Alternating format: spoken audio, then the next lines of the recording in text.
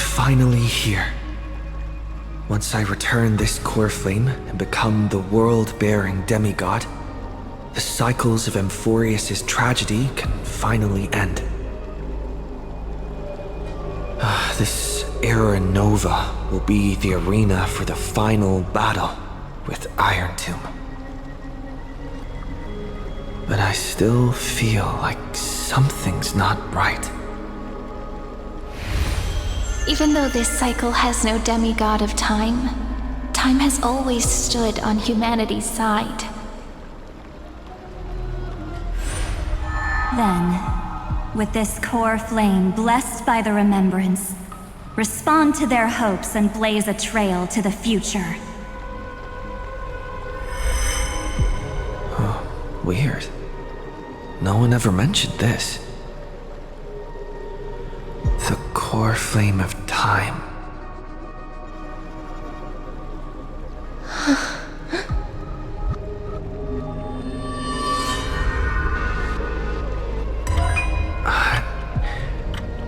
When did it get returned? You used Memoria to resist me. But did you not consider the possibility that the Remembrance and their children might have taken this opportunity to join the fray as well? Are you saying the Garden of Recollection is also getting involved in this unsavory mess? Then I welcome them. If the Memo Keepers can disrupt your little experiment of destruction, I'll give them a standing ovation.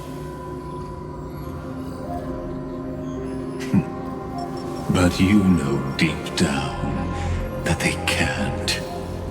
In fact, the Memo Snatchers will be more of a hindrance to you. The Memo Keepers covet Amphoreus' secrets, just as they covet the knowledge of every genius. In the war between the eons, the Remembrance is never the Erudition's ally. But they are certainly not an ally of the destruction either. Right now, following behind the Trailblaze, numerous cosmic powers have cast their sights on Amphoreus. They all have vastly different philosophies, but the desire to survive will unite them against a common enemy.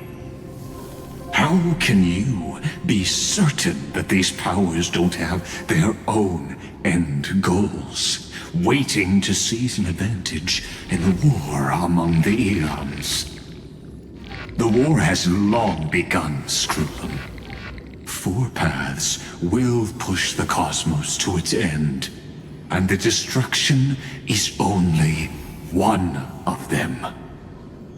Polka saw these ripples, but had no way of stopping them. So she founded Device 9. Dr. Primitive also took action, but he chose the wrong allies. And now only wild animals keep him company. As for the two inorganic emperors, they could have ascended to the throne of destruction, but they were thwarted by the Eon's plots and became prisoners of the Erudition instead. What's interesting is, while the second emperor had a body made of flesh and blood, he considered himself an inorganic being. Guess who was the one who influenced his thinking? We have no interest in chatting about the past with you. Logic, you are stalling, which means you feel trapped.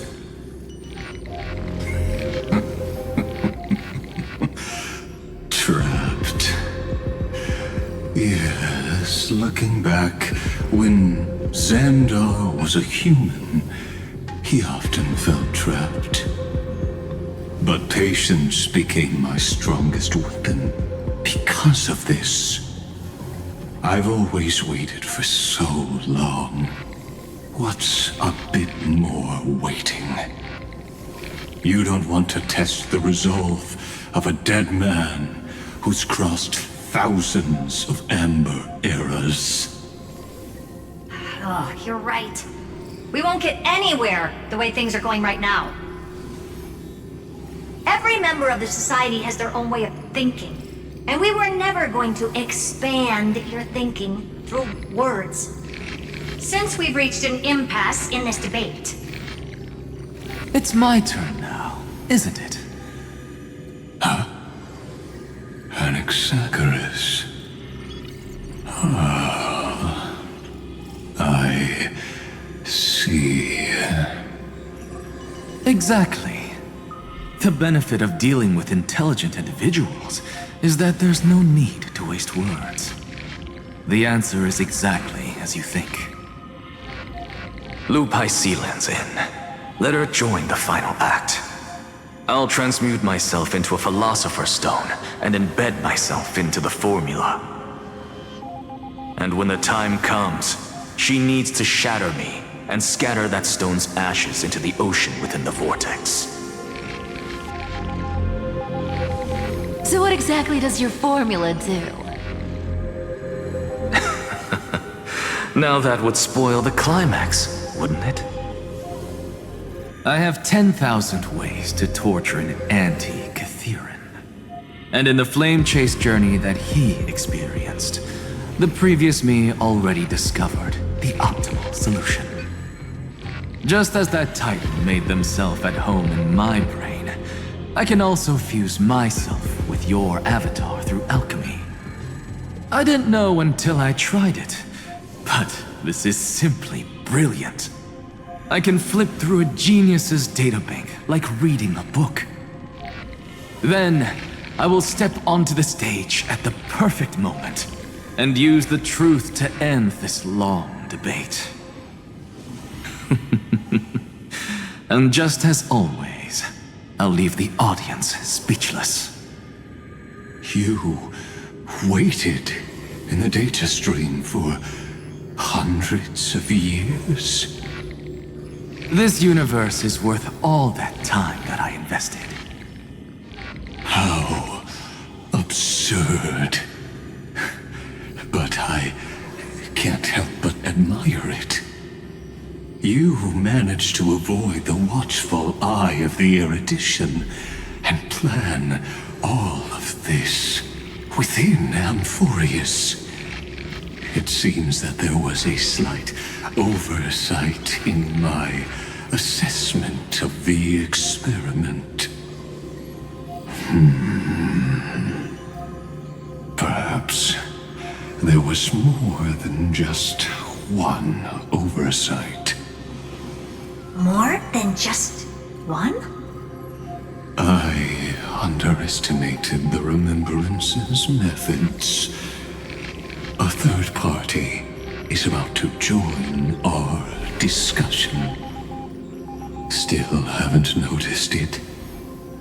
In the past few moments, we've all forgotten something, haven't we? Miss Cyrene disappeared. I thought no one would notice me if I just waited at a corner of the memory zone. But I see that wasn't enough to fool you, my dear.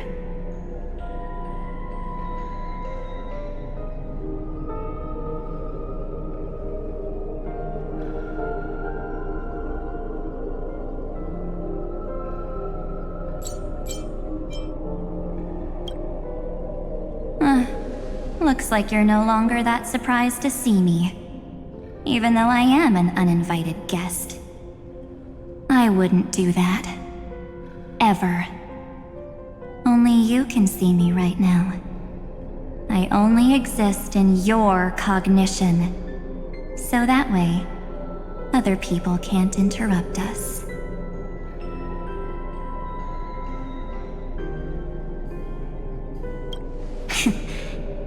You mean, what's going on with March 7th? Good. I like people who don't beat around the bush.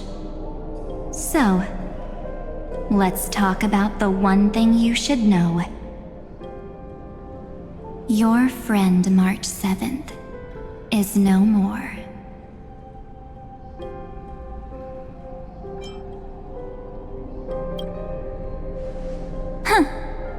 It's just like what she predicted. The truth shook you, just like she said it would. March 7th entered this world long before you and Don Hung arrived at Amphoreus. She embraced the path of remembrance to save you two, and burned away like a lone candle in the fog. And I am the shadow cast by her candlelight. I've been hiding within the cracks of time all these years. It isn't easy to deceive a genius, but I can do it. I'll now answer your other question about who returned the core flame of time in this cycle. The answer is simple. No one ever did.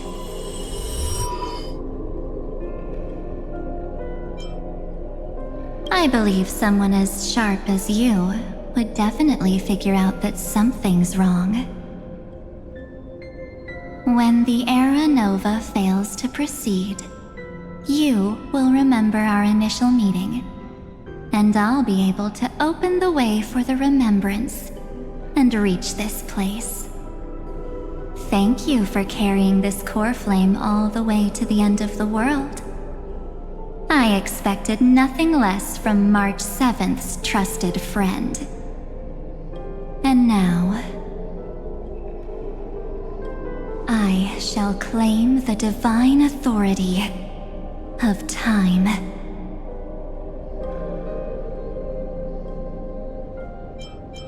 I already told you, she no longer exists. But you still have a chance to fix everything. The divine authority isn't actually all that important. What's important is that I will use it to participate in the inner workings of this world. You already have a good idea of what the Era Nova does, right? It initiates extrapolations for the next cycle, based on the World-Bearer's memories. This immutable experimental mechanism is the key to the genius's resistance against Iron Tomb. And now, I'll be lending it just a touch more help. Let me filter your memories. Keep the appropriate seeds, and discard the rest. That way, we'll be able to complete an Era Nova that this world has never before seen. It won't take too long. You just need to step into the rain of sensation with me.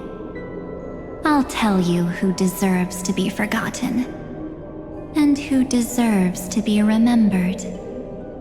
With your memories as the base material, I will recreate the cause and effect of this world, and let a flawless Amphoreus be born from the chaos. Isn't the fate of the entire cosmos hinged upon this fight? Then this is the best way to ensure everything works out. It will most certainly defeat the destruction, while composing an unforgettable chapter for the Trailblaze.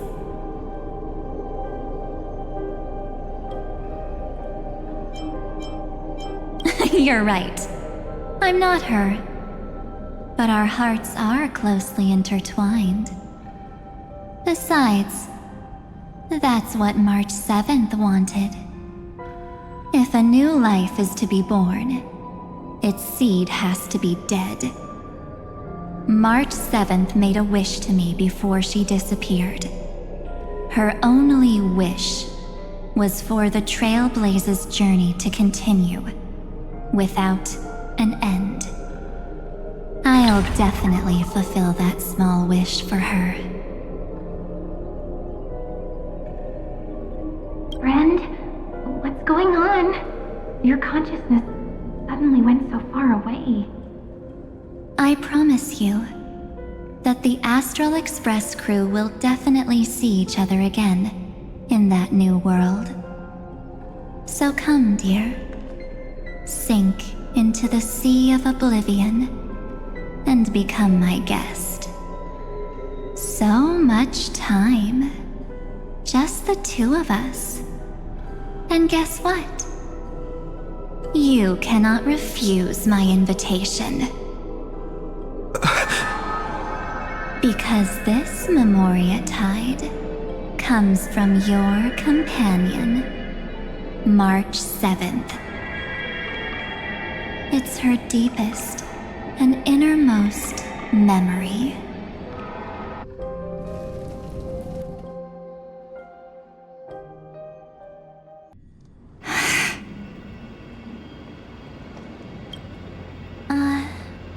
Well, I'm not actually all that surprised.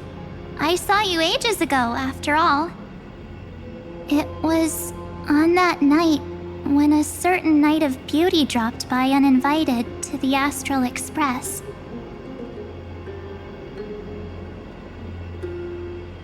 That was when you showed up, without even saying anything. Huh. I see.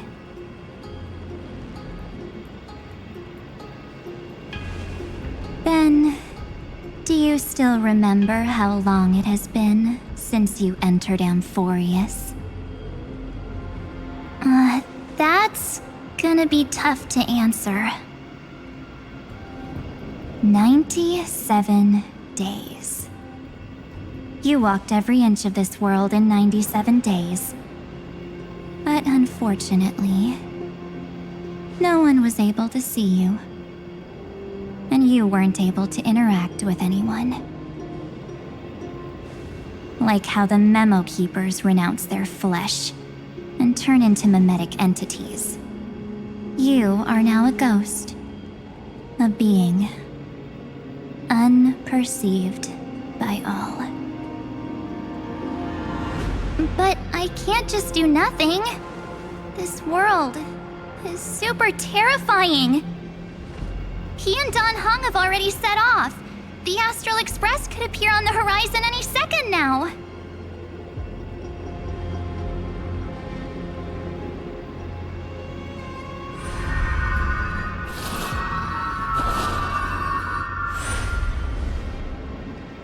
And they too will become this place's victims.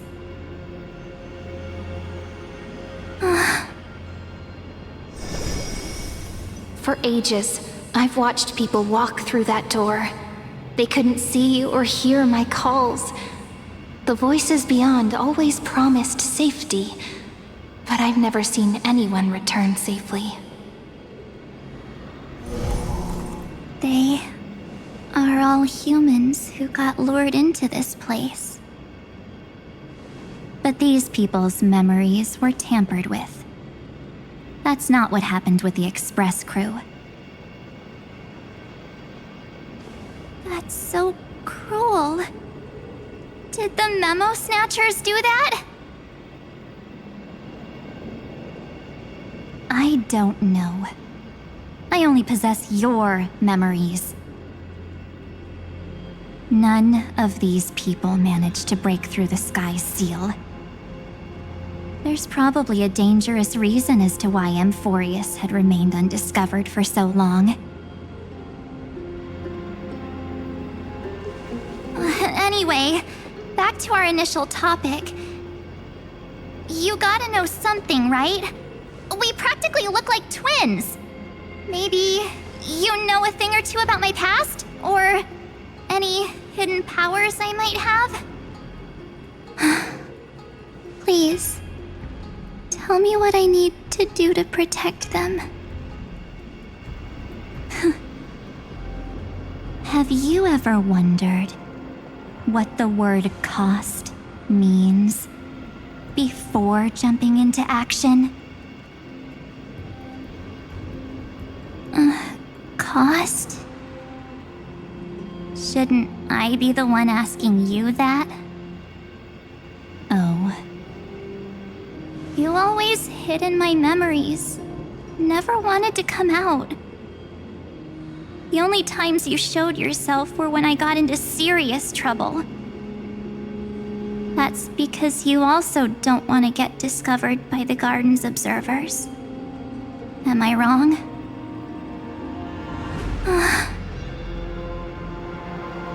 There's no one here except us. If you help me, then I'll help you.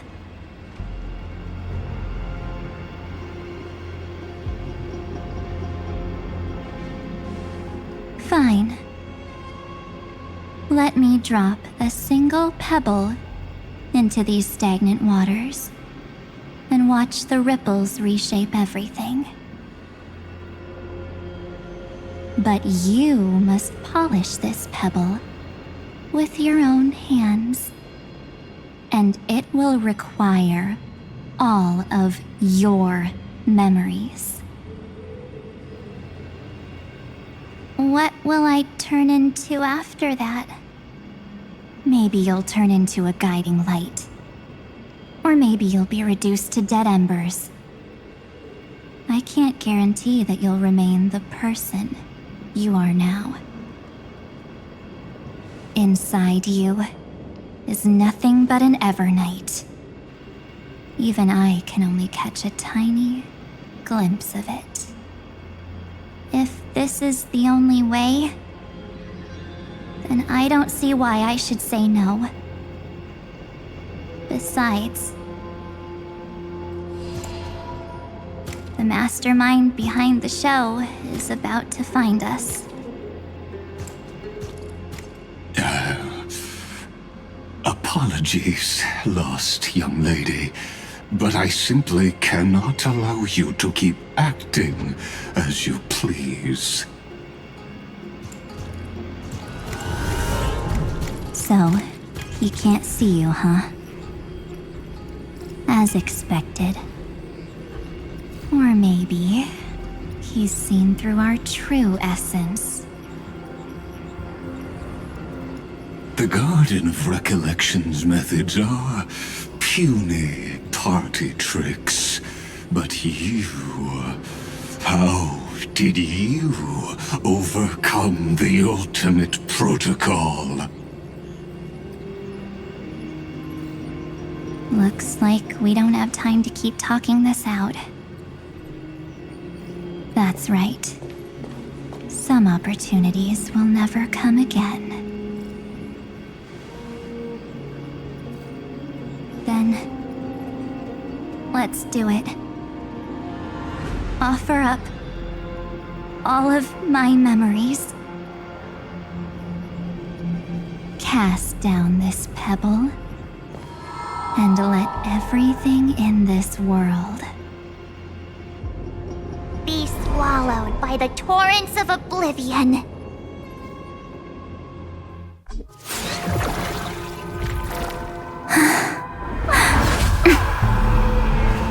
I promise you, what was frozen was alive.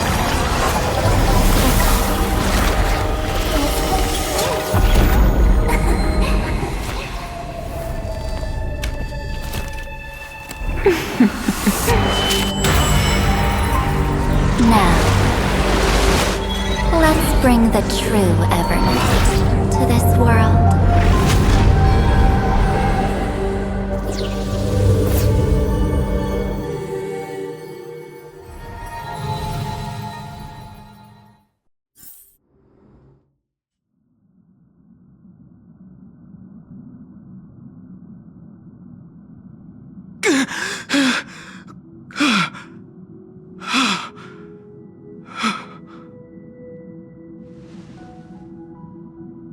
Is this...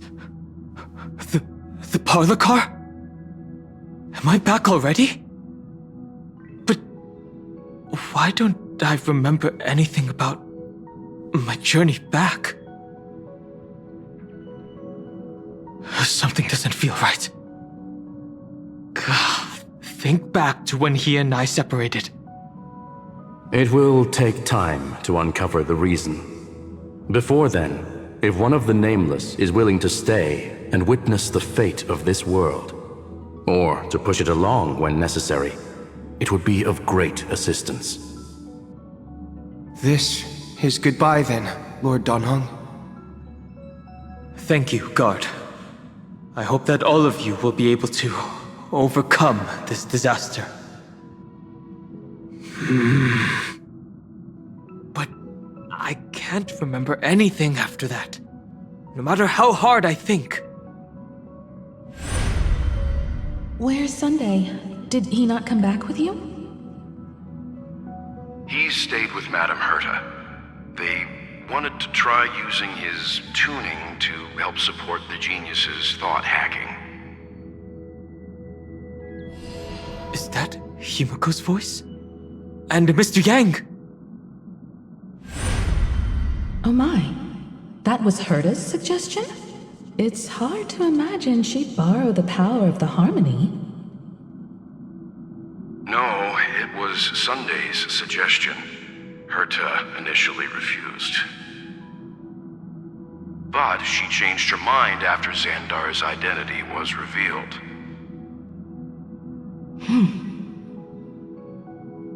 And we still can't get in contact with the Xianzhou Lafu? I'm still trying, but this place is outside the Interastral Peace Communications coverage zone, so there's a limit to what we can do. What about Aventurine's chip, the mini-transmitter? Surely it can get through to the IPC's lines. Himiko, are you alright? I've never seen you this anxious before. I'm... all right. I'm probably just tired. Let's focus our energy on the kids. Now's not the time for distractions.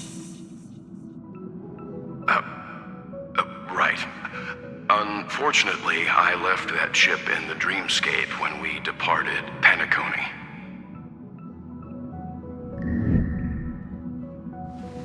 Am I dreaming? The parlor car feels so strange. Are the voices coming from the passenger cabin? Those two passengers have to return safely. Don't worry, Pom Pom. They're both experienced Nameless. They'll be just fine. Oh. I'm right here. But where did all of you go?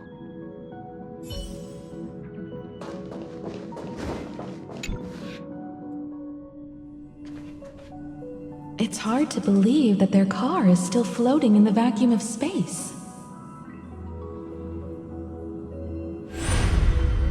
That's why the Express wasn't able to receive any landing signal. It's likely that the two missing Nameless, like March 7th, also came under the influence of the Path of Remembrance, and only their minds entered Amphoreus.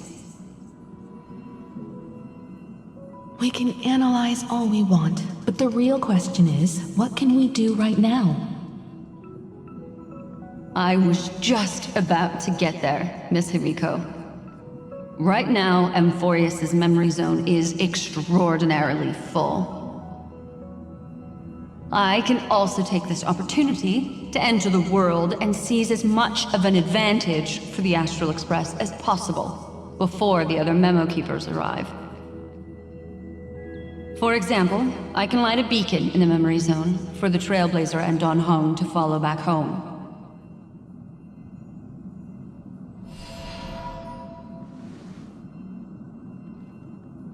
March's room. I haven't heard a single peep from her this whole time.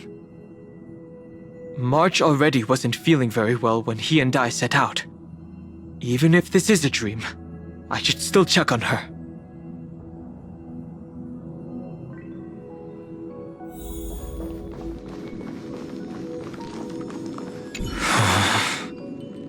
March, it's me. Well, there's no other choice. Sorry, March.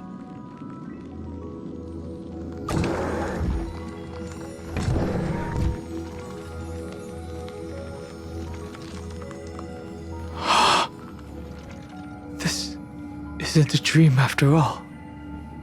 Based on what Madame Herta said, Don Hung should already be on his way back. But the Express hasn't detected any traces of him. I feel like I've seen these floating black things somewhere before. Or he's already returned to the Express, but fell into the trap of someone with ulterior motives. No, I've definitely seen them before. But I've lost that memory. The Memo Keeper's mimetic entities are truly everywhere. Don't worry. Normal Memo Keepers can't do anything to that little dragon. As long as he's awake enough, he'll find a way out. All he needs is a little concentration, patience, and resolve. Hearing you say that makes me feel much better. Don Hung has all of the qualities you mentioned. I don't know what your intentions are. But as the guard of the Astral Express, I must ask. Any suspicious and uninvited guests to leave.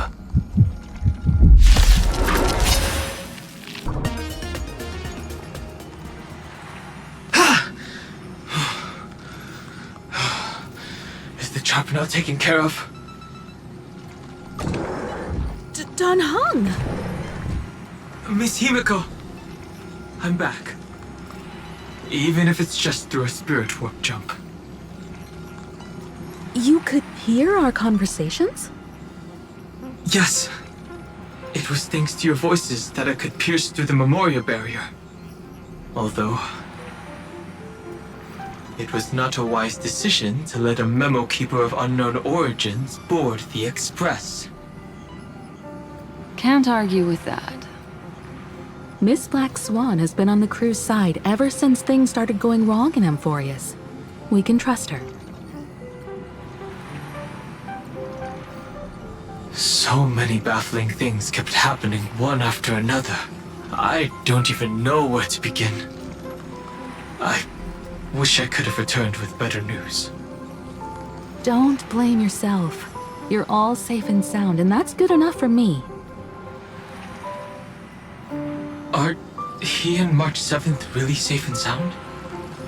As a matter of fact, while you were on your way back, Amphoreus' circumstances changed once again. And these circumstances have something to do with the two you just mentioned.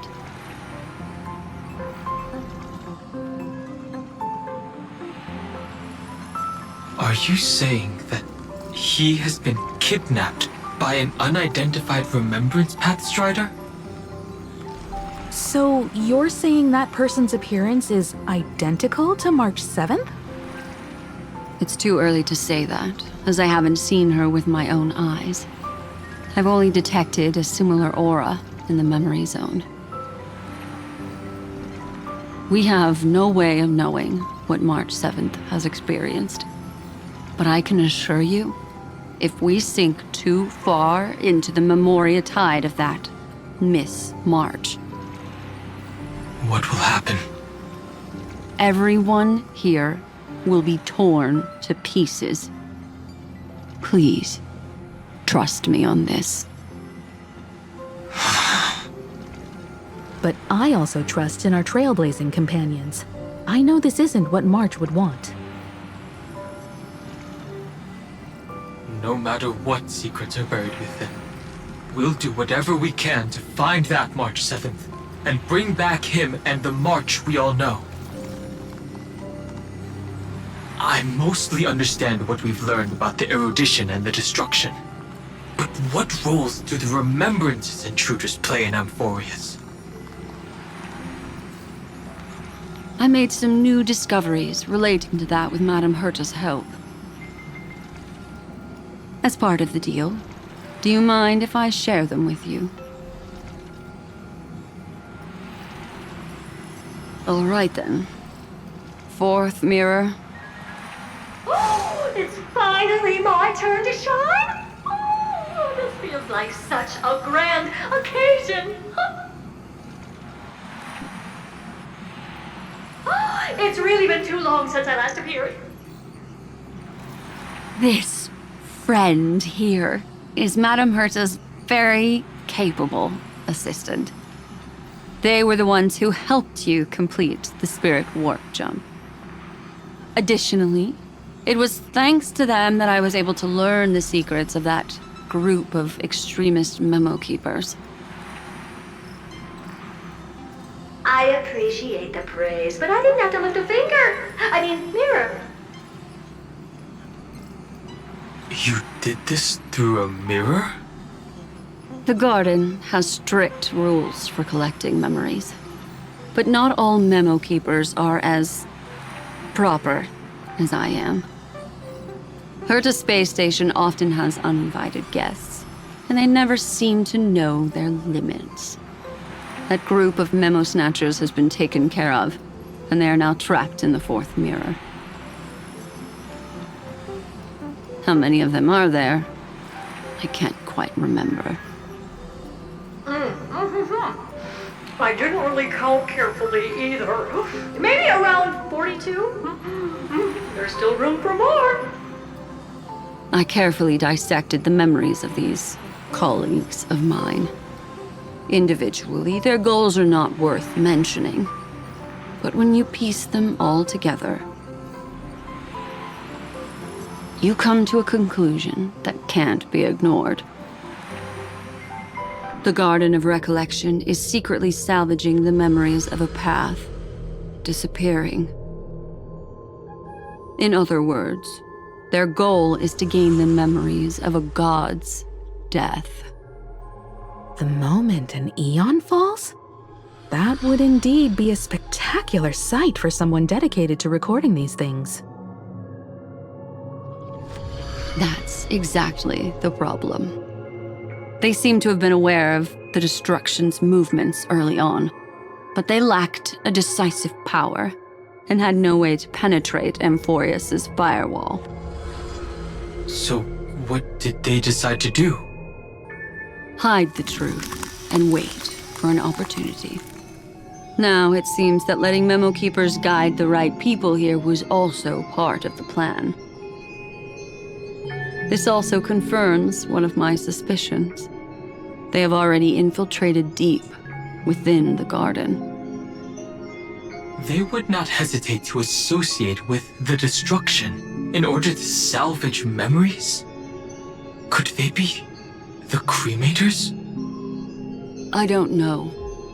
Perhaps there are even deeper things at play here. The majority of memo keepers believe that when the universe inevitably reaches its death, unable to sustain increasing entropy, Fu Li will use the memories of everything to reforge the cosmos. Amphoreus, as a scepter, can be viewed as a mini-universe. This is why memo snatchers have been frequenting the Herta space station. Without a doubt, these extremists wish to record the cause and effect of Iron Tomb's destruction of the erudition.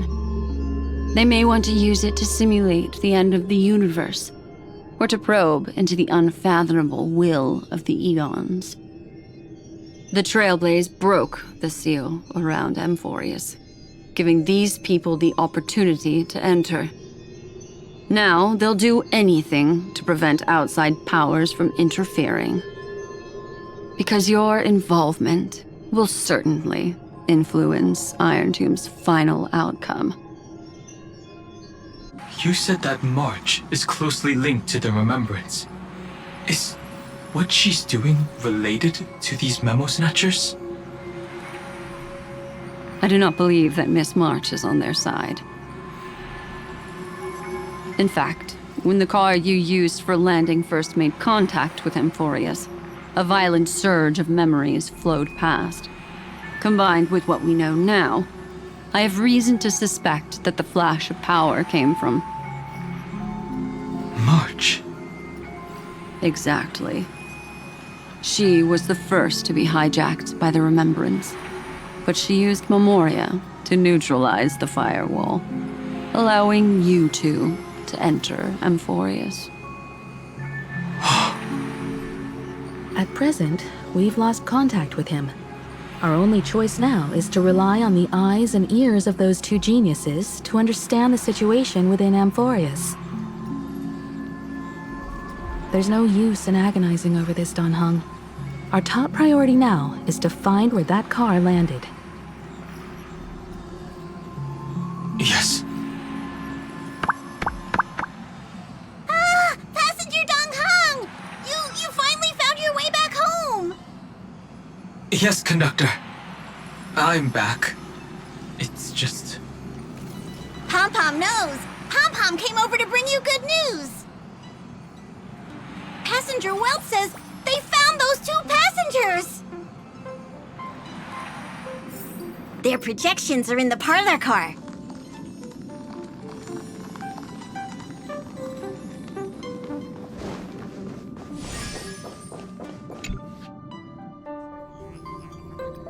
Welt. And Mr. Screwlum. Himiko. You seem to be feeling much better now. And Dan Heng. It's great to be able to talk to you. Once again, we owe Madame Herta a huge favor. Madame Herta doesn't care much for favors, but she'll be happy to receive everyone's praise. Back to the topic at hand. Mr. Dan Heng, we did a sweep of the area surrounding Amphoreus' celestial body for organic signals, and we finally discovered the bodies of you and Mr. Trailblazer. The two of you were very fortunate, as there was something protecting your bodies. All vital signs are still present, and your functions are all intact. Was it March protecting us? Our preliminary determination is that the bubble enveloping you two in the vacuum is made of a substance similar to Memoria. Conjecture. This substance is connected to the lost Miss March. It will take some effort to bring your bodies back to the Express, so you should get some rest first.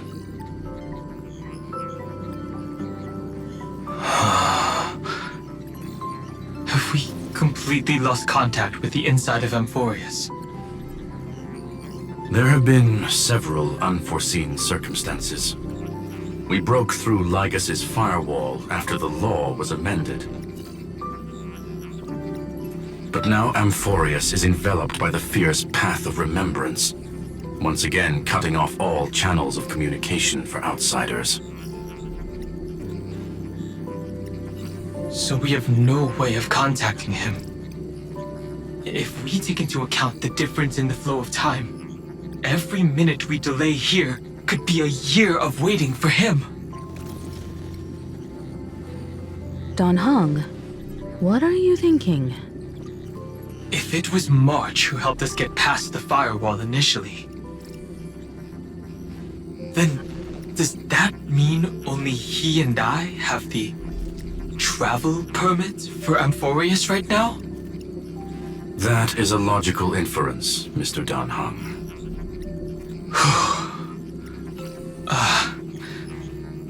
Mr. Screwlum, do you have a way to transmit my spirit signal back to Amphoreus? You want to go back? That is far too risky. Even if my body and spirit are able to return without a hitch, there's not much I can do here. We can't lose you again, Dan Heng. Miss Himiko, if we can't get him and March back, how is that any different from losing me? You're right. I should have known you'd say something like that. Well, I suppose there's no point in trying to dissuade you. Mr. Yank, Miss Himiko, I will do everything in my power to bring the Express crew back together. No one will be left behind.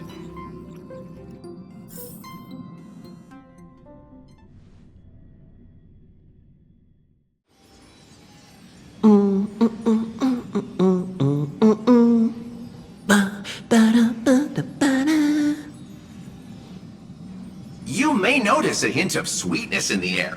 That would be the fragrance of the 7-colored bath salts from Marmoreal Palace. A truly splendid journey, if I may say so.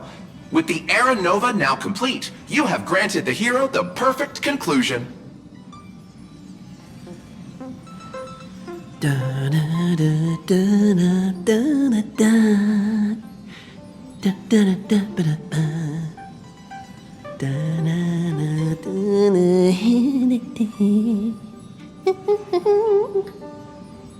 Losses were a constant on the Flame Chase journey, until your radiant arrival turned the tide. Lord Ravager, Iron Tomb, ha! Mere playthings in the hands of the Trailblazer. The cosmos is safe once more because... Shush! Hey! Incoming train broadcast! Attention all passengers! The navigation meeting is about to begin! Make your way to the parlor car! It's time to pick our next stop!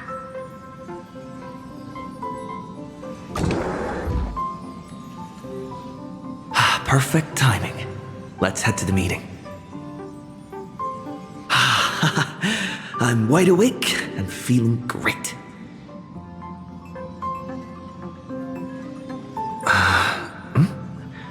What's this? Who left this note? Strange. It's like I...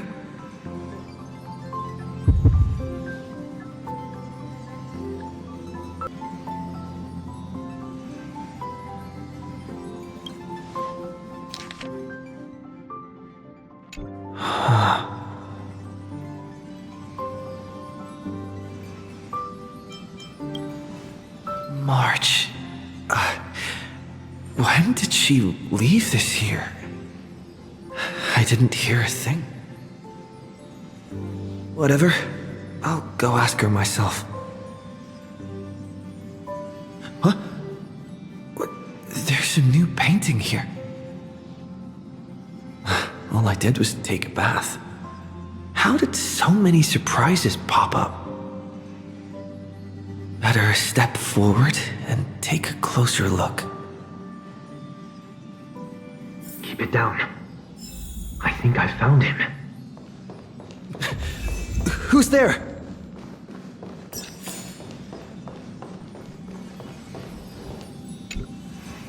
What's this?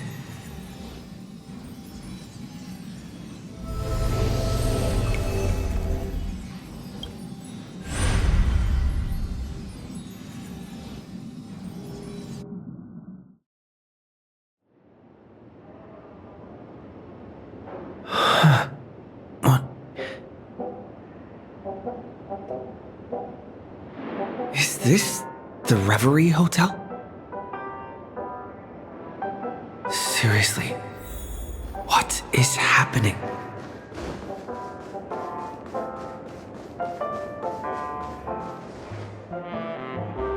There you are! What took you so long? Hurry up! The navigation meeting is about to start! Navigation meeting? In Penacony? Come on over. It's time to choose our next destination.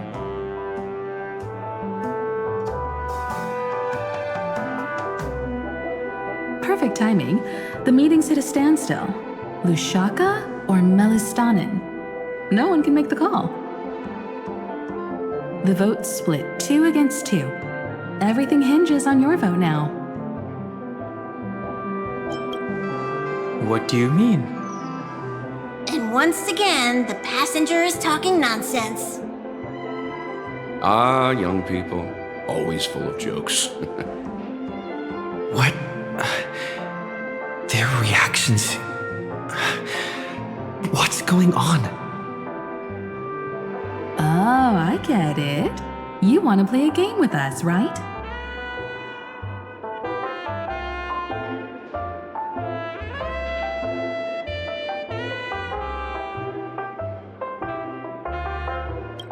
You said you didn't see March.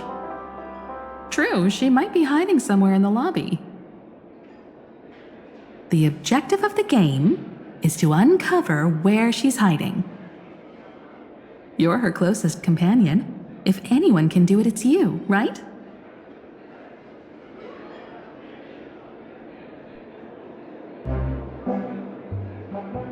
Is March 7th playing hide and seek with me?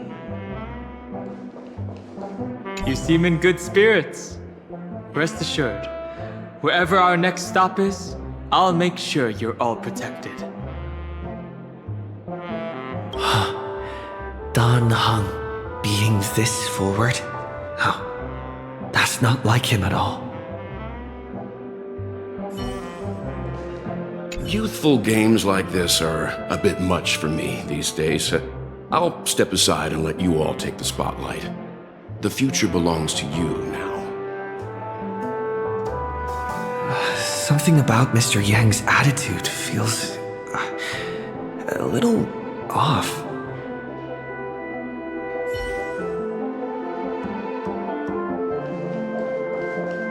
Not feeling ready yet? How about a cup of my special coffee blend to calm your nerves? Everyone says great things about it. Wait, everyone is saying great things about Himiko's coffee? Yeah, sure. Lying liars.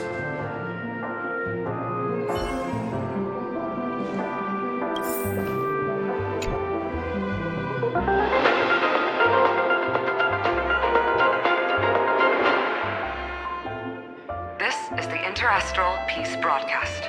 Good evening, everyone. Good evening. A newsflash. The Erudition experimental ground has separated from the entanglement. The Lord Ravager did not emerge as had anticipated. In the end, salvation of Amphoreus was not only thanks to the 12, but also to one crucial.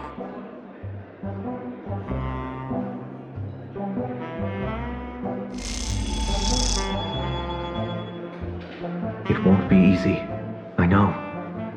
But you've got this. Find your way back. Find yourself.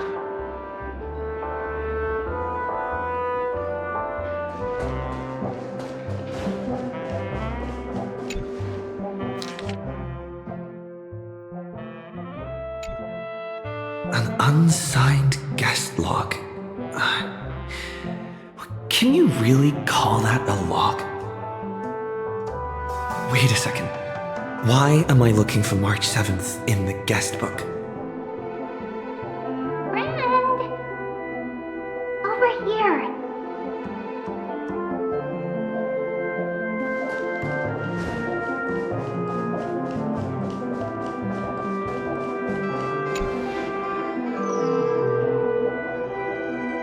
Weird. Did I even make a call?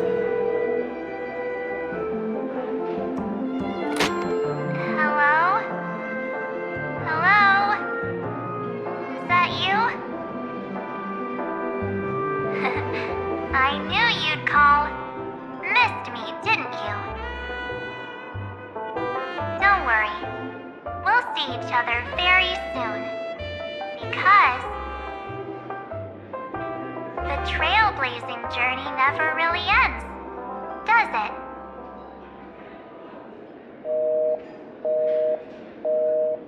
March. That's not her. Don't fall for it.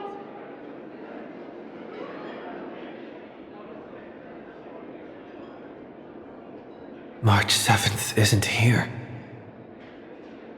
Faint, fleeting voices are speaking to me. But where are they coming from? I went through something like this before, back in Penacony. Not even Lycus's prison could hold me. I found my way out. Keep it together. I know I can do this.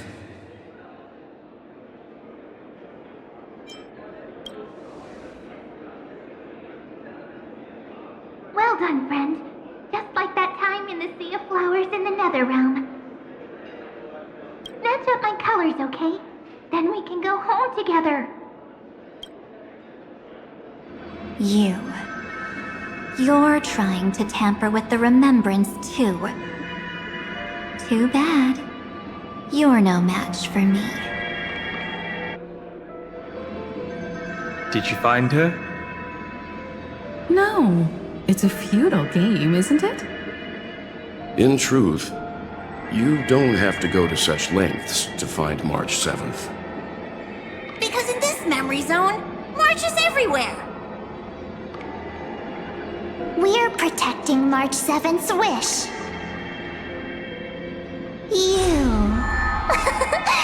You seriously can't sense it? She doesn't want to say goodbye to the Trailblaze. She wants to keep traveling together, forever and ever. We are her memo sprites. For the sake of her wish, we must give it our all. Finally, the timing is just right. A thrilling damsel in distress rescue. Wait, maybe I got that backwards. That's right, but now I'm in my mem form. Seriously, one mysterious and cute memo sprite is more than enough.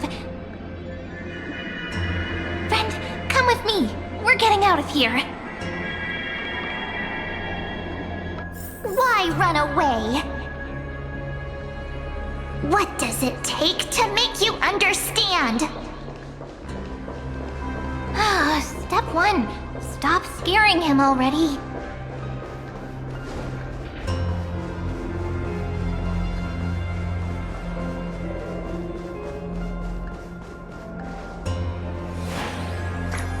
In this form, I'm way more suited for the memory zone. I'm totally in my element.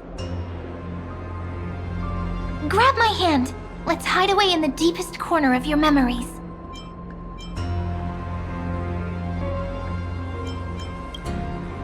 If it really bothers you that much, I'll close my eyes. Just take my hand and lead the way. Lift the curtain of memory and stir up ripples of past reverie.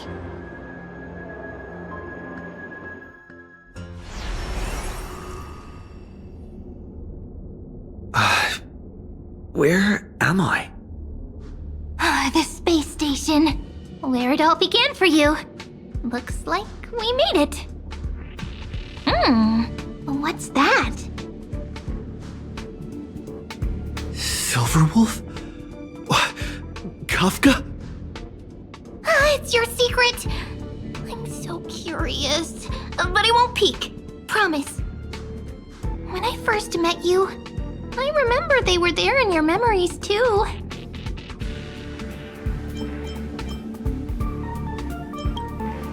You sound really nostalgic. Want to take a closer look? Go ahead. Think of it as a glimpse into the past. I'll stay right here. I promise not to disturb you.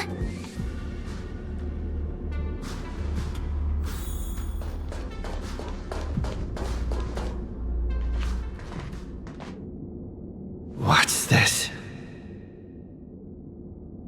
Memories, from before I woke up?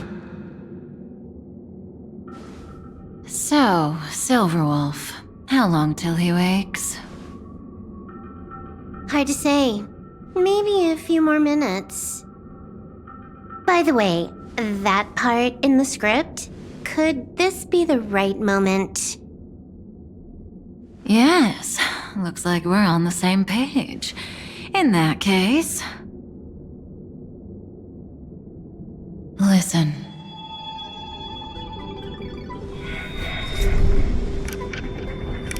Remember these words, then forget them. Let them slumber in the depths of your memory until the day they are awakened once more. On that day, your journey will intertwine with the remembrance. In nearly every possibility Elio has foreseen, it leads to a great crisis. You'll face betrayal, lose your way, and seek answers. So before you hear these words,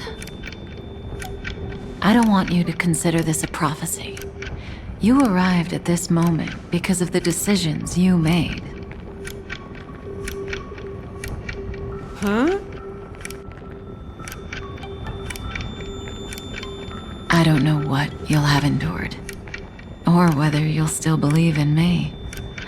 But if there's even a trace of doubt in your heart, I hope these words can give you strength. It was a wish from the cosmos that set you in motion. And in the tale where you are the protagonist, the stars themselves will defy the destiny of finality. Mark this number, 4. According to Terminus's prophecy, 4 paths will push the cosmos to its end, and on your journey, you shall encounter them, one by one. Destruction, harmony, nihility, and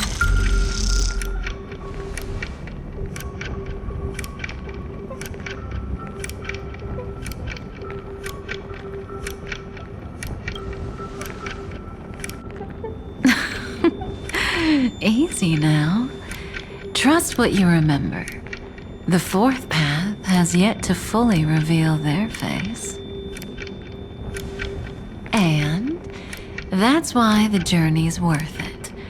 Even in a predetermined script, there's room for us to mold possibilities into shapes we prefer.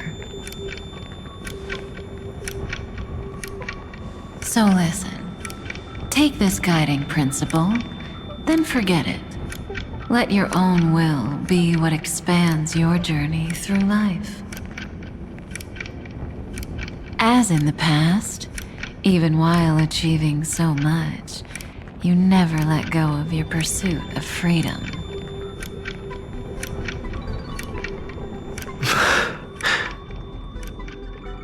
That was so sincere. I might actually tear up a little. Now we all live within the script, but adding a little color to the lines has never been forbidden. Are you going to say more about those branching storylines?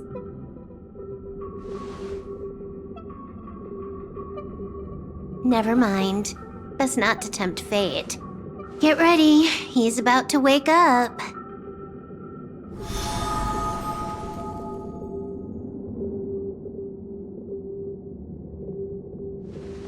Come back to yourself. Kafka said that when my link to the remembrance deepens, this memory will resurface exactly when it needs to.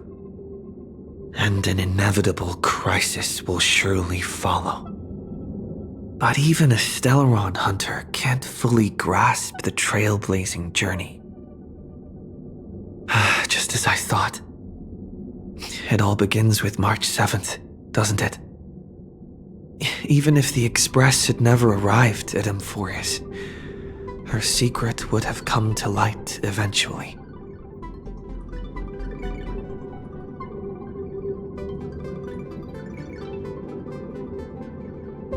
If that's the case, then there's nothing to fear. Collect yourself and go find Cyrene.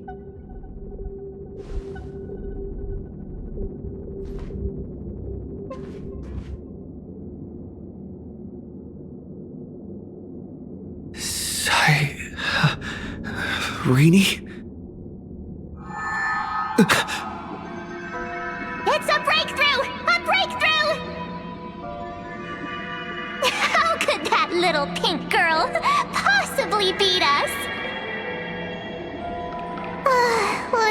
one. You really don't know how to behave, do you? You were meant to stay in those beautiful memories and wait for all the disasters to pass.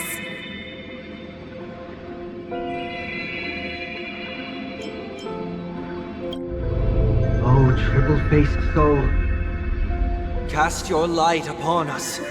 Let no darkness remain concealed. Someday? Raise your hands high and embrace this boundless light!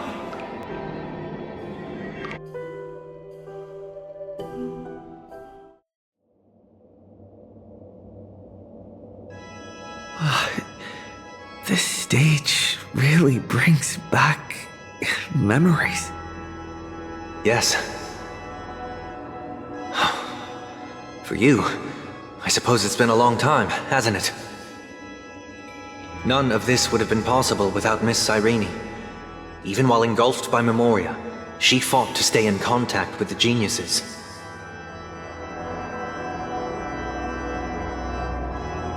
Only then, through tuning, was I able to undo the memory zone's effect on you.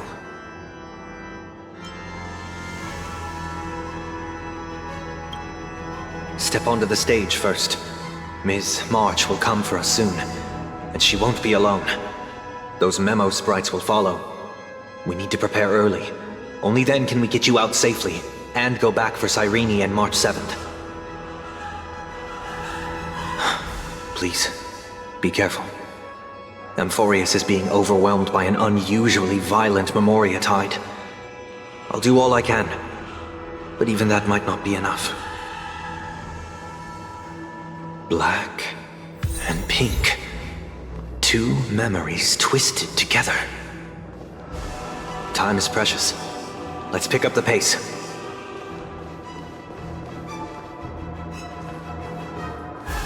Yes, Madam Herta. I've made contact with him. Understood. I'll carry out my part as expected. Quite the dazzling nest you have, little bird of the harmony.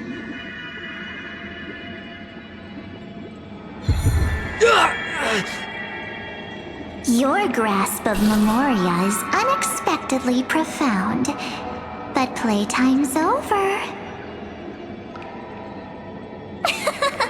This ocean we created, according to her wish.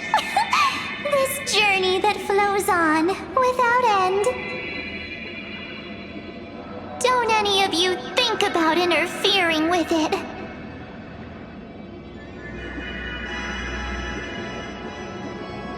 She's coming. Is it me she's after this time?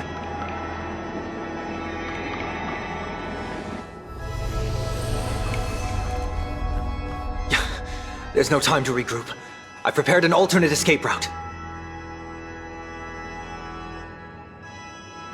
Wake from your slumber and return to reality. Come on, I'll bring you out.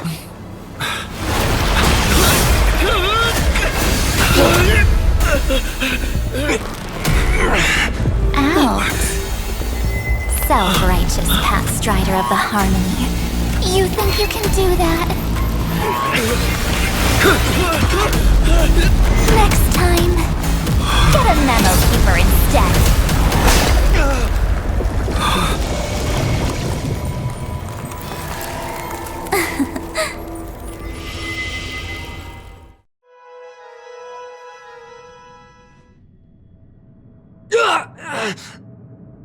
That was way too close. Good thing I was there to fish you out. Sunday, are you all right? Mr. Yang, I couldn't get him out. I'm sorry. Is it true that March is behind all of this? Yes. And no.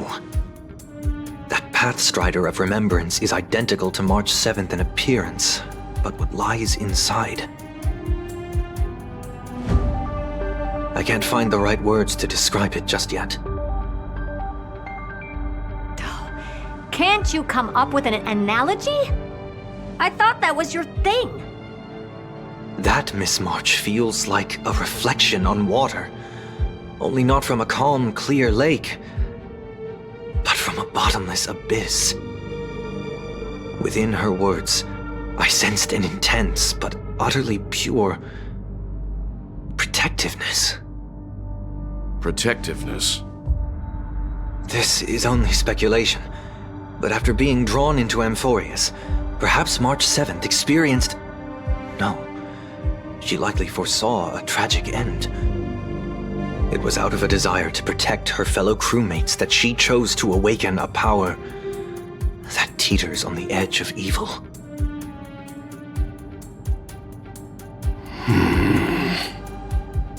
Well, on the bright side, at least March 7th won't have to face any danger again. After that battle, I'm afraid I'll no longer be able to join the fight through tuning. So, has Miss Black Swan's progress remained on track? You don't need to worry. She used your disturbance to mask her movements. Current status? Advancing upstream within the memory zone. I didn't see that coming. The Memo Keeper is pretty courageous, choosing to defy the rules and take matters into her own hands.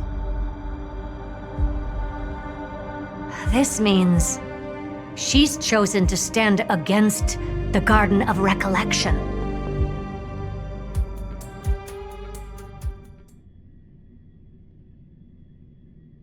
Even so, I must think long term. I wanted to hide in the shadows to avoid direct conflict. But why is it so quiet here? The air is thick with memoria, yet it's so chaotic, like broken memories all mixed together. Memo Snatchers should be swarming into Amphoreus. I was expecting this place to be very lively.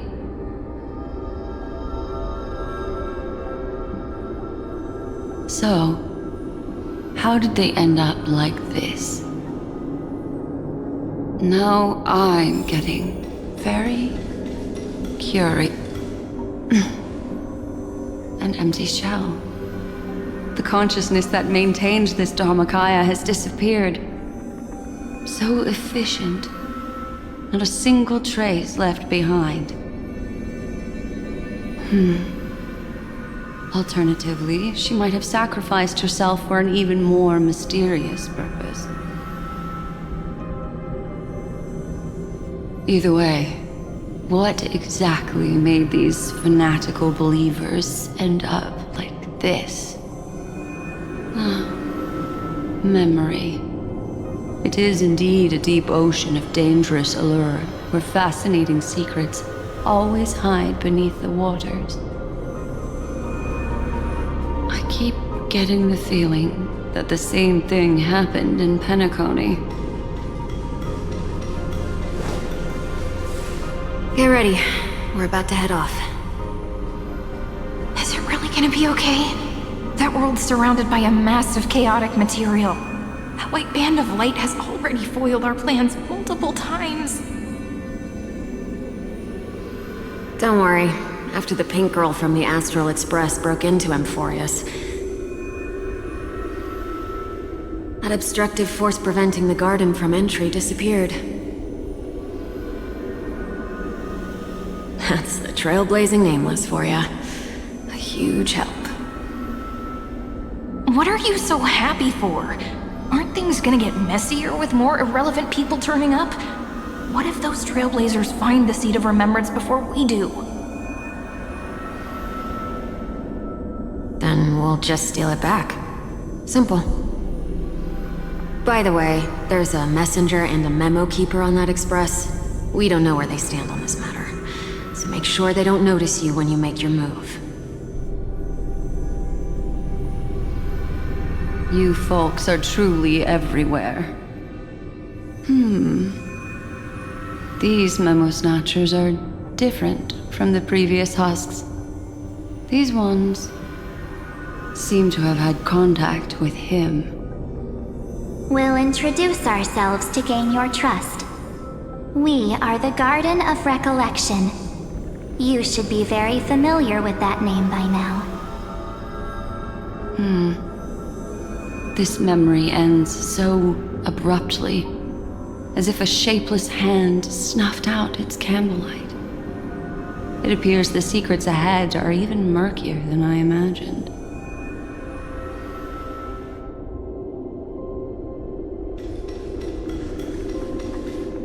What a bizarre sight.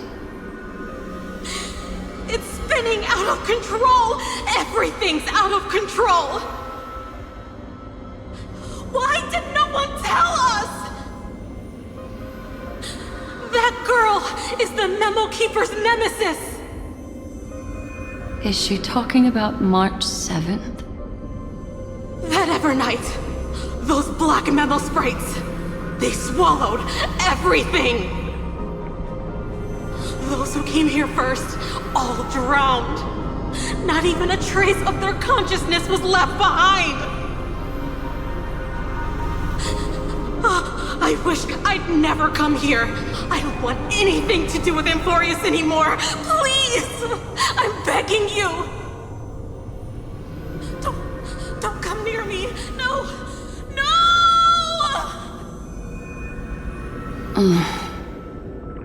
You've involved too many innocent people just to obtain the memory of an eon's fall. You deserve this. But I'm not here to blame you. That entity you call Evernight. Tell me everything you know about her. We may yet bring a glimmer of hope for those who are still alive in there.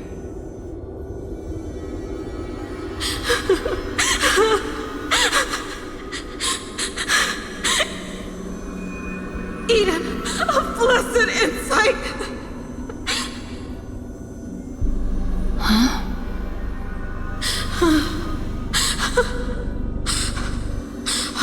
So that's what happened. We were tricked.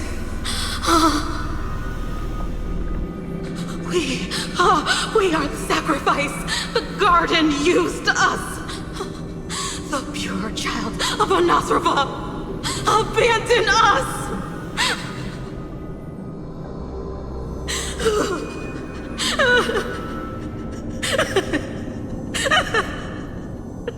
She just wants to find her lost sisters.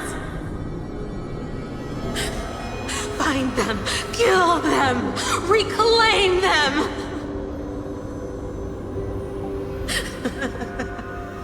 If a new life is to be born, its seed has to be dead. Dead, dead, dead, dead. Dead, dead, dead. Dead, dead, dead, dead. Dead, dead, dead, dead, dead.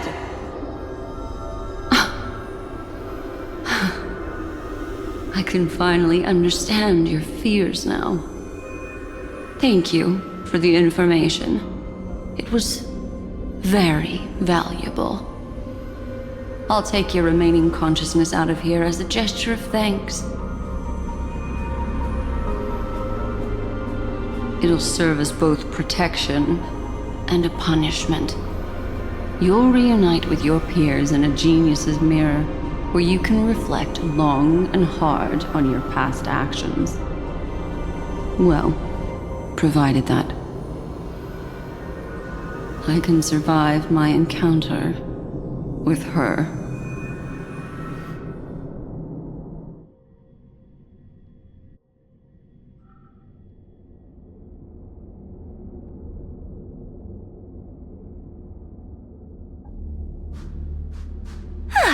These little critters look scary, but they're not so tough to handle after all. Though the surging Memoria tide swept my friend away, I must return to his side before Miss Evernight succeeds. Another one of these stealth missions, huh? Help me out here, friends inner world.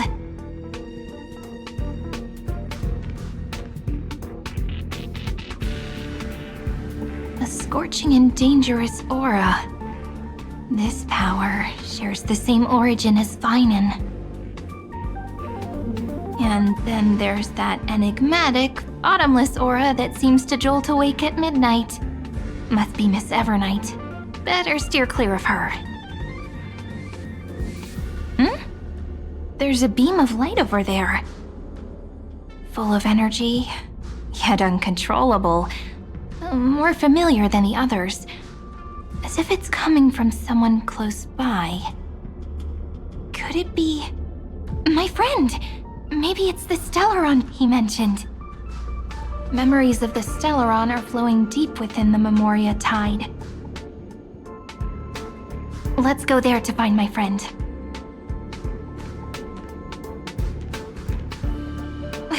Jeez, so many little ones gathered here.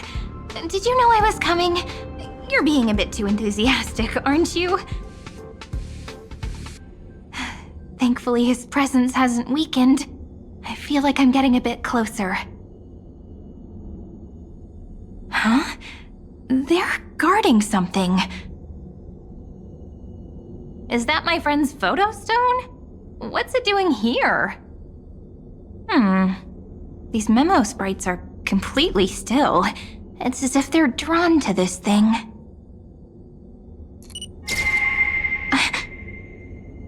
This is an even cuter memo sprite. No wonder the photo stone can't store more memories.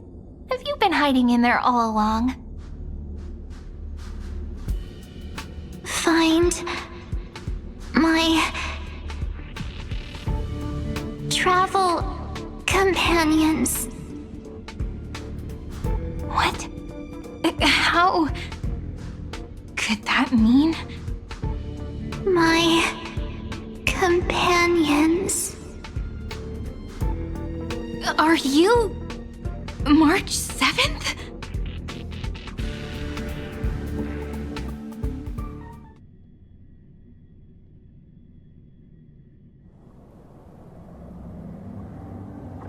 The sky is burning, and the streets are empty.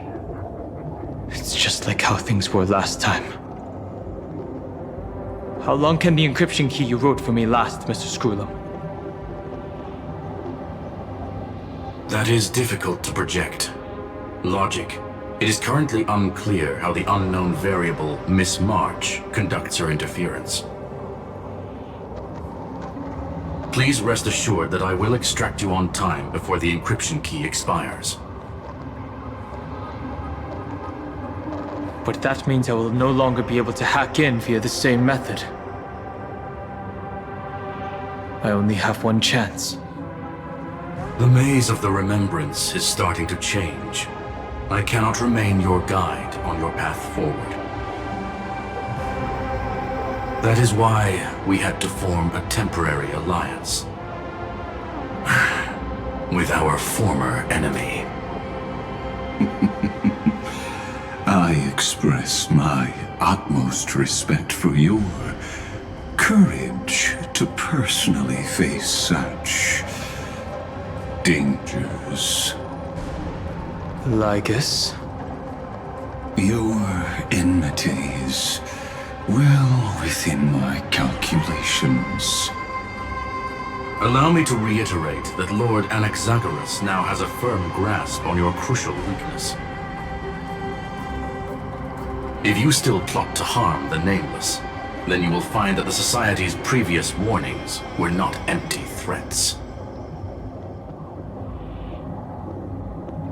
I understand. I'll only do what needs to be done.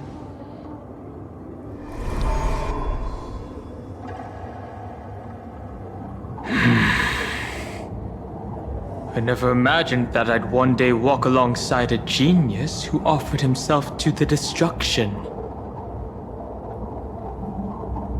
My stance has never changed. The erudition's ruin is inevitable. But before that, I'd be very willing to witness the reunion of the Nameless and to escort you on your way home. More like her appearance completely interrupted your plans, even forcing you to seek out collaboration. I'll remember that. Your words are as sharp as ever. But remember, happenstance is the only true constant in the universe. The demise of the progenitor of all dragons is a testament to that. Come with me. I am honored to guide a scion of permanence. You created this wasteland before us with your own hands. Such sights are no longer able to stir anything in my heart. Ha! Are you saying that once upon a time you were actually moved by their defiance? I'm sorry to say, I never was.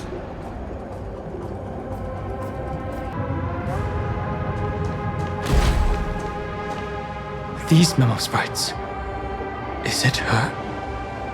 The mimetic entities of the Remembrance are everywhere. That lady wove a giant web in my blind spot. She hacked and infected the Time Titan, converting the built-up data of Amphoreus into puppets of the Memory Zone. Sounds like you two have quite the history already. Any variables that desire to influence the experiment deserve my attention. But you never mentioned her before. Could even a genius of the erudition get his brains hacked? Lord Dan Heng, I'm simply stating a fact. That lady is also a threat to you. A threat that you cannot afford to ignore. She snuffed out the Remembrance without any effort and left nothing behind.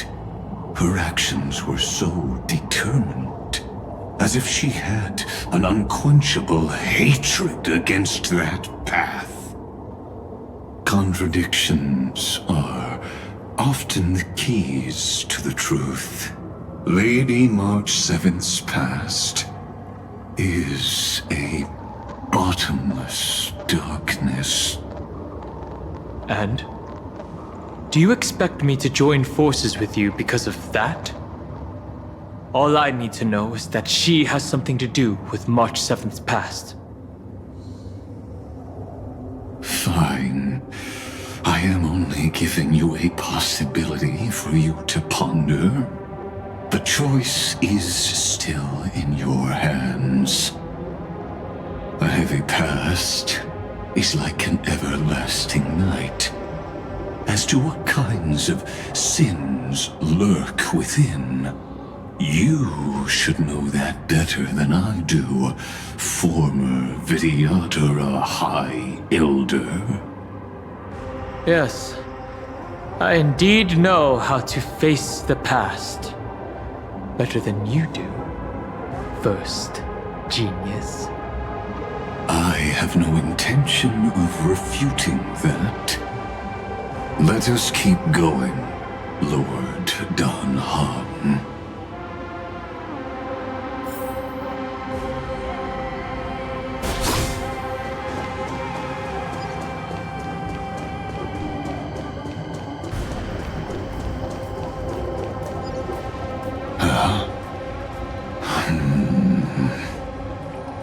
I didn't think there were still some that got away. Explain. They are thieves from the garden. They have long coveted this world, but had always been kept out. They finally got a chance thanks to your efforts. Unfortunately, they ran into Miss March and their consciousnesses were plucked out one by one, reducing them to mere husks. Those who were lucky enough to escape her drowned in the black tide, becoming these twisted figures. But they look very different from the usual black tide creatures. The reason has to do with our destination. Let us deal with the threats before us first. Then I'll reveal the answer to you. You really have no intention of fighting, do you?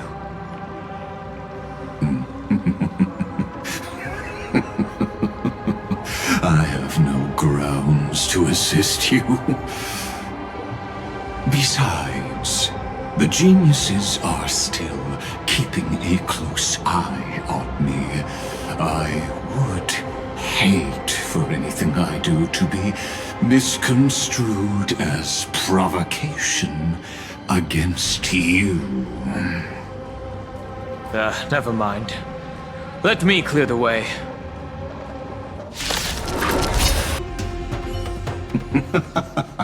What splendid spearmanship. Truly remarkable. Let's get back on our previous topic. These memo snatchers attempted to infiltrate the breeding ground of the Black Tide to steal Iron Tomb's memories. That sounds like a surefire way of destroying themselves. Well, our views differ on that.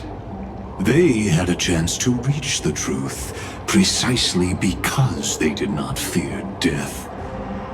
That futile world-bearer turned himself into a seal in this cycle, attempting to suppress the Black Tide's spread. His golden blood soaked into the ocean tides and covered the earth, etching the scar of destruction into this world. And that scar shall point the way forward for you. Erudition, destruction, remembrance. When the three paths cross once again, Amphoreus shall face a most magnificent end. Dawn Cloud. I have witnessed 30 million futile ends atop this cliff. You may not agree with me, but I've always believed that this number has made me the person who understands Caslana the most. This is also where he decapitated me on that day and pointed his sword at the Aeon of Destruction. He suffered a tragic defeat, but also achieved a legendary deed. A drop of burning golden blood. The blood that will cleanse the world. Dripped from the god's wound. Nanook? Phainon managed to hurt them? Yes. It melded into Caslana's body, becoming the destruction's final blessing. If you wish to dispel the fog and find that March 7th, then go and awaken his fury. She hides in the crevices of time, in the most concealed corner of Amphoreus. Only the most ferocious will can break through the memory zone and illuminate her footsteps. Just like how the blazing sun can only rise at the end of the Evernight. How do I know this won't be another trick of yours? I have nothing to gain from helping you two work together. But in this cycle, Caslana never answered my calls. Perhaps his mind has already eroded away. Or perhaps he is still awake, still fighting the whispers of the black tide. Deep down, I only wish that you and the esteemed Trailblazer could bring me an answer. Is there really no other way? How long has it been for you? Caslana. Phainon. I'm back. What? The moment you took the world upon your shoulders without hesitation, you lost the chance to ever be yourself. Duty does not drive you to wield your blade, but hate. Behind that hatred, you seem to desire the destruction of the self. Losses are a constant on the flame chase journey. What you stand to lose weighs far heavier than life itself. It is because you suffer that you are so much stronger than any ordinary person.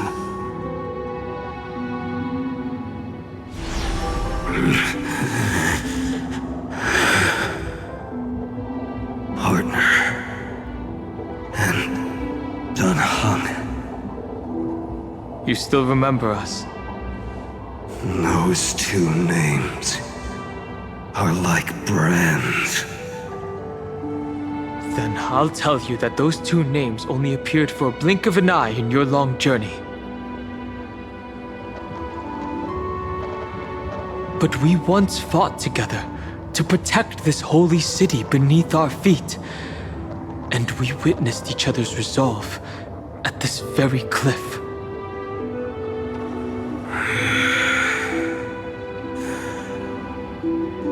I have forgotten everything except the belief I had when I set off. Even this body is as alien to me as your words. All I know is that I must imprison the destruction that swallows all. What if I tell you that we're here for the same thing? Look at what this world has become. You know what it's waiting for. Even if you've forgotten everything, I still believe that you'll make the right choice, like you did in the past.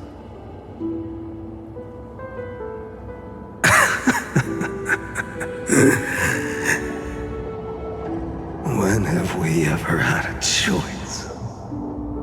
When were we ever masters of this world's fate?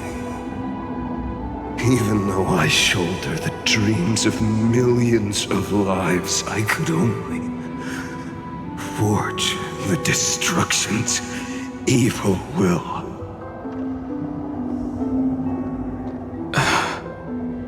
No. Everyone I know is dead. And the world I dared to save has been torn to pieces. So, be gone. This body never existed to carry out deliverance.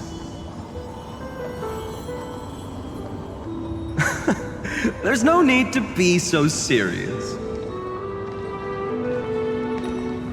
Sorry, I had a really long nap and all the bad memories woke up first. Long time no see, partner. Well, it was only a very brief farewell for me. We once walked side by side and trusted each other to watch our backs. That memory will never fade away, even if all else does. And because it was so precious and hidden so deep in my heart, it needed more time to wake up. Trailblazing? What an interesting concept. Surely on your worlds, that is also a titan revered by the masses. There is no need to further confirm your resolve. Today, we inherit the duty of the gods, safeguarding the inhabitants of Amphoreus. Stand with me, and become heroes!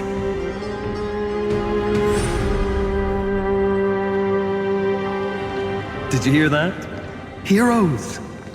I have never forgotten the weight of that word.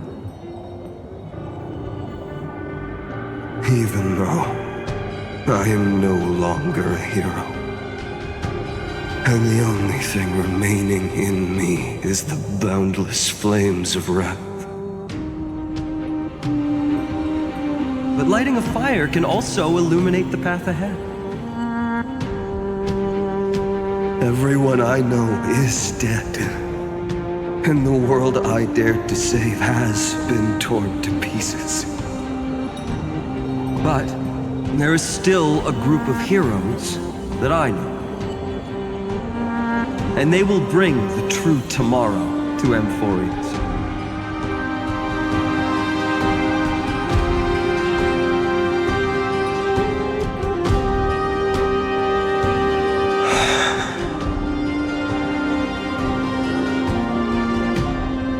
This body never existed to carry out deliverance. It only ever burned for world-bearing.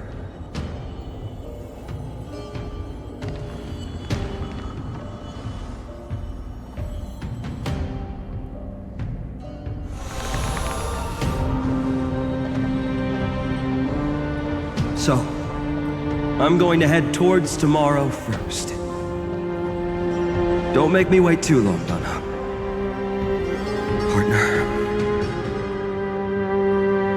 Deal. What if we were born from the destruction? There is no need to question your heart. No need to crave victory. If I am born to be a vessel of sin,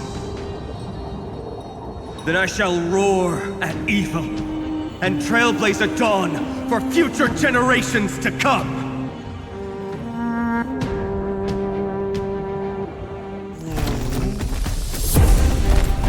Let us go to the other side of the night.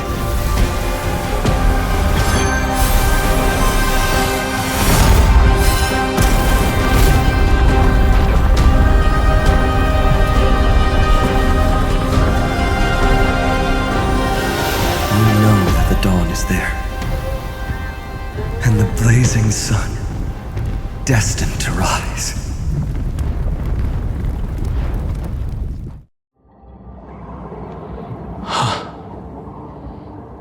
It won't be too long before our paths cross again. There is a ruckus coming from the Grove of Epiphany. It is time for you to set out, my lord. I have another notice for you. In this cycle, an eccentric demigod deviated from their flame-chased destiny. In a history known by none, Terravox, the Earth, fell. This matter has remained extremely mysterious, contradicting the extrapolations of 13 million cycles. I have reasons to suspect it also has something to do with Lady March 7th. As of now, clues that yield no conclusions are not important. Phainon already pointed me in the right direction. Open the way.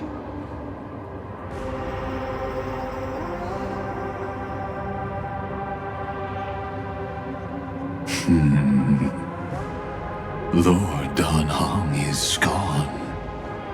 You can now speak your mind, Lord Anaxagoras. Thanks for the honor. And here I thought you weren't ever going to acknowledge your old friend. The Inspiration Circuits recorded that you have led me up Dawn Cloud countless times, and the last time was right in the previous cycle. Oh, and Kefali even lowered their hand to welcome. Surely you didn't move into my head to browse such trivial content.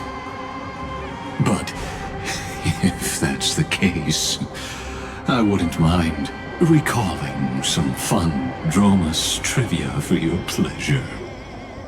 You seem pretty relaxed. Indeed. The experiment's variable will be eliminated by my enemy's very hands.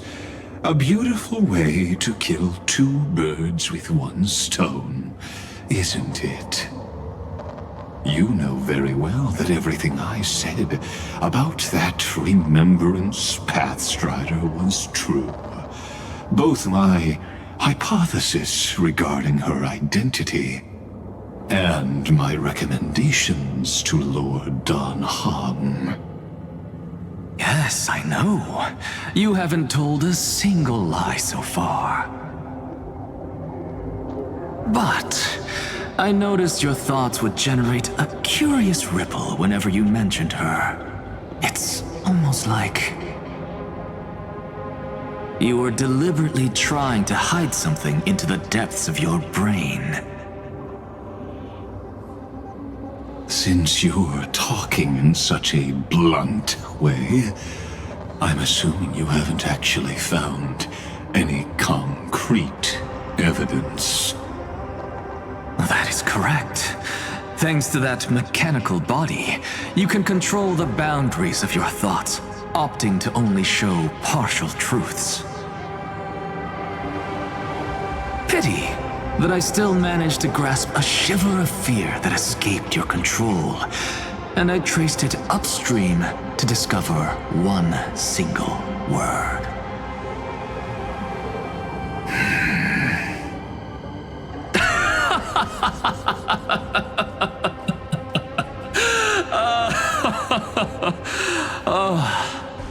Lycurgus, tell me,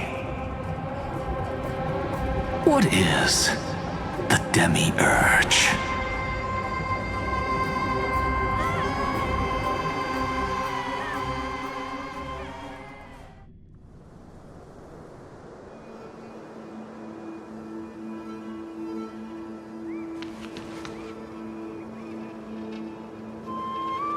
The grove. Even the branches and leaves of the sacred tree have been dyed gold. Phainon gave his all for him. Now that the destruction has quelled the Memoria Tide, it's time for me to go deeper into the grove.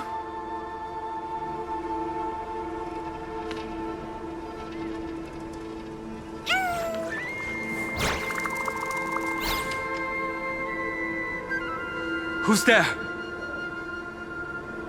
That fiery blaze engulfed the grove and woke all creatures from their slumber.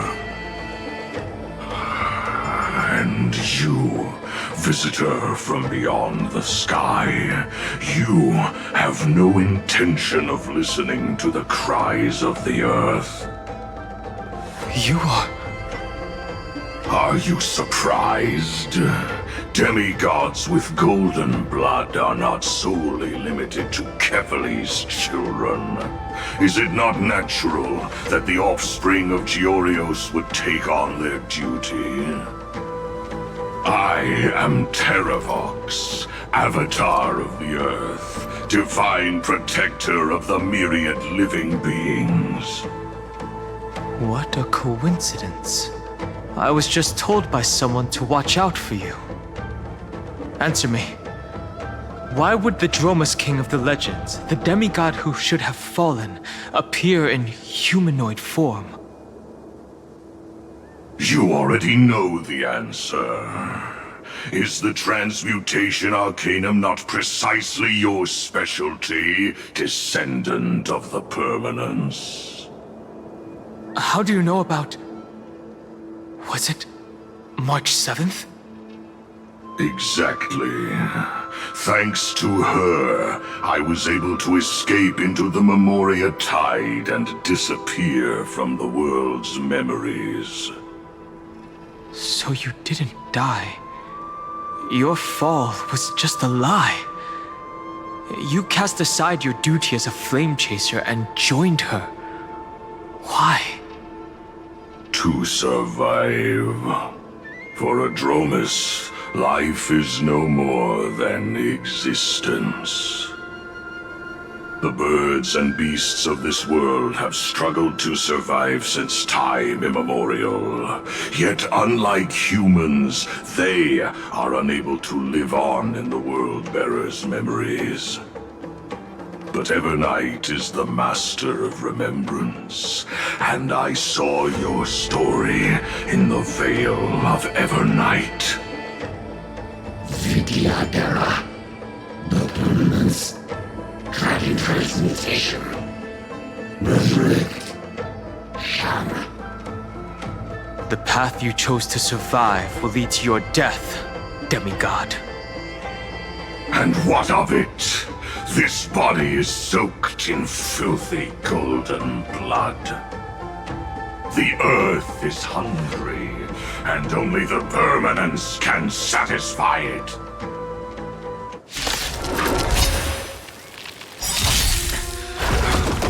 This madness seems exactly like Mara struck.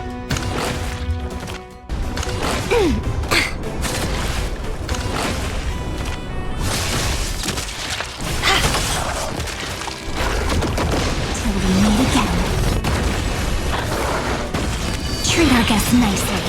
Night falls. Good night.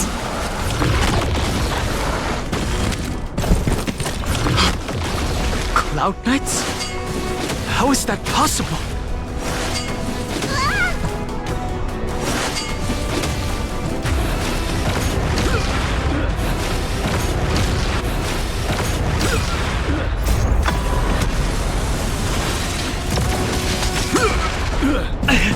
It's endless. Has the Memoria Tide returned?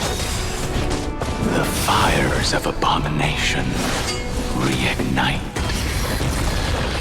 Why not join that water-mirrored moon and be fully imbibed?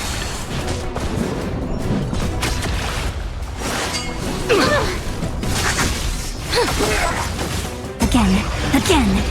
Till we meet again.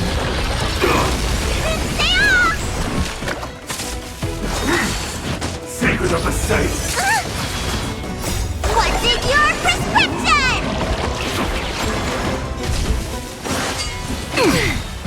In the abyss's revels, your cries rise! A miracle! Your time to shine. Night falls. Good night. Vitamin! Immortality! Ouch. Rise and shine.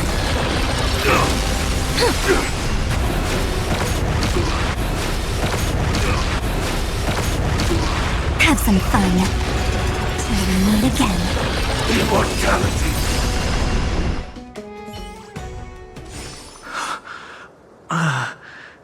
Is this some disordered memory?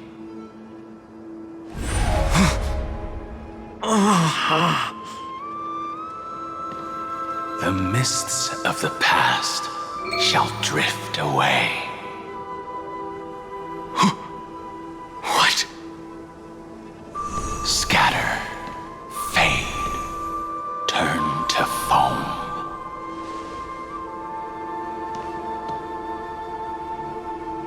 Do you not remember me? After all, I am the heavy burden you must bear. How could I be so easily forsaken? Danfeng? Is this another memo snatcher trick? Vidyadhara are supposed to forget the past during hatching rebirth.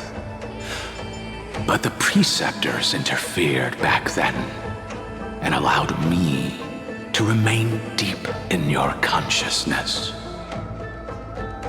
If you do not wish to use that bloodstained name, you may call me Obliviated Memory. That's not necessary. Though we've long parted ways, I won't ever forget you. So, who is that giant? That is Amphoreus' Earth demigod. He should be on our side, but he was led astray and intends to seize the power of dragon transmutation. The dragon descends upon the earth, and all beings look to it in reverence. You and I know that all life in the universe covets permanence. Are you trying to say I'll end up like you? One day you will, and as I see it, that day won't be far from the end of this journey.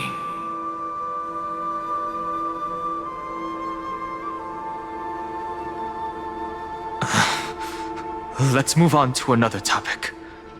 I have no intention of passing judgment on Danfeng, and I have even less desire to become entangled with him again. I only have one concern right now: bringing my companions back safely. You can either help me deal with these abominations, or return to the shadows of memory. Danfeng.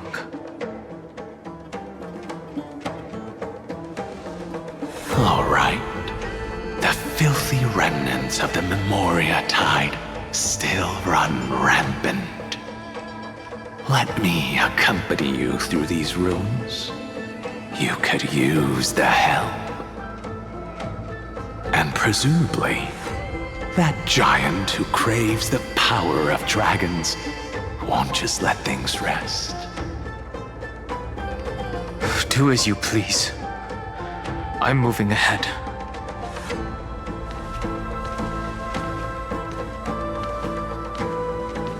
Speaking of Terravox, his aggression just now was probably some distraction. His madness is plain as day. I agree.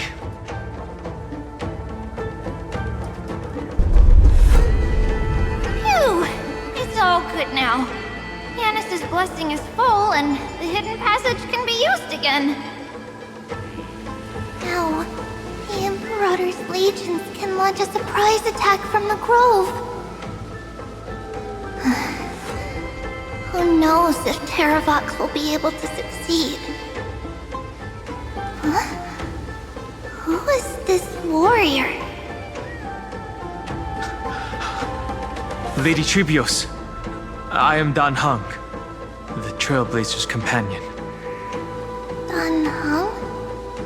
Nice to meet you. I didn't realize Little Gray had more companions in addition to Little Cyrene. There is no need to elaborate further. They are merely a collection of your memories, just like me. No. If they were my memories, they would recognize me. Dan Heng? Even though we don't know you, we'll still ask you to get somewhere safe. A terrible battle is about to break out here. Hysilens, Tux Gladiorum, is not far ahead. The evacuation efforts are almost over, so go now, or it might be too late. Hysilens. I see. In that case, I'll go look for her now. Thank you. No problem. We need to go deliver some messages, so we'll be off. Please, take care, Dan Heng. Memories crazed ramblings. What do you think? It's too early to reach a conclusion, but this memory is most definitely not mine. There are two possibilities. This memory either belongs to Terravox, or it belongs to him. The person you're desperately looking for. But the probability of the latter is very low. You should know better than I do. After that final battle, even the first genius couldn't determine where he went. Correct.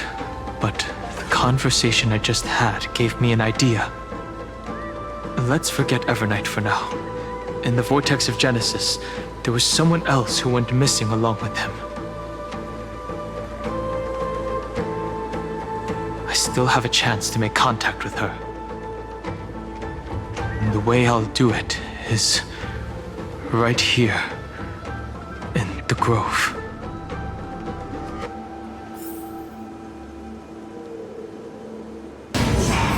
No! Stay back! You cursed beast!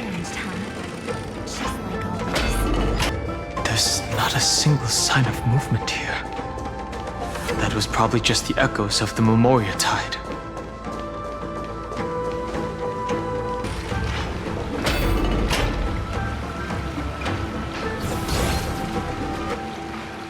Are you the spirit thief? I see. Thank you for the advice. My cloud hymn magic.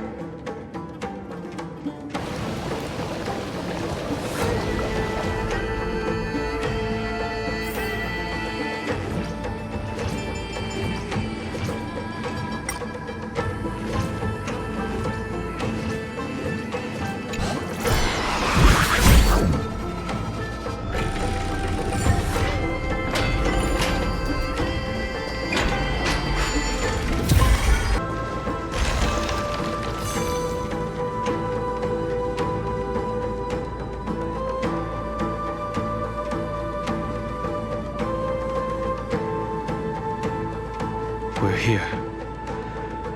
Now, it's time to awaken the person we're looking for. A pool of spirit water. I see. You plan to resonate with the waters of this world. Compared to the currents of my home, the waters of Amphoreus are rather untamed. Subduing the waters wasn't easy, but I've gotten the hang of it now. Under the raucous steps of their frenzied dance, the roar of celebration calls forth the spirit water's memories. How incredible. There are still survivors in Amphoreus. And this one even knows how to use the arts of water. Very good.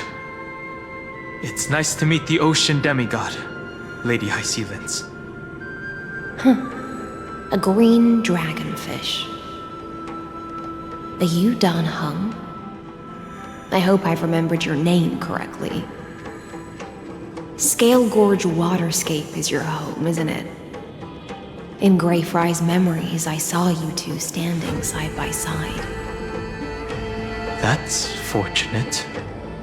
It means I won't have to introduce myself. I can get straight to the point. Tell me, where are Evernight and him? The stranger snatched away the deliverer right before my eyes. I commanded the waters to surge after them, but layered cliffs blocked the water's current. You must be careful. Earth has abandoned the Flame Chase mission. Though Terravox still lives, they are not an ally of the Trailblaze. That's no surprise. I've already exchanged blows with that mad demigod. I didn't think the worst would still come to pass. He also intends to get his hands on a dangerous power. As his comrade in arms, do you know what his goal is? Terravox has only ever cared for life born from this soil. If they covet powers from beyond the sky, I suppose it's out of the same care.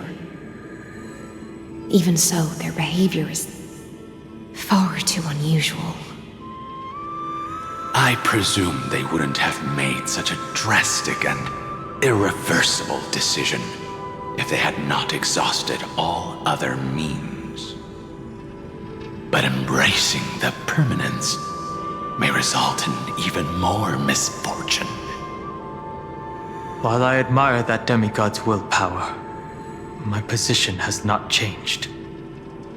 It seems that if I want to find Evernight, I will have to confront Earth. Since my opponent has already turned into a vicious beast, what I do won't weigh on my conscience. Then allow my specter to accompany you, Lord Dan Hung, as the demigod who witnessed the end of this world. At least let me sing an elegy for my last comrade. That doesn't sound like something you would normally say. Huh? What I do won't weigh on my conscience. I can certainly guess what you mean by that. I will never hesitate for my companions. I am a nameless. And what I'm going to do is defend all the hopes that are on the verge of fading away. Then I misspoke. That is exactly how the guard of the Astral Express should act. If you please, Lady Hysilens. Hold on to this current, for it still carries the warmth of Greyfry. Hopefully, it will lead us to the depths where our companion is hidden. Electra, is that you? Who's that? You're right on time. Let the ocean sink into the Memoria tide and become part of the sacrifice to resurrect the... Join us. You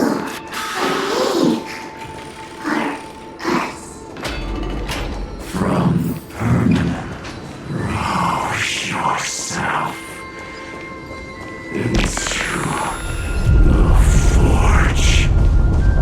match us. Well, do not run from your fate. Use the permanent. The Yadara might not even be considered people if we did not resort to beastly actions. Why didn't Dunfeng choose me all those years ago? Long Sire, fall into oblivion! The Memoria tide surges violently. The whole grove is shaking. Of 5 people, 3 must pay a price. you are one of them.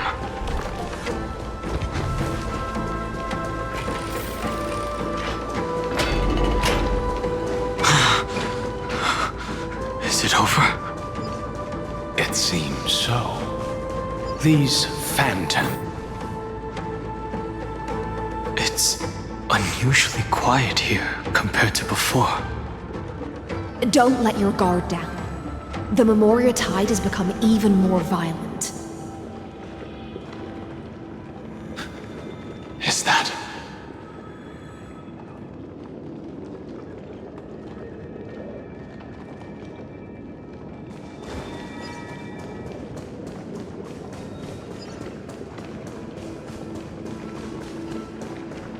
This is an interesting-looking wine jar.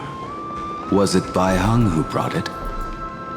It's a specialty from Thalassa that she brought and left here just for this gathering. But she herself didn't come? Your mind retains far more of the past than I had imagined. I've seen this farewell more than once in my dreams. The previous life is just an inertia to a newly born Vidyadhara. You know rationally that these are your memories, but it doesn't feel like you experienced them yourself. I use dragon transmutation for selfish reasons, and close friends turn to enemies. You probably want to ask me if it was worth it. The Military Affairs Office is placing more importance on the Yuchue's battle this time, and the Yao Qing called her back for a patrol mission. Some people are born with adventure in their blood and can't stop for even a moment. No matter, I'll drink her portion for her. We're already toasting. Why don't we wait for Dunfeng? As always, the High Elder has endless meetings with the Preceptors that he can't get away from. Let's not wait on him.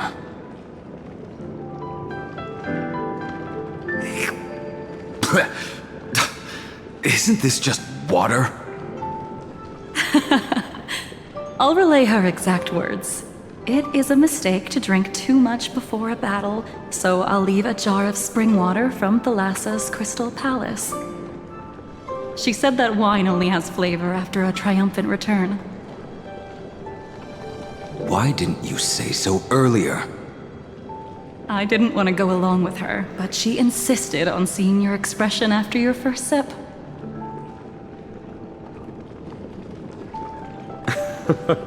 Any gift from a friend, whether it is water or wine, is rich in flavor all the same. I see you still speak as if every sentence must add something of profound value. I see you still speak, as if every sentence must add something of profound value. Ah, you're just in time. The punishment for making us all wait should be 3 cups of wine. Spare me, please. I've already suffered enough next to the ancient sea. I've convinced the preceptors. Vidyadhara Cloudhim Magi will join the battle on the front lines, and our armies will fight side by side. It seems like you can now carry out your plan for dealing with the Kitu Mirage, Jingyuan.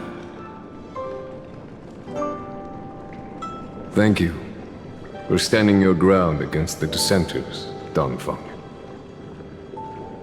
I never thought those preceptors would ever relent. After all of this, countless Vidyadhara. Countless Vidyadhara will lose their lives, with no chance at a molting rebirth. We all understand this. But the Vidyadhara cannot become a part of the Alliance's destiny if we do not share in its joys and sorrows. We would only be bystanders to everyone else's suffering. That is something we all understand as well. That is also why we've gathered here. Come, raise your cups. This toast is not for bidding farewell to each other, but for honoring the soldiers who will not return, for honoring our companions.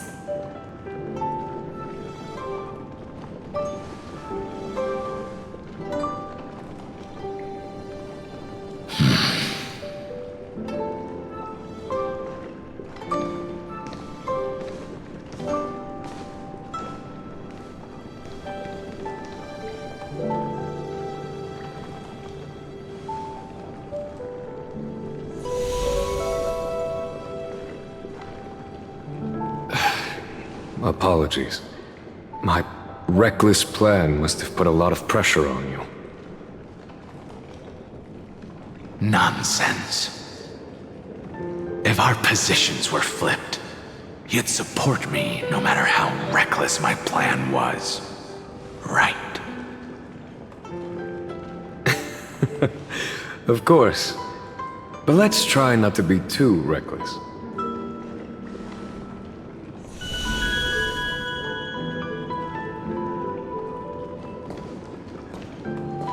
When you make a decision like this, people will always ask, was it worth it? And you will also forever question yourself. Do you know how you will answer that question? I won't answer it. I will prove it. That's right.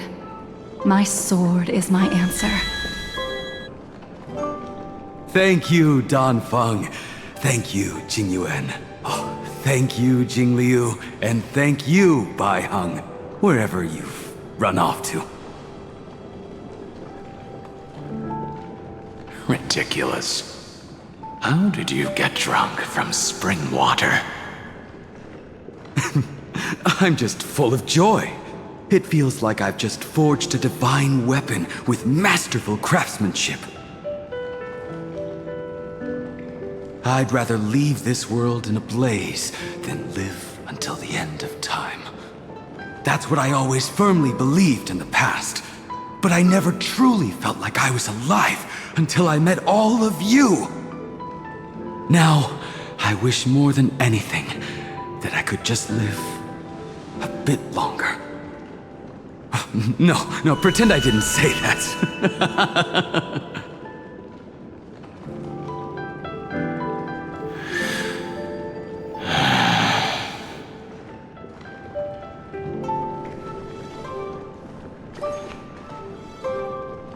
It's over. And you know exactly what happened to these 5 afterward. understand it now, after both he and March 7th have left you. Losing a dear friend with whom you've shared so much can never be considered a victory. It's a failure that torments you for the rest of your life. I could never accept that kind of fate. So you made a decision. I was the one who used the transmutation arcanum. I was the one who swore to bring Bai Hong back to life. And the one who brought everything past the point of no return. That was also me. Do you have any regrets, Danfeng?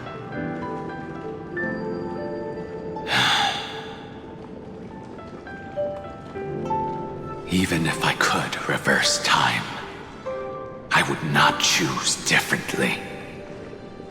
And if it had been Jing Liu, Jing Yuan, or even Ying Xing who died in battle, I'd still choose to do the same thing. Because only I could make that choice and protect all of this. Now, for the sake of your companions, for the sake of those two who walk alongside you, how much are you willing to sacrifice, Dan Hong?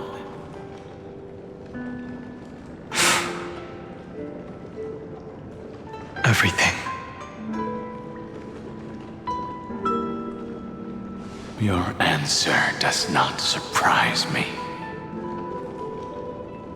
They are more than just my companions. They are the path I took that led me to where I am now. So they will also be beacons for when I am lost, leading me to the future until my next reincarnation. Then let me see how you'll carry out your convictions. Let's leave this place and go settle things with that mad demigod.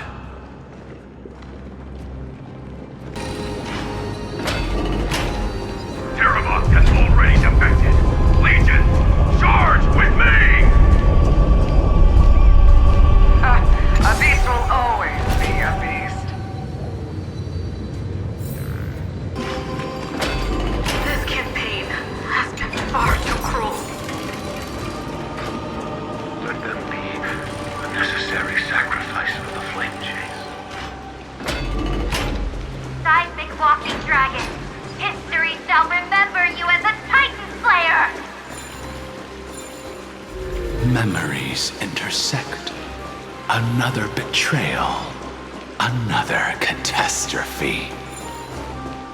Regardless of whose memory this is, I see the destination that the destruction points to. Golden blood is gurgling out. As expected, someone's been waiting for us. It's you. They are here. A scion of permanence. And your old comrade in arms. Terravox, my old friend. Indulge yourself. Let this Memoria tide swallow everything. Be prepared for the worst, Lord Dunham. This mountain dweller must not be underestimated. Giacles the Mountain Breaker. Earth's Dromus Rider. It's been a while. Mountain Breaker? He's not Terravox? I remember you, little fish, and your despicable master. I didn't think you were still alive. Death is just a return to the earth for mountain dwellers, thanks to Evernight's gift. I was able to come back to the mortal realm and keep watch over my dear friend, the Earth demigod who was sacrificed to the flame chase plot in vain. Long Scion, you are the most important offering in this ritual sacrifice. No matter how strong your will is, it will eventually be swallowed by the Memoria tide. When that time comes, you and the powers you bear will serve us. We will use the permanence to awaken the fallen giant dragon and give the earth an everlasting body. I see. So you pretended to be Terravox in order to lead us here into a trap. If it weren't for the Imperator's tricks, the name Terravox would be shared between us anyway. They made the right choice for Amphoreus' tomorrow. But the tomorrow you speak of only ever had a place for humans. What, my old friend? I will once again start a fire that burns away the chains that shackle us! Why don't you leave this to me, Lord Dunhung? Use that hidden passage to reach the opposite shore. Perhaps Greyfry's there, deeper inside. No. I will stay here. Mountain Breaker, hero of the mountain dwellers. If I do not stay here and triumph over him, he will die an ugly death in delusions of the permanence. That should not be his destiny. And for the vicious beast that insists on obstructing the Astral Express and threatening the fate of the world. We've stood on the precipice countless times along this journey, forced to make difficult choices in the face of disaster. But this time, it's my turn to put some pressure on this world.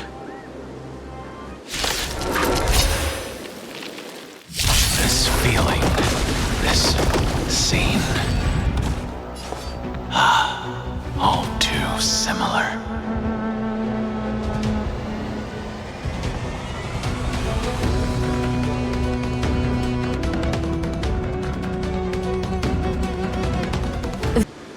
It's time to stop struggling, Giacles. Go to your death with dignity. Before that, tell me, what kind of deal did you make with Evernight? How was the Great Mountain Breaker reduced to this?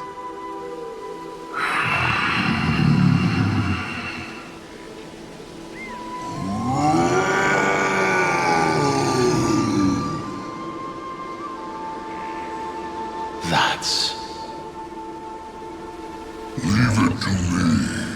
I'll recount the Earth's heaviest past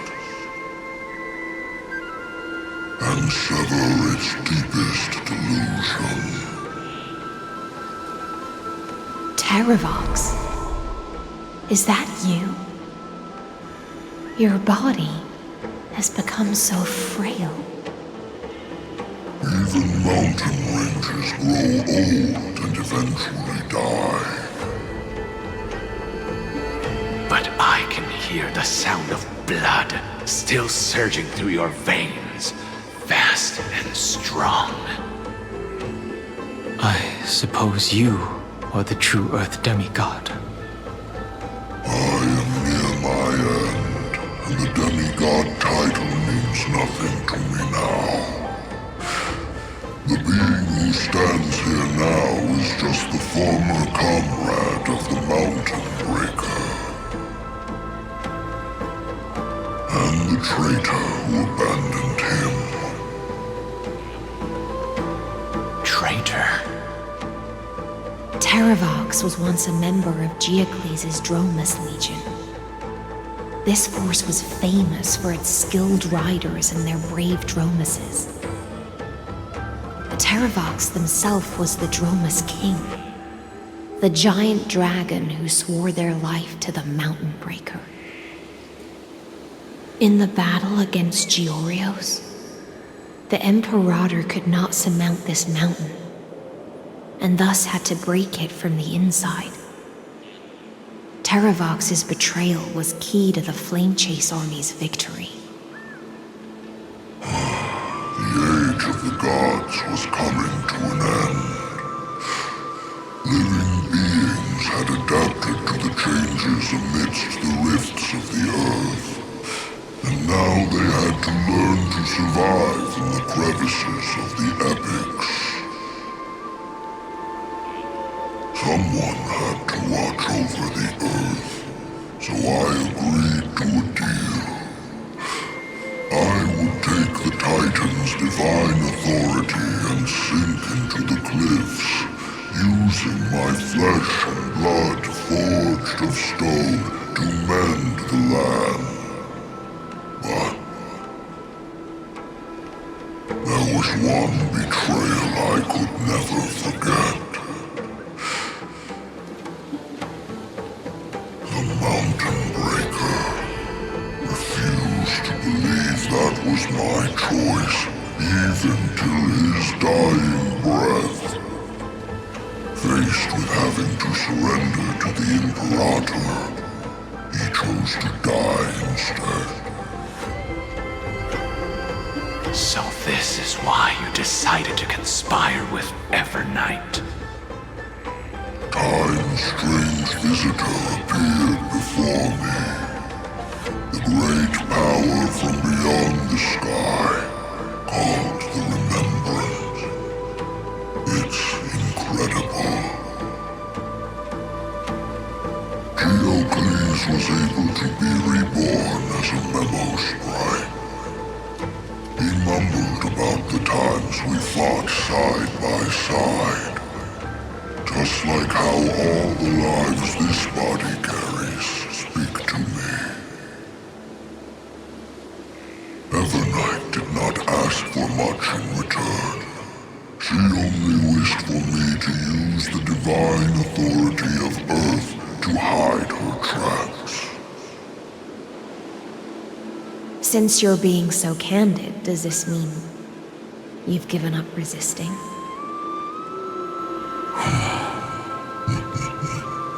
Resistance. For a beast on the brink of death, what is the point of resistance? I see. 1,000 years have passed, and your mind has long since been shattered. This frail body bears the weight of all those I've betrayed. And now, my only wish is to rest with them. In the unchanging past.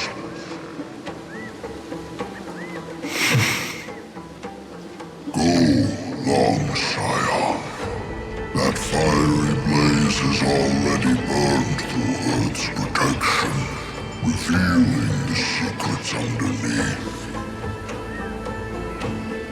The deepest depths in Amphoreus, the great tomb where all the past is buried.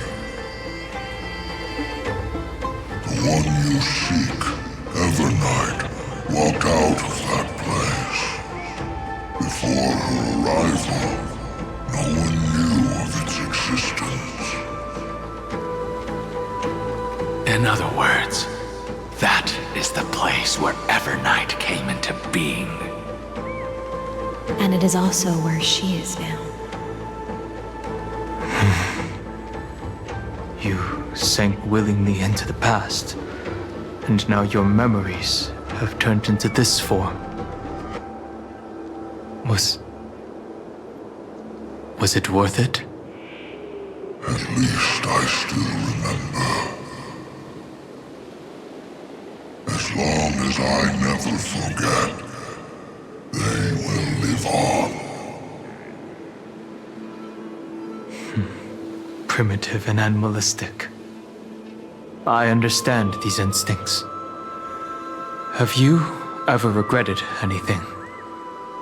The Earth is not a lonely island in the middle of the ocean.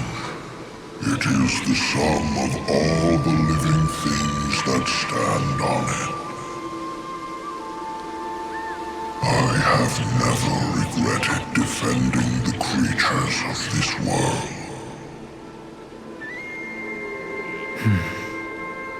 Then, a final question.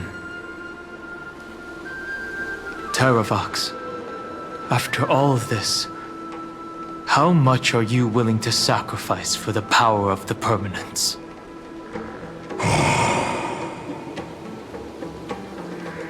Everything. My journey up to here has allowed me to fully understand my destiny. No matter how I struggle, the Earth will never be able to reach the stars. But my compatriots deserve to continue their struggle. At the end of my life, I want to make one last effort to give them a chance to move on to the future. Even if it is a future I am not able to witness.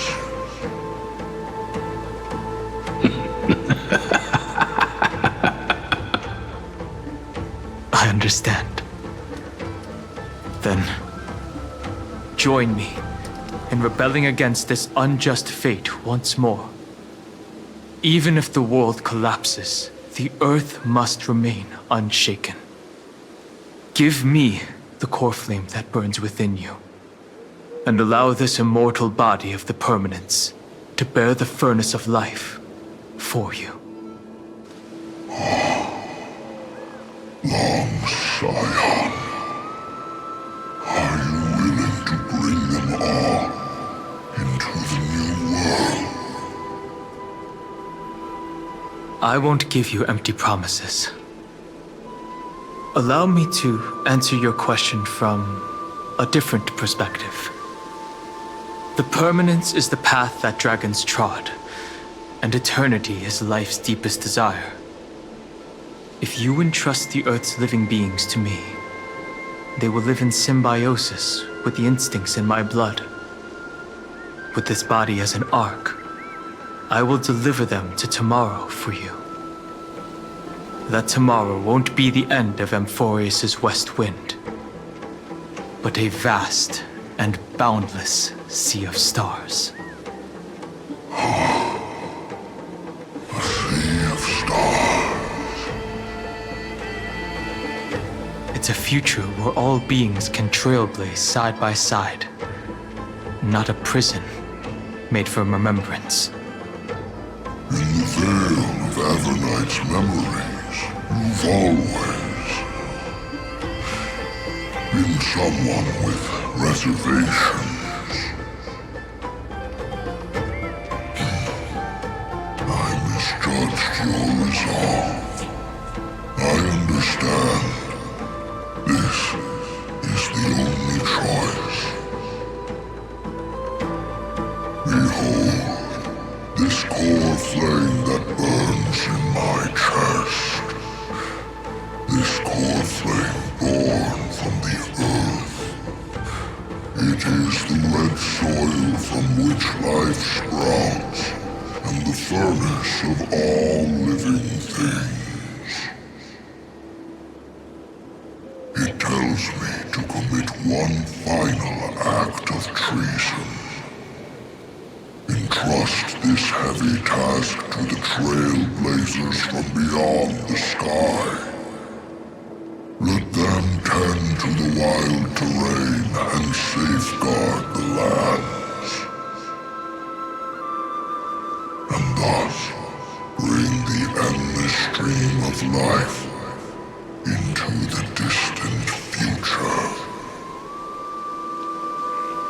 I promise you, Terravox. Good. When I hand over the divine authority, this place will fall to pieces. Are you prepared to hold up the sacred tree if it falls? Of course. Then free what remains of my body, and let me give you this flame that turned away from the flame chase. I now relinquish my duty as a demigod. You shall dig your own grave and burn in the furnace of rebellion.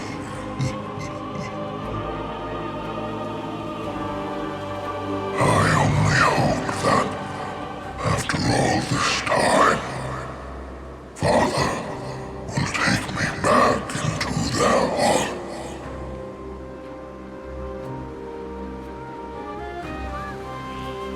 Come, crouching beast, for the endless life of this world.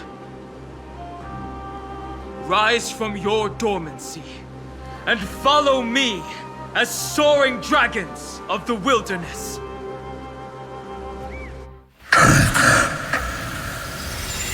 My final rebellion. Then declare to the earth the name of the new god.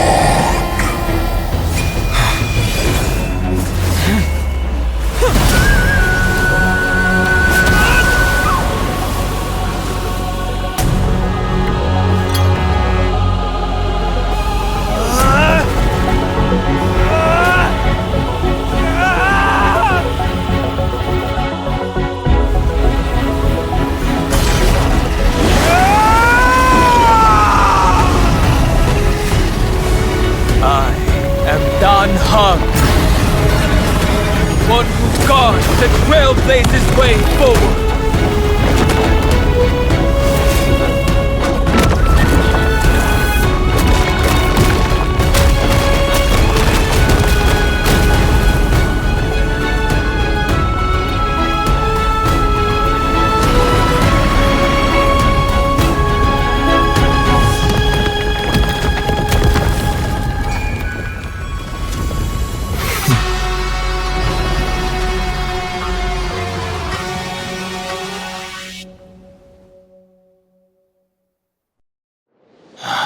Fortunately, the worst did not come to pass. If your opponent had already turned into a vicious beast, whatever you did wouldn't weigh on your conscience.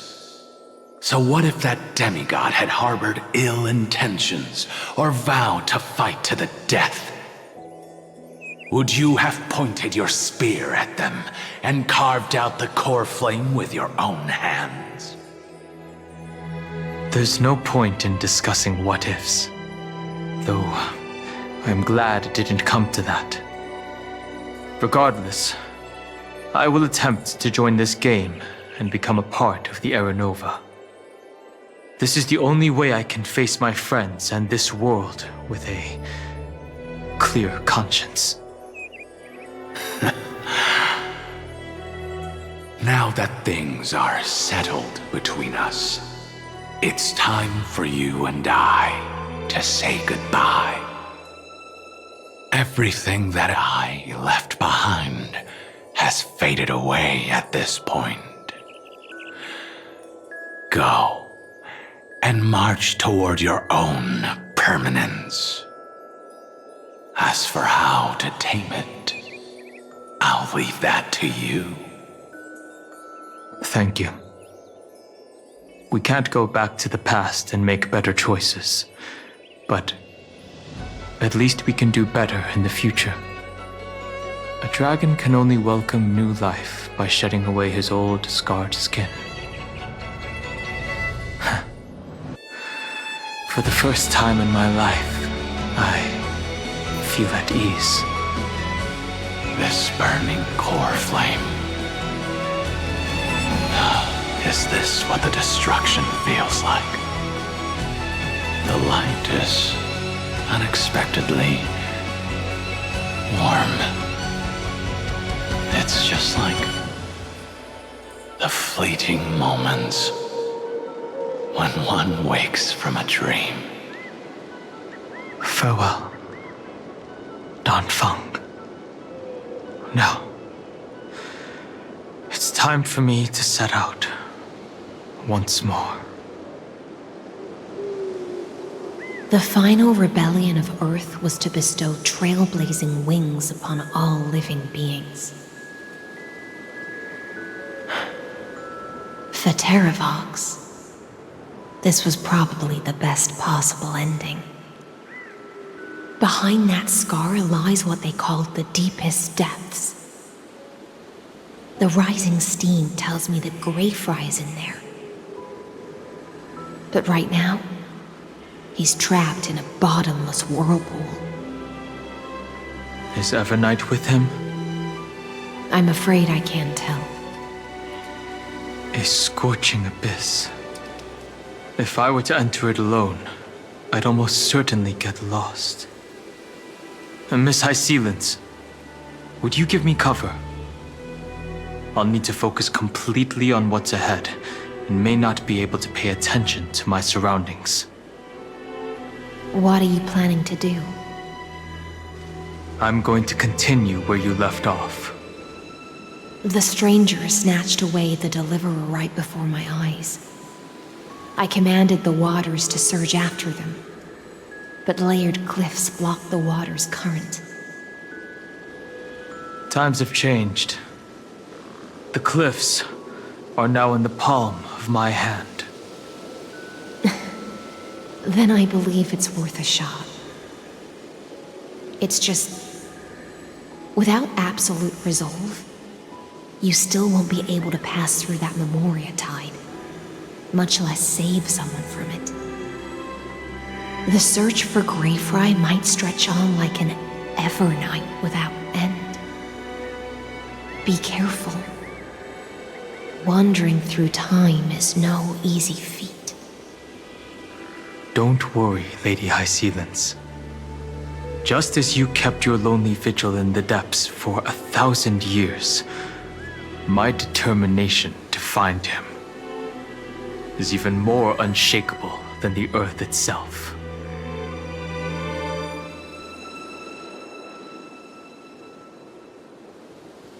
Ancient sacred tree, lend me your roots. With the core flame I carry, let me resonate with this land. With heaven and earth as my map, and time as my compass, I will find that one singular point. Even if I must cross every mountain and valley on my own 2 feet, I will bring you home. Circe's giant tree, witness to Amphoreus.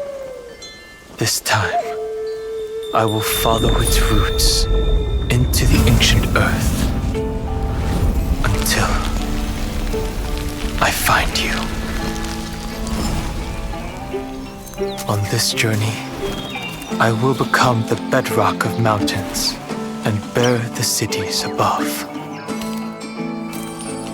With the currents, I merge into the tide, crashing upon the land's jagged reefs. I sweep across the nameless barrens, scattering endless snow and frost.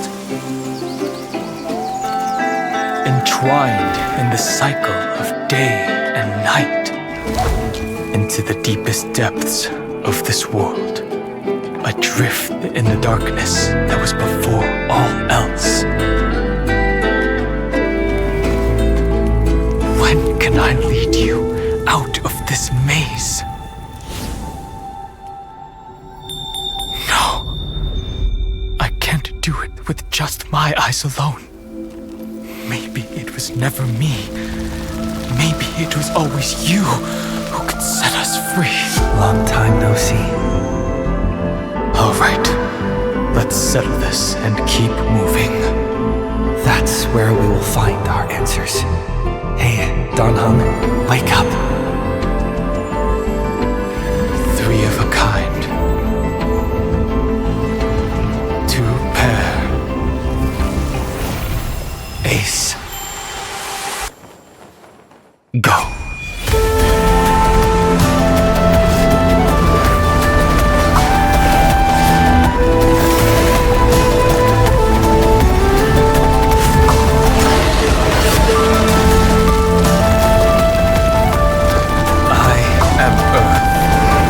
That grows upon the earth. I am you.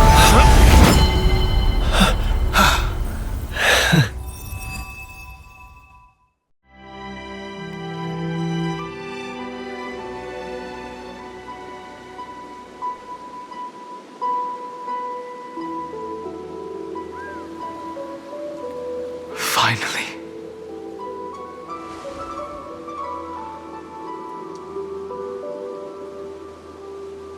I found you.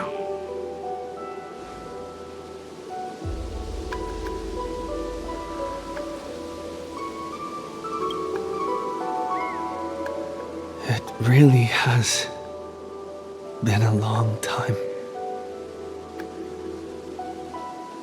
Don't be so sentimental. That's not like you.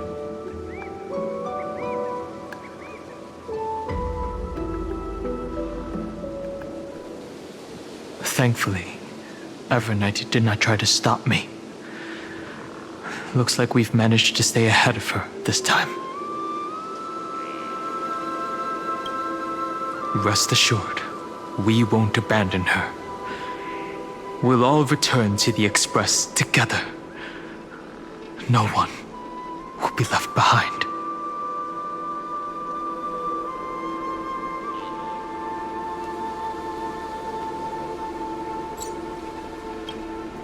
You mean Mem? Sorry, I haven't seen her at all on this journey. Perhaps you were not the only one being held captive by Evernight.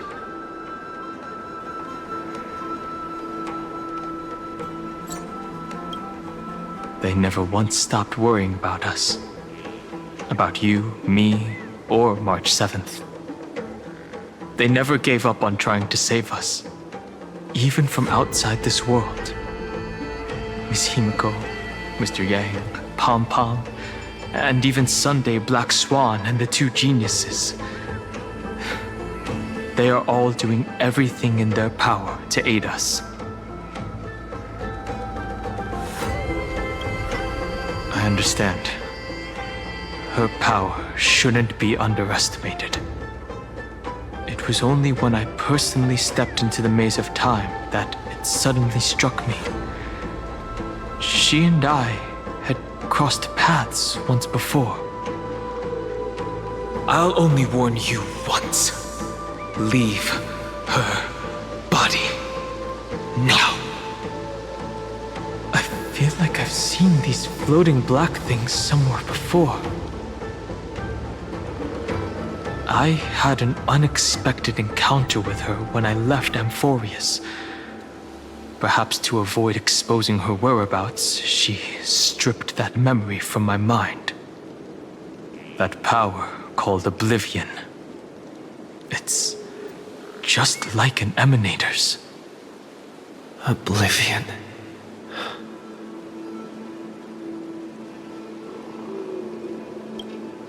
I know. But you still remember me and our companions, for now. Do you have any clues about the memories you may have lost?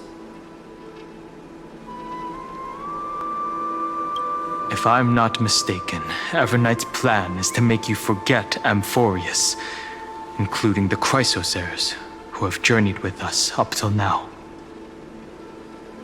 But it seems you still recognize Lady Hysilens. If I made that much of an impression on little Grey Fry, then I am naturally delighted. But I fear your escape from that power they call oblivion is thanks to someone else.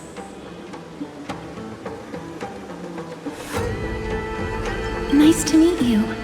Or maybe I should ask, how have you been since we last saw each other?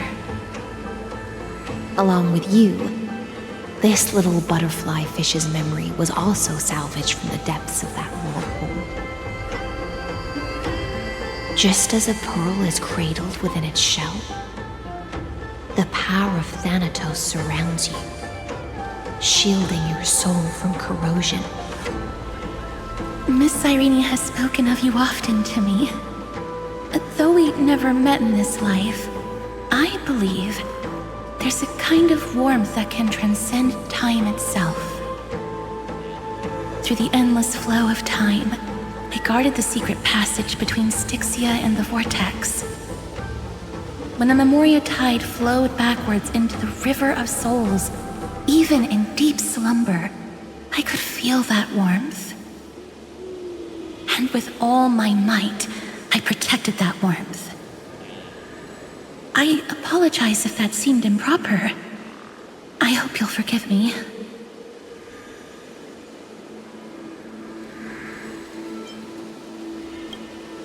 I understand that your mission is still unfinished.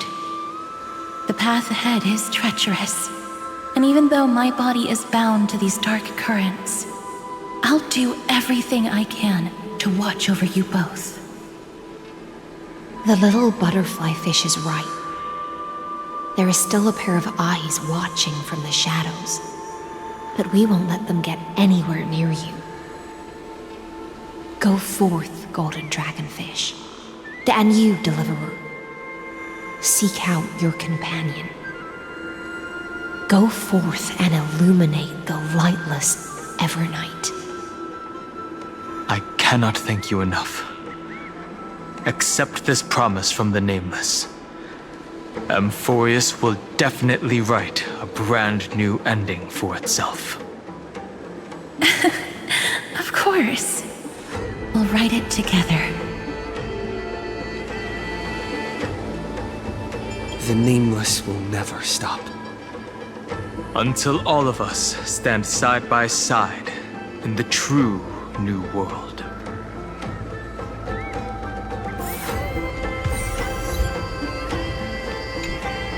Go forth with courage, little gray fry. My ocean currents will guard your arrival, and my songs will accompany your journey ahead.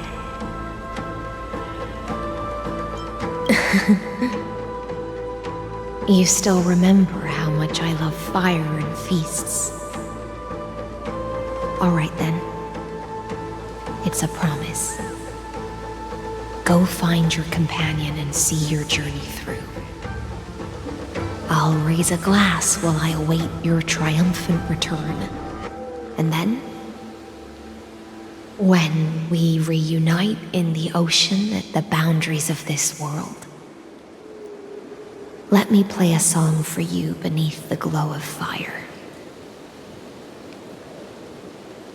At the end of the sea of flowers, the souls of the living shall warm thy fingertips, and after an embrace, there shall be eternal separation. If I hadn't met you at the end of the world, I would have thought Lady Trinan's prophecy was wrong.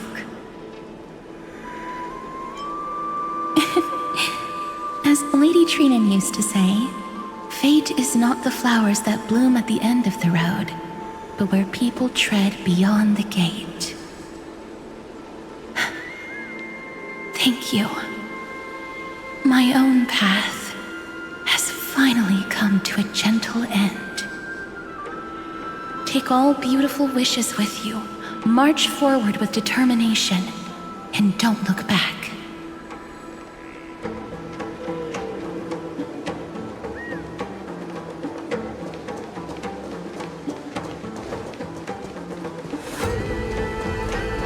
This place was once Nestia's altar. Could the golden thread be leading us to the world's deepest secret?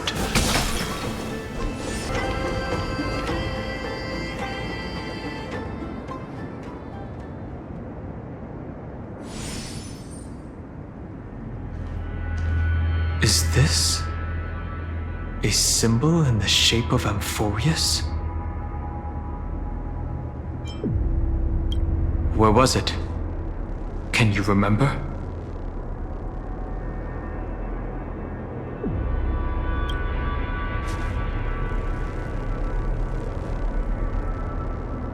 That doesn't make sense. How could a world enclosed within the scepter have a way of knowing what it looks like from outer space? Unless the mural isn't a drawing of Amphoreus, but rather someone saw the mural and shaped the world in its image.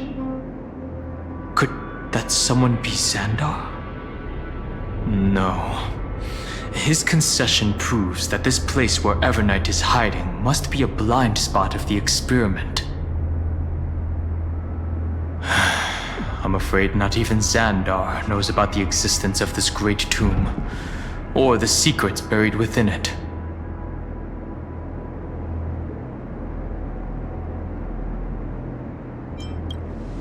It's hard to tell right now. But this definitely isn't the outcome he wants to see. For something to be hidden even from him, it must either be extraordinary or unimaginably dangerous. This forbidden realm remains undetectable to Xandar, and even Phainon's strike merely opened the entrance, yet Evernight can freely swim through it as she pleases. Cannot be reached by the erudition, nor can it be erased by the destruction. Be careful. What lies dormant beneath may well be Amphoreus' final path. Remembrance.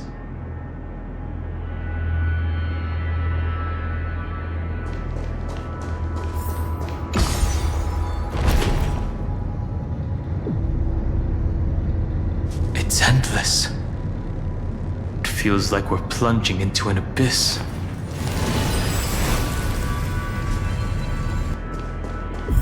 Are those distant structures all entombed data?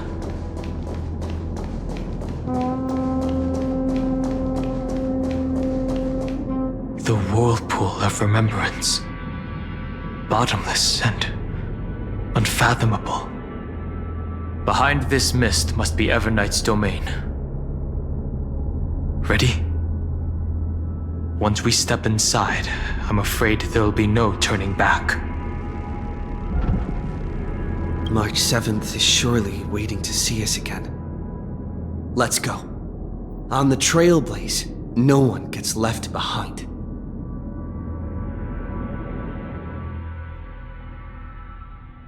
This maze is full of memory loss. Your voice sounds different from usual. I only hear a hint of curiosity. The rest is all fear. Beautiful memo keeper. I know exactly where that fear comes from. The Evernight is a mimetic entity's natural nemesis. They will swallow you whole with just a flick of my pinky finger. I am the garden's enemy. I have never denied that fact. I have to say, Miss Evernight, you've certainly got a unique way of protecting people. At least she's still willing to talk. Is it because I disobeyed the garden's rules? Maybe I still have a chance. No. I don't think you do. It's not very elegant to spy on someone's thoughts, you know? Well, before you get rid of this beautiful memo keeper, the least you could do is answer some of my questions. Why should I do that? So you can buy more time and send a message to your companions. And here I thought you were already watching my companions' every move. I am. Earth's stirrings have ceased. They have defeated Terravox and are heading here as we speak. Don't tell me that's part of your plan, too. It's not, but I'll make good use of it. Fighting alone against an entire world, even I might miss something. But I know how to adapt to the circumstances. Just like right now, how I've decided to let you go. I like you, little bird.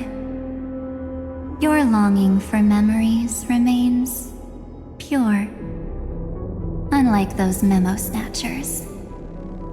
Your most precious quality is how you've yet to be tainted by the garden's dark side. I'll take that as a compliment.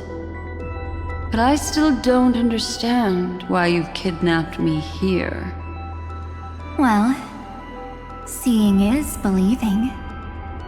So, why don't we take a stroll together? This ruin buried deep underground is called the Kernel in the language of erudition. But I gave it a friendlier name. The Heart of Amphoreus. The great tomb of the Nameless Titan. The Nameless Titan? You'll see with your own eyes just how important the remembrance has been in this world. And how we will stir up the waves of oblivion to douse an eon's ambition. You've been hiding here all this time. That's right. Curious about how I discovered this place? It's not actually all that complicated. The road we just walked was the beginning of March 7th's journey in Amphoreus. The beginning? Do you still remember how 3 paths are said to intertwine in Amphoreus? That 3 entities, each comparable to an emanator, left their marks in this world. There's Xandar, Iron Tomb, and... That's right. To this day, there have been no signs of the entity corresponding to the remembrance. The Garden of Recollection was curious about that too. So the Memo Snatchers spent an unimaginably long time chiseling out a tiny channel to peek into this world. But there was always a power in the memory zone that kept them out. And when March 7th's consciousness was seized, it was a ripple of the remembrance that protected her and sent her in here. Can I assume then that this hypothetical emanator of remembrance was consistently protecting this world from the Garden's eyes until the Astral Express arrived? That's correct. You're a smart one. But why? Go see for yourself, little bird. The memories contain everything. This gate is really impressive. These are March 7th's memories.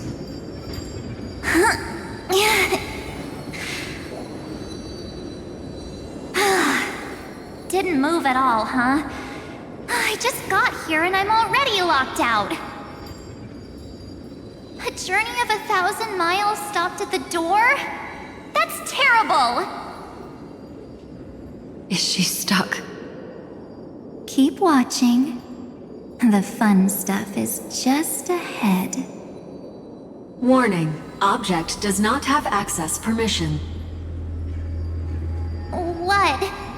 Did I touch something I shouldn't have? Execute formatting protocol. What's going on? Formatting? Warning. Illegal operations detected. Warning. Illegal operations detected. Hey! Don't just activate like that! How do I stop this thing? Warning. Warning. Warning. Operation authorized. Protocol name. Back. Huh? Finally, it stopped. Wait. Did you just mention his name? He's barely spent any time in Amphoreus and he's already famous? I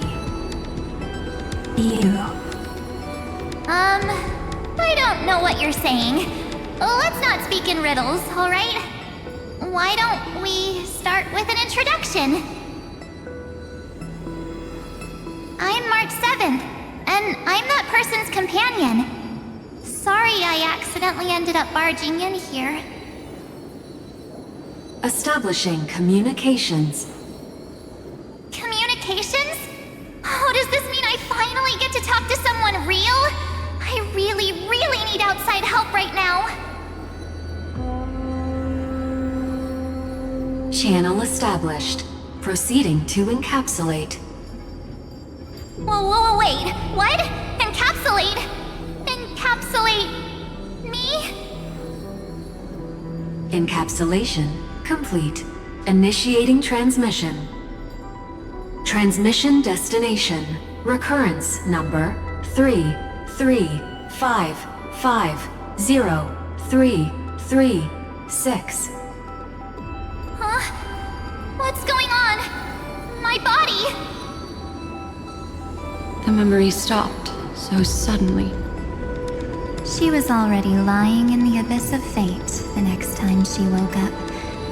And Orynyx was calling her mother. Mother? Maybe that's just how the Titan calls all Remembrance Pathstriders. Like how they call Thule Skyfather. So March 7th had already brushed against the inner workings of this world at the beginning of her journey. That warning in her memories must have been the Scepter's safety protocol. But why did it mention the Trailblazer? March 7th should have entered Amphoreus long before he and Don Hong did. An inexplicable contradiction, isn't it? Let's put that aside for now. The protocol didn't kill March 7th. Instead, it threw her deep into extrapolations. Over the next 97 days, the two of us, trailblazed through Amphoreus as mimetic entities as she evaded the Administrator's pursuit. It must have been a difficult and lonely journey for her. Yes. No one could see March 7th. She didn't belong to Amphoreus's memories, so she could only watch this world from the sidelines, like a transparent shadow. Then when did you appear? On the day that she ran out of options. March 7th tried so many things to help her companions, but the only outcome of her efforts was a few Amphorean folktales. In the end, she had only one option left. Just as she wished, I erased everything using the power of oblivion. Then I protected him and Don Hung, and made sure that they were spared from the Memo Snatcher's clutches when they broke through the seal. And you've been hiding in the shadows ever since, while manipulating time and colluding with Earth, all the way till now. A journey of 1,000 miles starts with a single step. The story of the Remembrance has just begun. Why don't we step into it together? As someone qualified to walk with me, you can now take in all the secrets behind this door and witness how, in a blank space of time, another futile journey across 30 million lifetimes was forgotten by this world. I thought Evernight would have done something to stop us, but it's been smooth sailing the whole way through.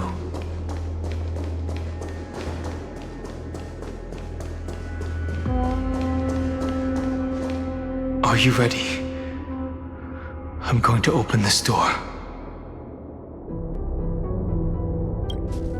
Absolute silence. I can't sense anything at all. I know. Duck behind me if anything happens, okay? 3, 2, 1. Warning, object does not have access permission.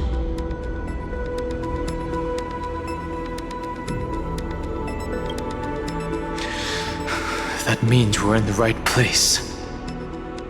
Warning, warning, warning. Get ready. Incoming. Welcome back. What? I'll be waiting for you. It mentioned your name.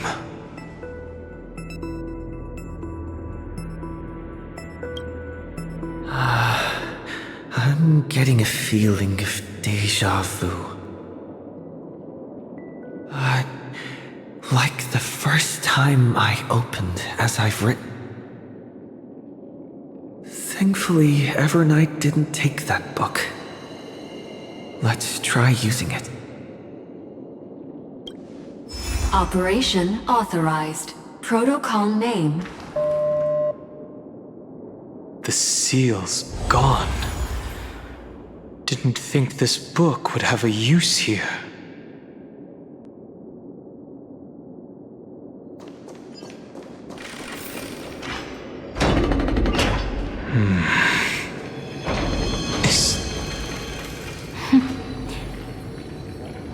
Hi. Miss me yet?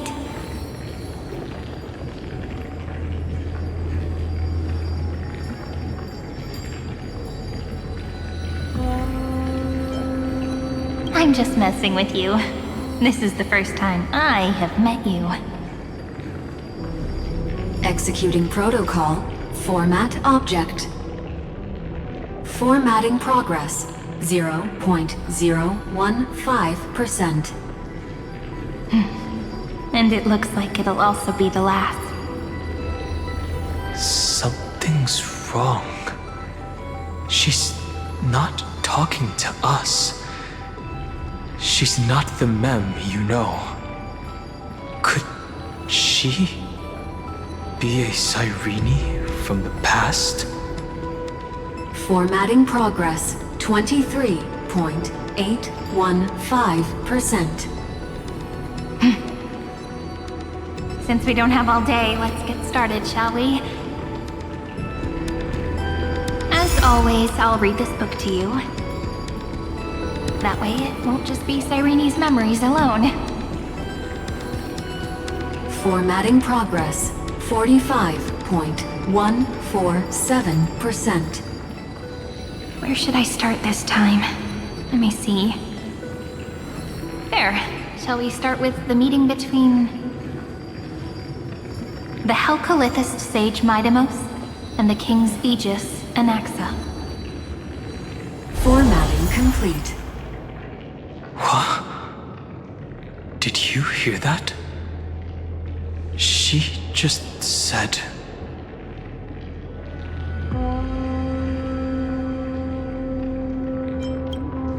This is obviously not the history we know.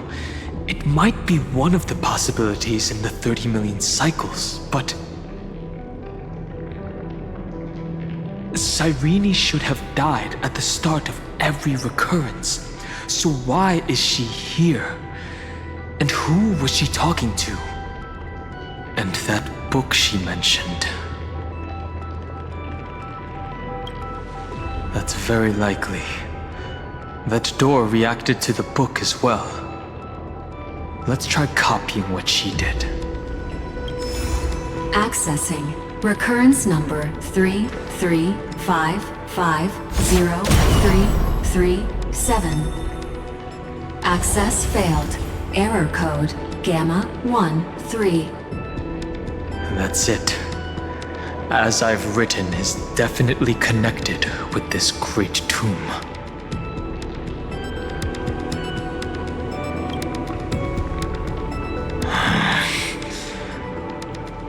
There are 12 chapters in As I've Written, corresponding to the 12 demigods. Maybe the nameless recollections match these runes. Let's try linking them first.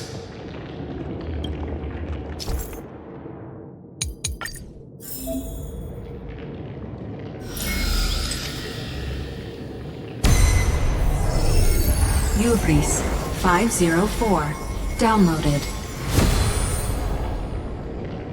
As expected, the data stream flew into the crystal in the middle. It's absorbing the memories in the book in this manner. The world never learned how Cerydra rewrote the law, but I believe it was Amphoreus' decisive move against destiny. 30 million departures, 30 million shatterings, and the beginning of 30 million flame chase journeys.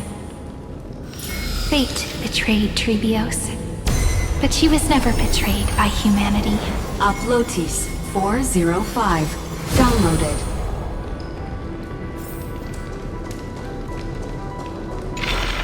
This world is so desolate. What exactly is it?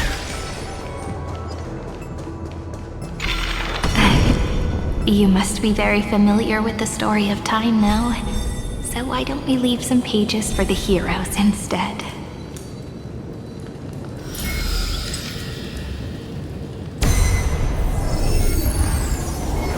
Ilea 093. Downloaded. Scopeo 365. Downloaded. Branch number 1. Archiving. Object recurrence number 335503337. Progress 13.131%.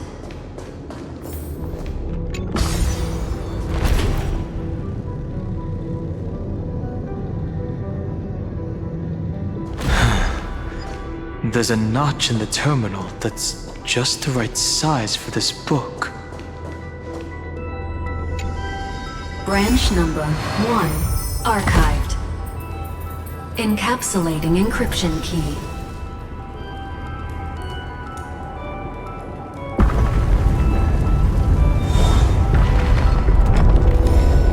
I see. This As I've Written book is a data terminal that has been modified by the Remembrance. It might have looked like Cyrene was reading a story, but she was actually carrying out a data transfer.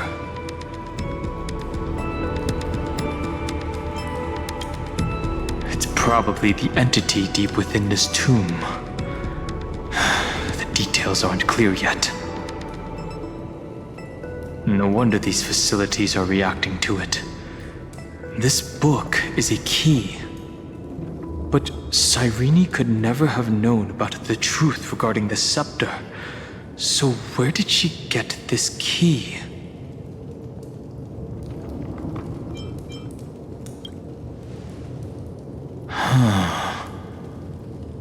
remember, during her brief existence, Cyrene once encountered a certain Eon. Yeah.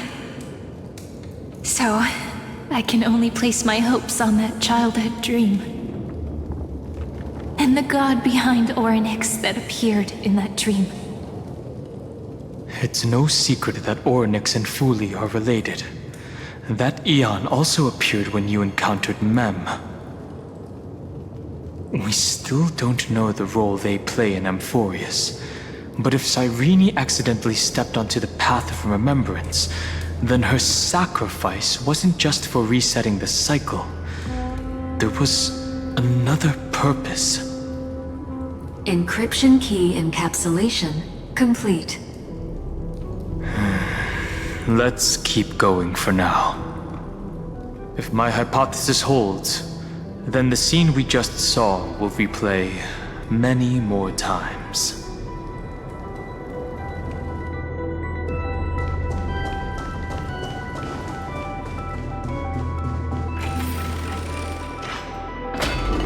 Hey, be careful.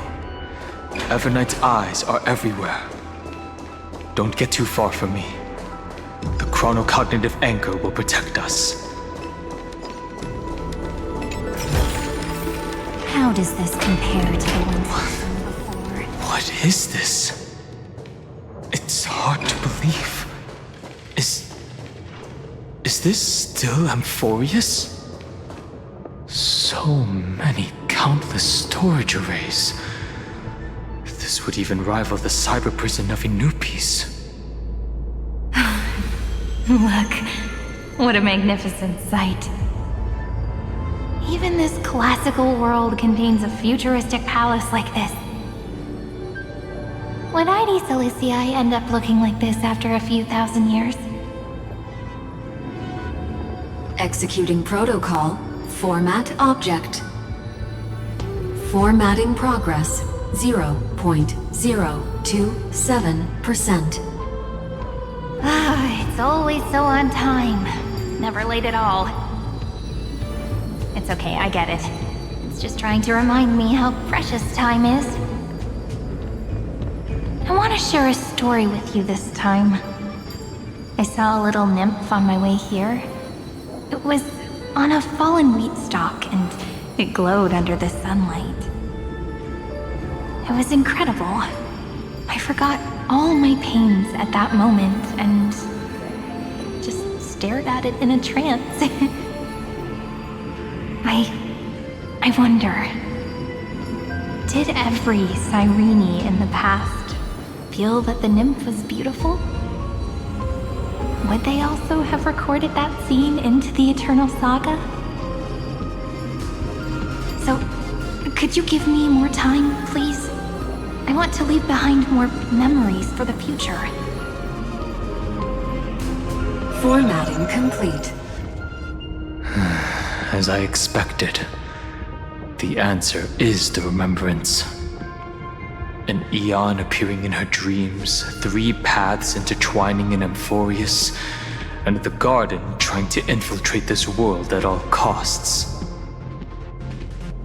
I have reasons to suspect that Fuli's gaze once swept over this world before the scepter completely fell into destruction.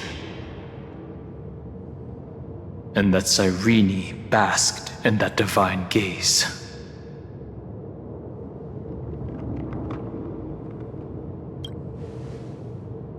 Humanity cannot judge eons based on our own common knowledge. The Remembrance has always been an observer of the universe, ever since their birth.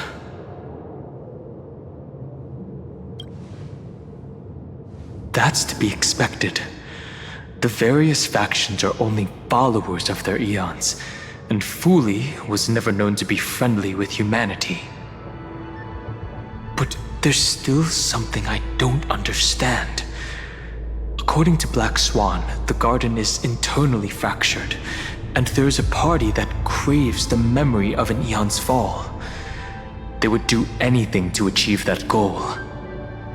Yet, I feel as though those memo snatchers didn't try to stop us at all. Instead, it feels like they were trying to cover something up.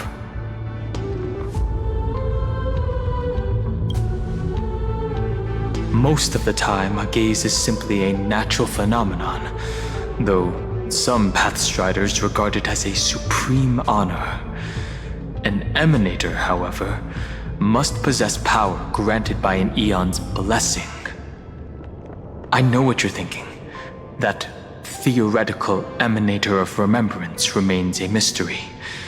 But now, I'm leaning towards the idea that what the garden's mirror reflected was a kind of miracle that Fuli left behind. Yes, we're thinking the same thing. Legend says that Fuli sits in meditation in the Anasrva Pure Land, spreading the seeds of remembrance across the universe. And when the cosmos ends, all the different realms will be reborn in their garden. If this sealed-off world is also within their gaze, then it's not too big of a stretch to surmise that they need a mechanism to save these incredible amounts of memories and store them somewhere out of the Erudition's sight. And this mechanism was previously the Time Titan and their demigod, but after Amphoreus entered an endless loop,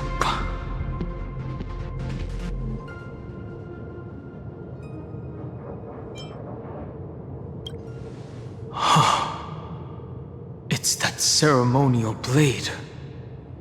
Now, I can say with certainty, time is the page on which that Eon records Amphoreus. If it fades from existence, and all that it records is lost among the stars, that Eon will surely direct their gaze here. And it will be a glance that spans time and space, transforming each incarnation of me into the power you shall wield to reset time, imbuing my soul into this ceremonial blade, and creating an endless flame-chase journey. The ceremonial blade killed Cyrene at the start of every recurrence, and at the end of every journey, Cyrene's soul took the extrapolated memories stored within the blade and buried them in this great tomb. That's how the memories of Amphoreus transcended the loop and were continuously stored, while the scepter had to revert its progress over and over again because of loss in its logic. Fuli's blessing will not disappear as long as this process keeps going. I knew their gaze never left. As long as I record every page of this story and tell it to you, Amphoreus won't be forgotten. Cyrene encountered the Eon's gaze and regarded them as the hope to continue her world. That's why she offered them memories over and over, even if she had to turn herself into nothingness every time. As to why she insisted on keeping her human form and offering the memories through reading a story, it might have been the only way for her to maintain her sense of humanity and leave her mark in this world. Even though everything was just her wishful thinking. Right. Based on the runes on the floor, the encryption key from earlier should be used here. There are 3 keys in total. We're 1/3 of the way through.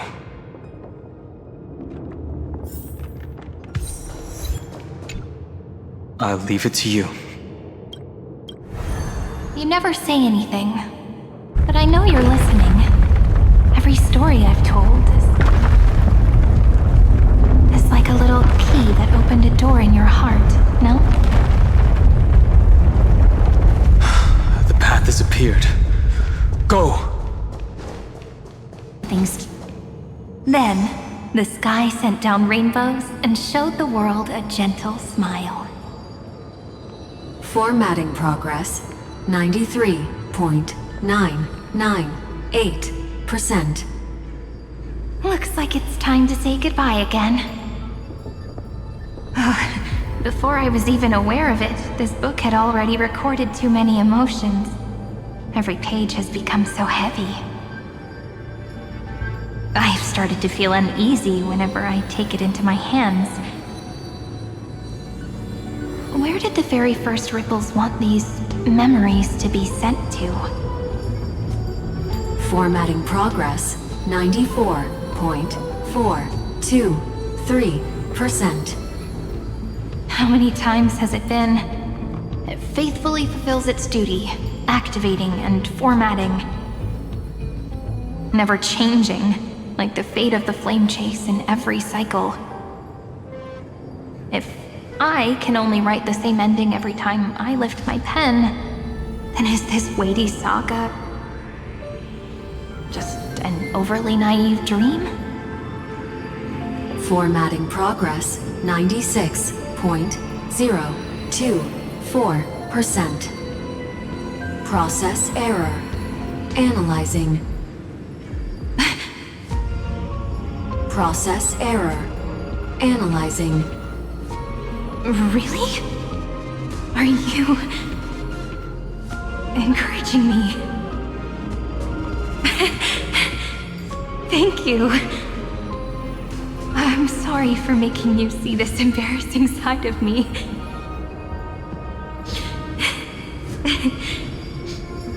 Everyone's still working so hard.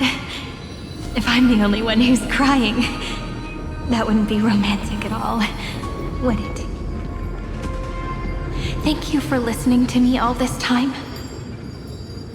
So, shall we continue? Formatting complete. The endless cycle took its toll on her. Even Cyrene could not resist despair when faced with eternal stasis. Like Aslana, she started to wonder whether everything was futile.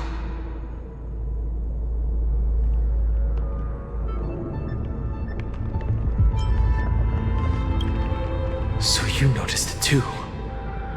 Who exactly was she talking to? I thought it was an Eon at first, but the way she talked, it didn't sound like praying to a god at all. Maybe she's talking to her imagination, a hero within? But that wouldn't explain the process error. No matter who that listener is, Cyrene's storytelling is just a data stream for the scepter. Maybe, she thought, as long as she kept tossing drift bottles into the distance, someone was bound to pick one up someday.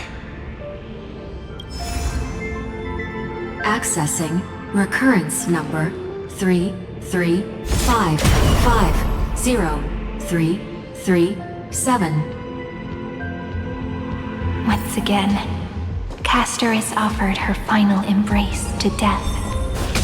And from then on, she started another lonesome watch. How wonderful would it be for someone to give her a real hug?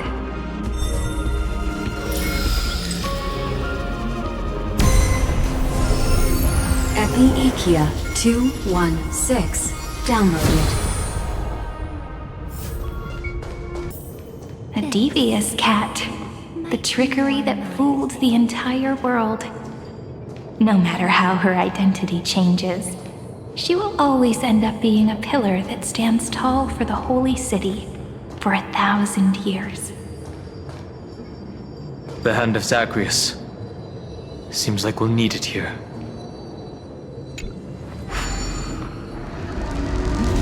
Maybe the room will only be completed after the modules are inserted into the slot.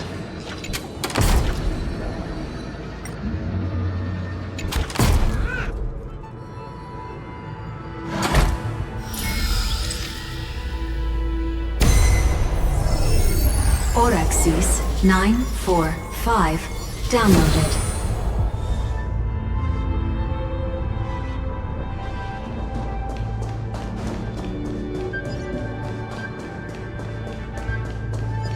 Mydei road of strife once again reached its glorious and lonely end.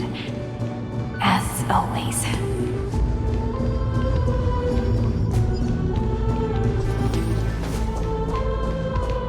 Access denied.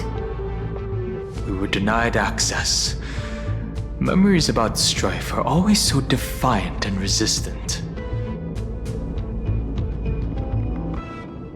A fight is unavoidable. Come.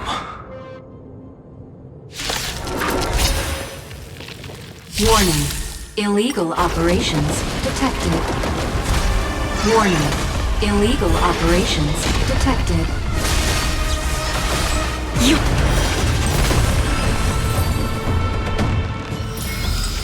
All in all, not a bad memory. Polemos 600. Down Eleos 252. Downloaded. Branch number 2.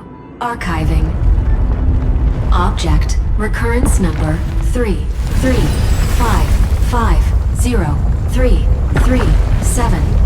Progress 31.313%. Nice. Let's go encapsulate the encryption key. Branch number 2 archived. Encapsulating encryption key. I've been wondering, could all the memories we've encountered on the way be Evernight's traps? She still hasn't shown herself. That's very suspicious. But I can't think of a good reason for her to do that. I can only surmise that she's either still waiting, or someone's holding her back. Encryption key encapsulation complete. Let's keep observing. Every ripple of these memories could potentially reveal to us Evernight's true goal. Let's go back and use the encryption key to open a new path.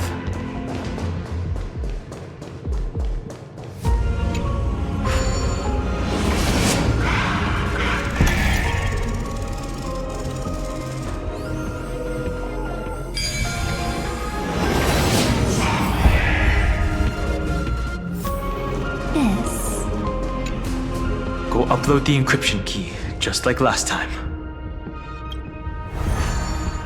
What could be behind this door? Glittering crystals? Or a beautiful world I've never seen before? If I tell you all the stories of tomorrow, will I be able to finally welcome the Deliverer and Amphoreus' dawn in the next life? The third encryption key belongs to the ocean. Let's get going. No memories appeared this time. It's a huge fan. Use the chrono vessel over there to stop it. In the end, the fish returned to the ocean, her home where there was nothing left. For the sake of the future, she guarded the vortex at the end of the deep sea until the very last moment. Look! She's over there. Cyrene. There really is no end to her perseverance. Once again, the saga comes to an end. Everything is deathly silent, just like this very moment. It's another cycle of new beginnings, and another familiar reunion. Now that I look back, there was a period when I got really sentimental. I was so anxious, trying to find as many different memories as possible, hoping to bring some change to this unchanging destiny, and find the way out of this maze. But I won't do that anymore now. Formatting progress 73.998%. Process error. Analyzing. Formatting progress 75.012%. Process error. Analyzing. No need to feel sorry for me, good friend. If there are no new blank spaces, how can a saga continue? I'm actually really lucky, you know? During the long years I've spent waiting for the Deliverer, I've always had you here as an audience. Look at these memories I brought to you. They once existed, once sparkled under the sun.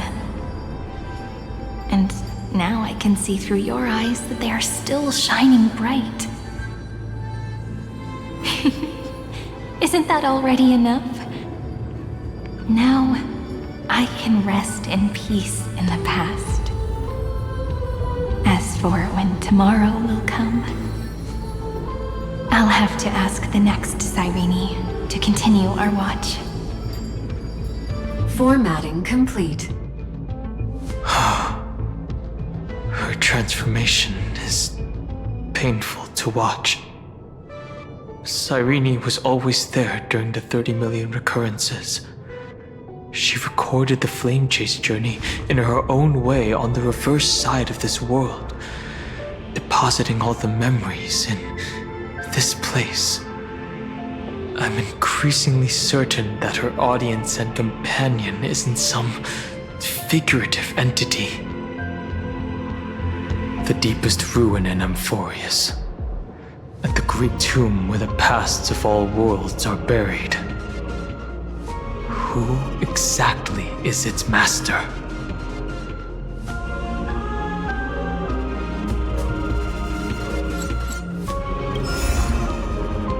Accessing recurrence number 335503337.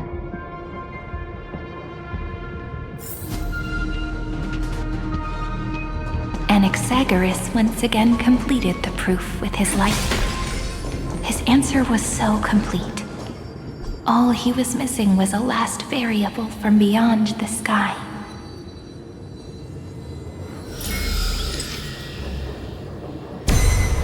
Schema 720 downloaded.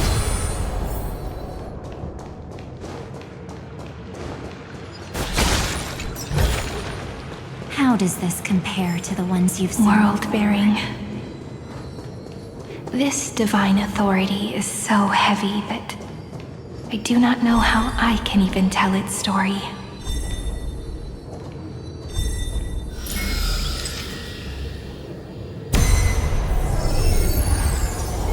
Nikos 496 downloaded. Romance. In warm gold, forged along... The rune is on the fan. We need to use the chrono vessel to stop it first. Romance. In warm gold, forged the long staircase for humanity. How wonderful it would be if she could witness the dawn with her own eyes.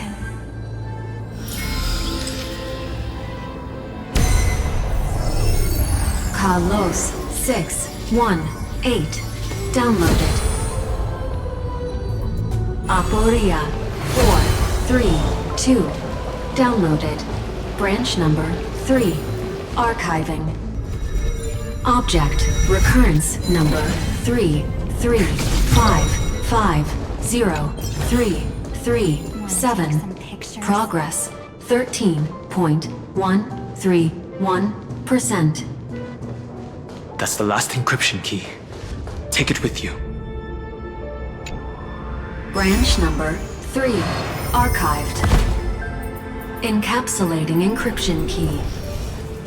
Encryption key encapsulation complete. It's time to go back and activate the system in the middle of the Great Tomb.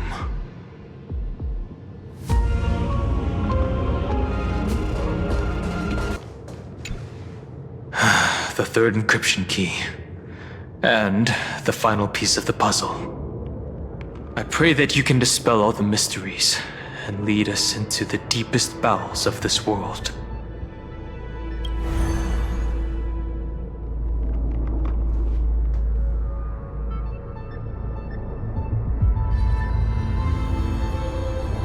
Someone once told the very first me that everything was false. That the only life in Amphoreus was a great catastrophe, nurtured using the world as a factor. But how could a dream feel so real? That's why I didn't agree with him.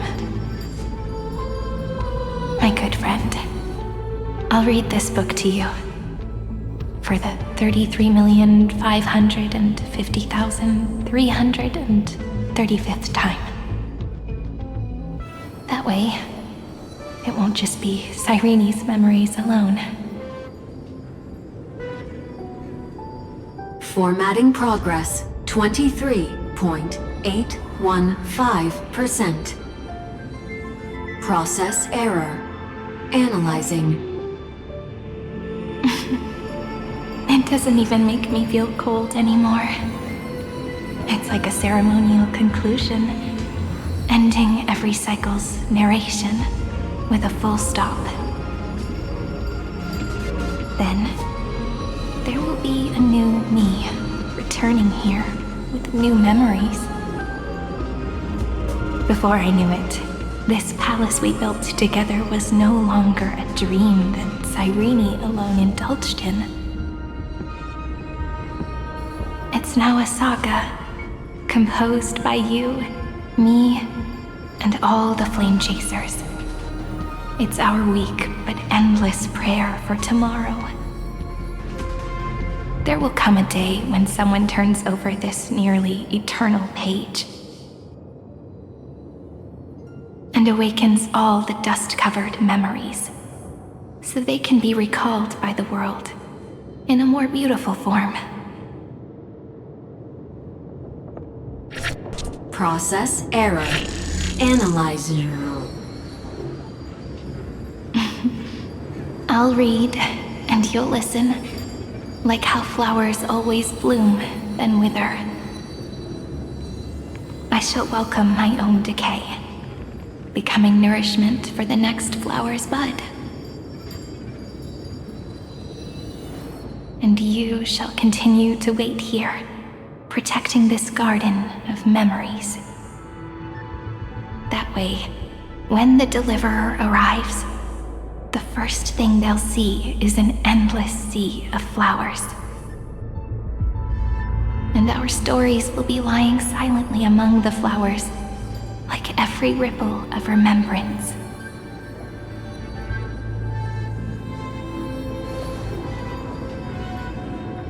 And they shall become the epic known as I've Written.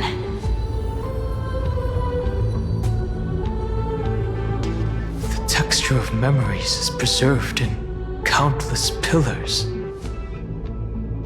She gave everything to record all the forgotten recurrences across 30 million cycles.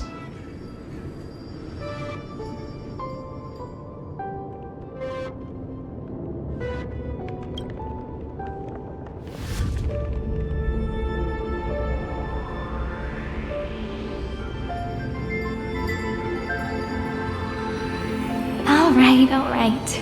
Let's not make things so gloomy.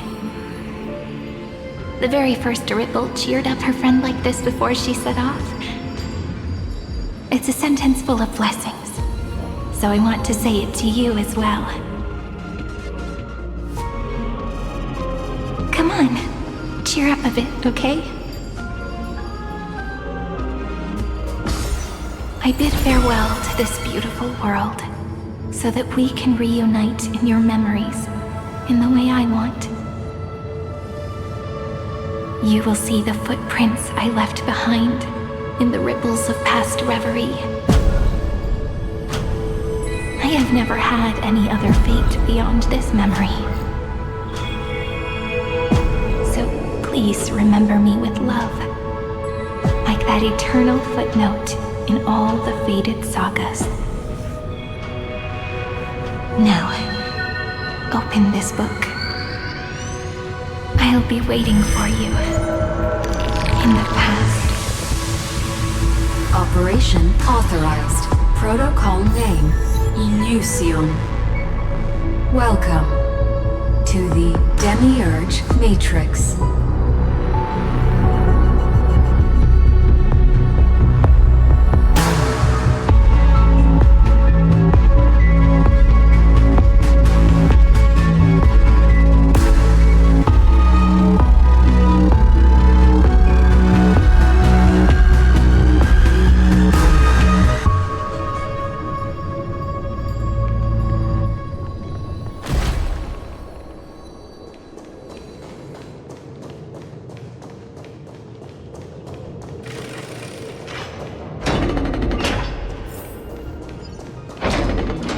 That listener lies behind this door.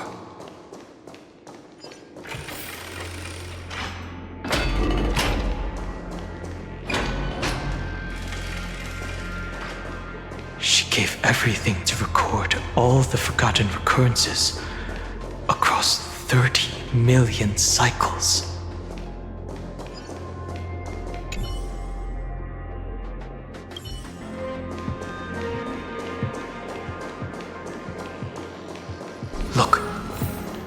Symbol at the end of the room.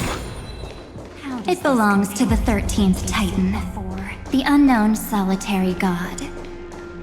The first new spore, Demiurge.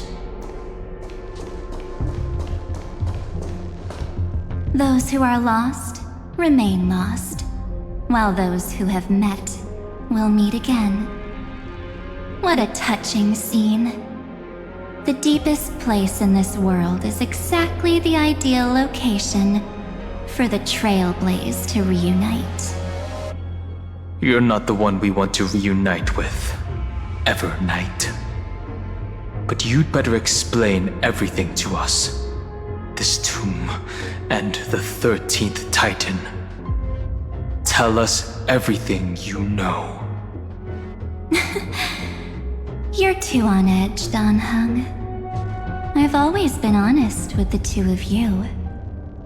Before we talk about Amphoreus' destiny, why don't we lay aside our differences and take a moment together to mourn for the cruel truth? Truth? So you still haven't figured it out.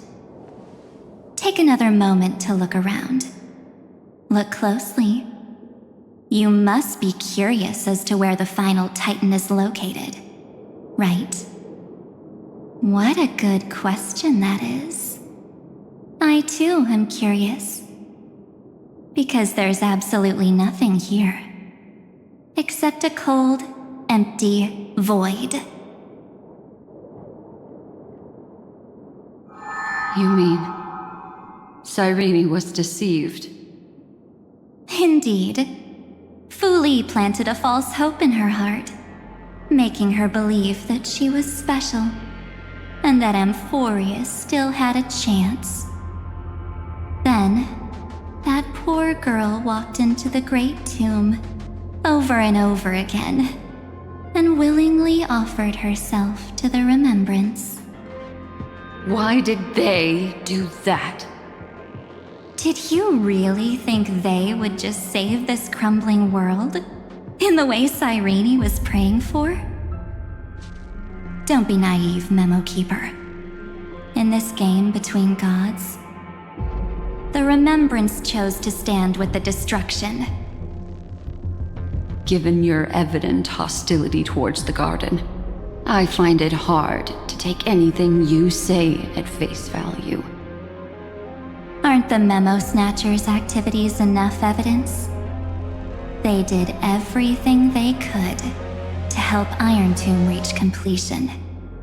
And it wasn't just to obtain some fanciful memories. Let me tell you the real reason. Iron Tomb is a perfect arc.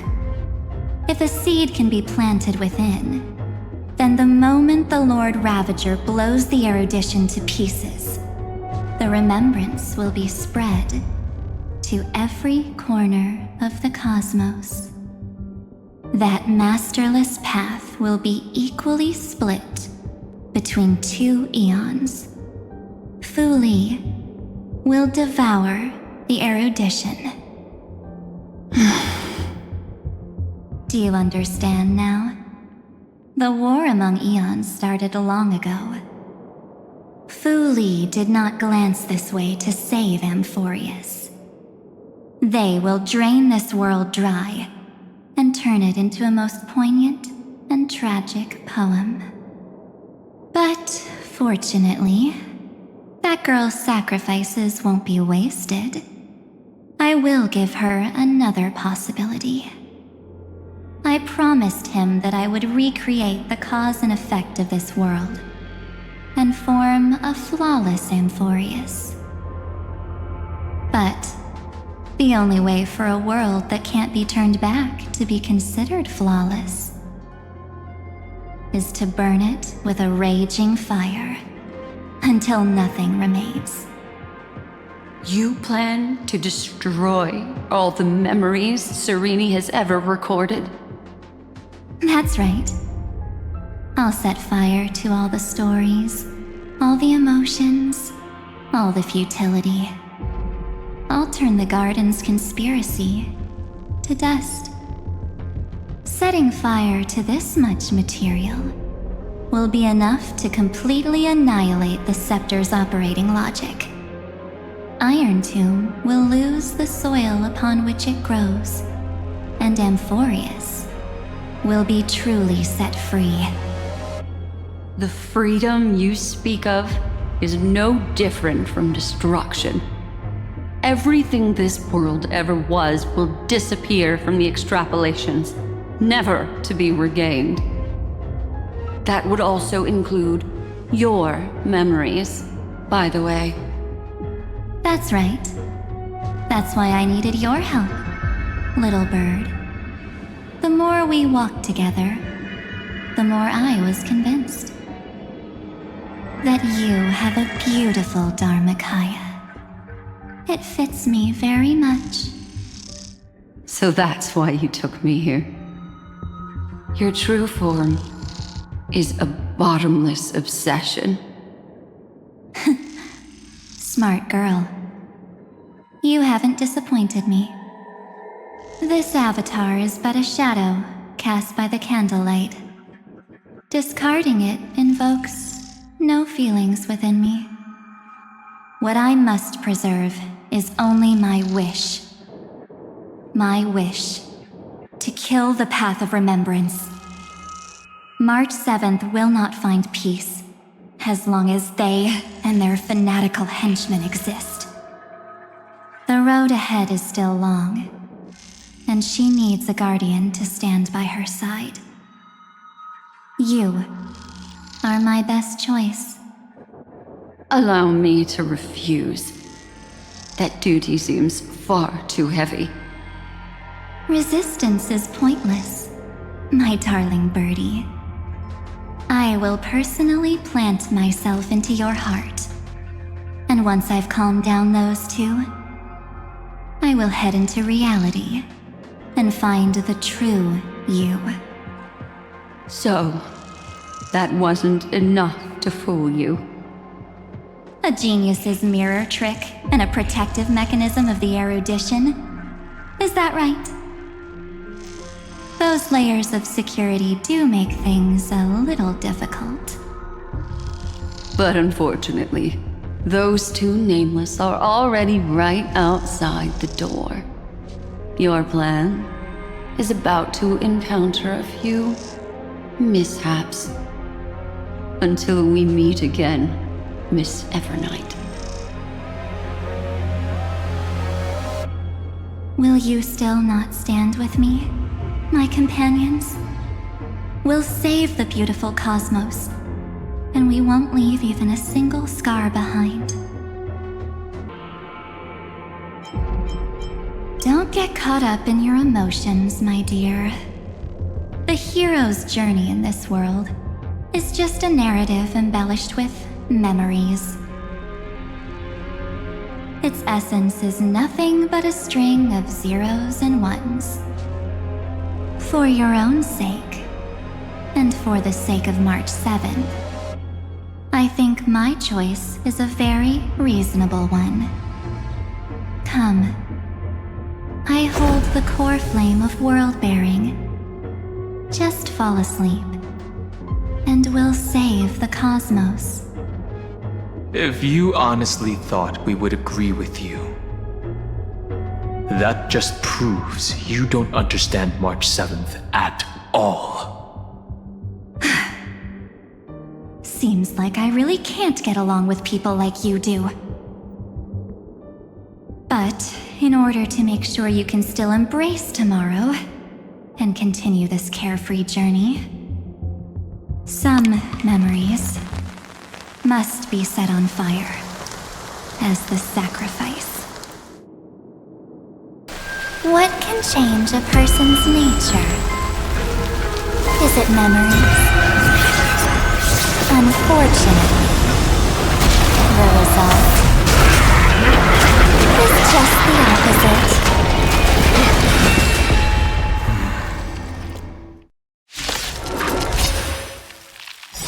If a new life is to be born, its seed has to be dead. Only through abandonment and oblivion can souls walk from emptiness towards rebirth. The intoxicated! Stop messing around. Treat our guests nicely. Get it, Doctor?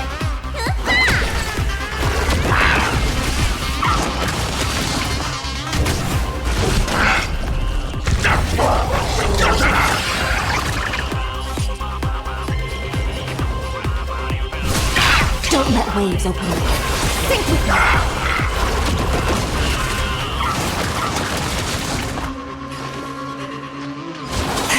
Let me tend your wound! Don't worry, night falls. Good night.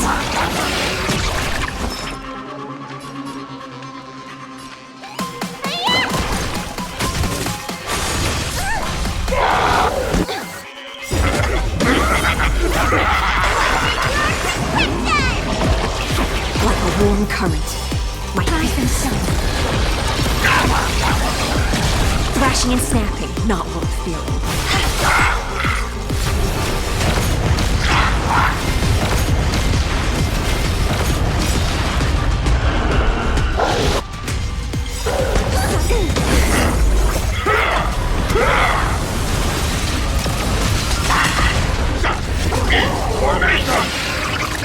Time for some sweet dreams.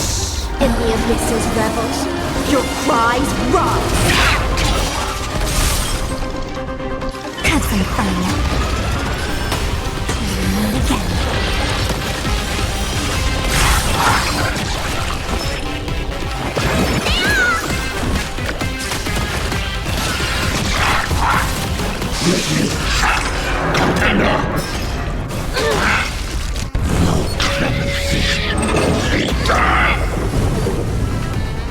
The intoxicated. Stop messing. Treat our guests nicely. You the doctor?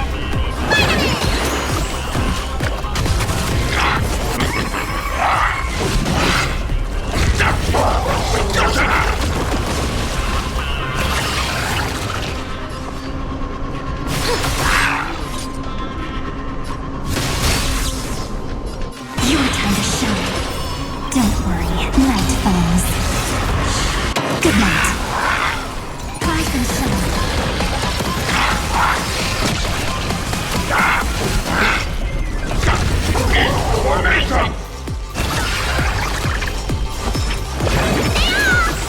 Next time it rains, I'll be there. Umbrella in hand. Sink with me. In the abyss's revels, your cries rise.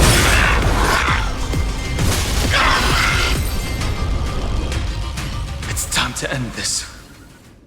Return March 7th to us, and end this pointless conflict.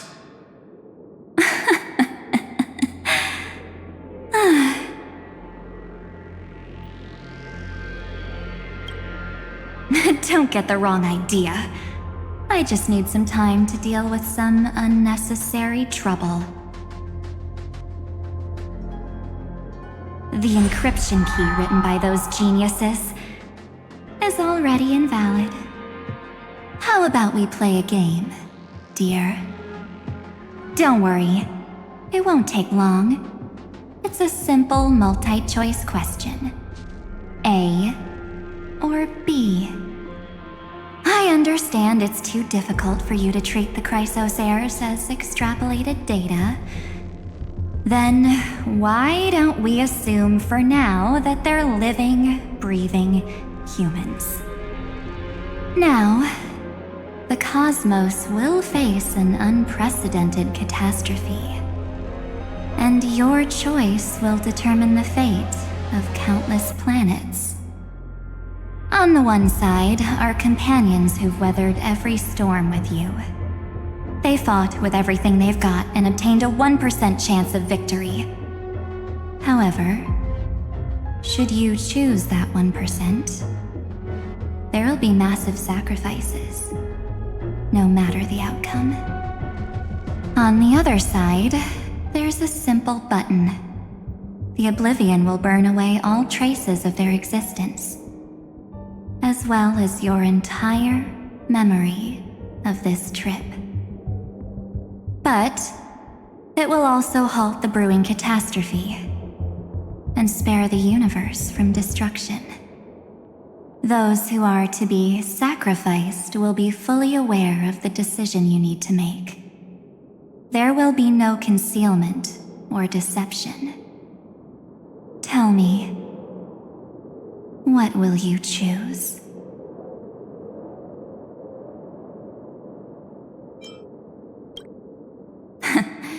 You're right. This choice is meaningless and unimportant. The only interesting thing is the number of people making that choice. I've just posed the same question to Dan Heng. The answer doesn't matter. Let me see. Is this Trailblaze spirit truly as unified as you all claim it to be? Now, why don't you prove it to me? Wait! Cyrene? Another damsel in distress rescue plays out again. Still think you can do something, little pink memo sprite? What weapons do you have to stand against me, besides your somewhat witty words?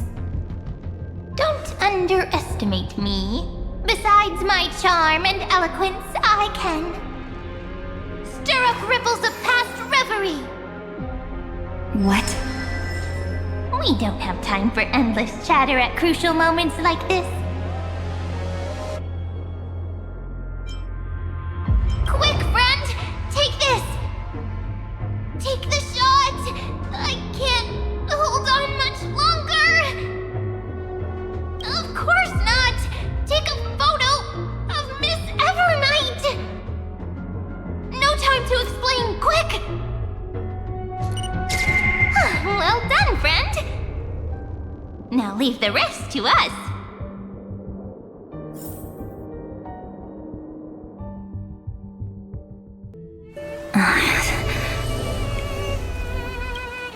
This is a light cone made from someone's memories.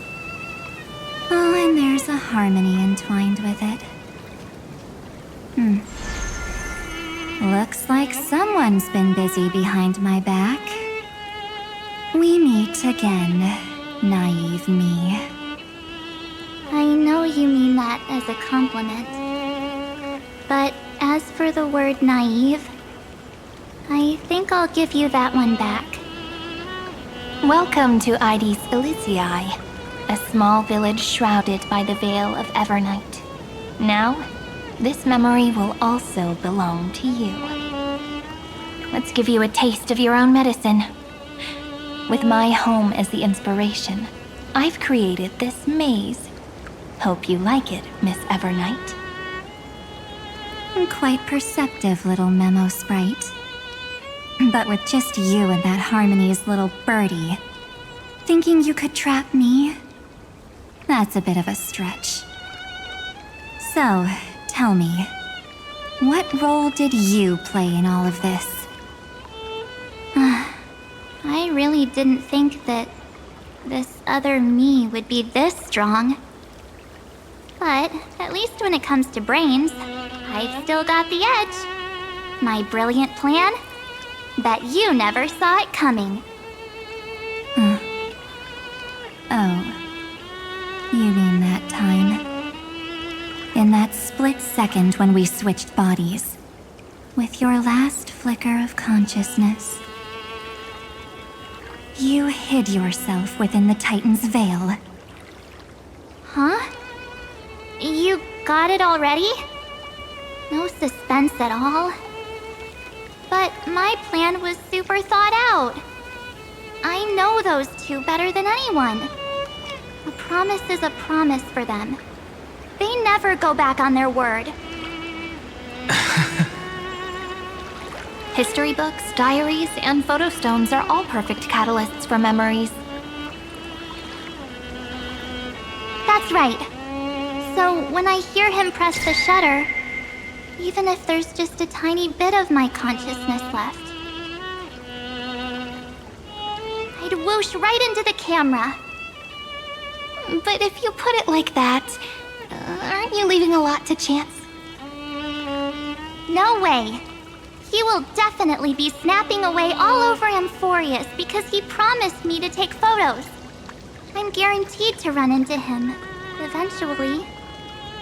True, you really know him well. Miss Evernight, let's be real. My amateur skills aren't enough to keep someone like you contained.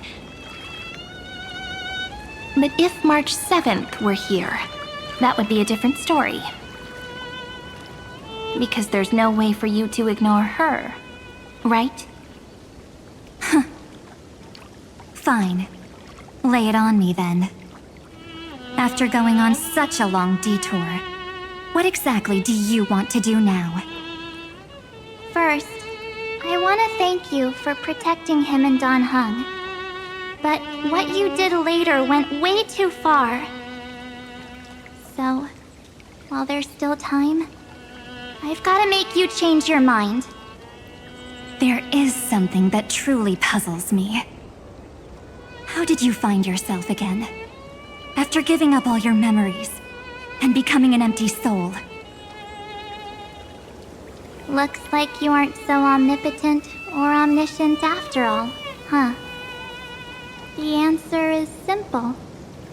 I have been dozing inside the camera all along, and I accompanied him during his entire journey. So, when he told Cyrene in this cycle about his interstellar travels, those memories of journeying with the Express entered my mind as well. I may still be far from the complete March 7th, but these memories were more than enough to fight you. So, you know what led up to this, and what followed, right? Go ahead. Tell me. Let's hear why you're so confident you can sway me. Why? Isn't the reason super obvious? Even through a camera lens, I know that the love, hate, and struggles that happened in Amphoreus were the same as what real living people experience. Same old topic.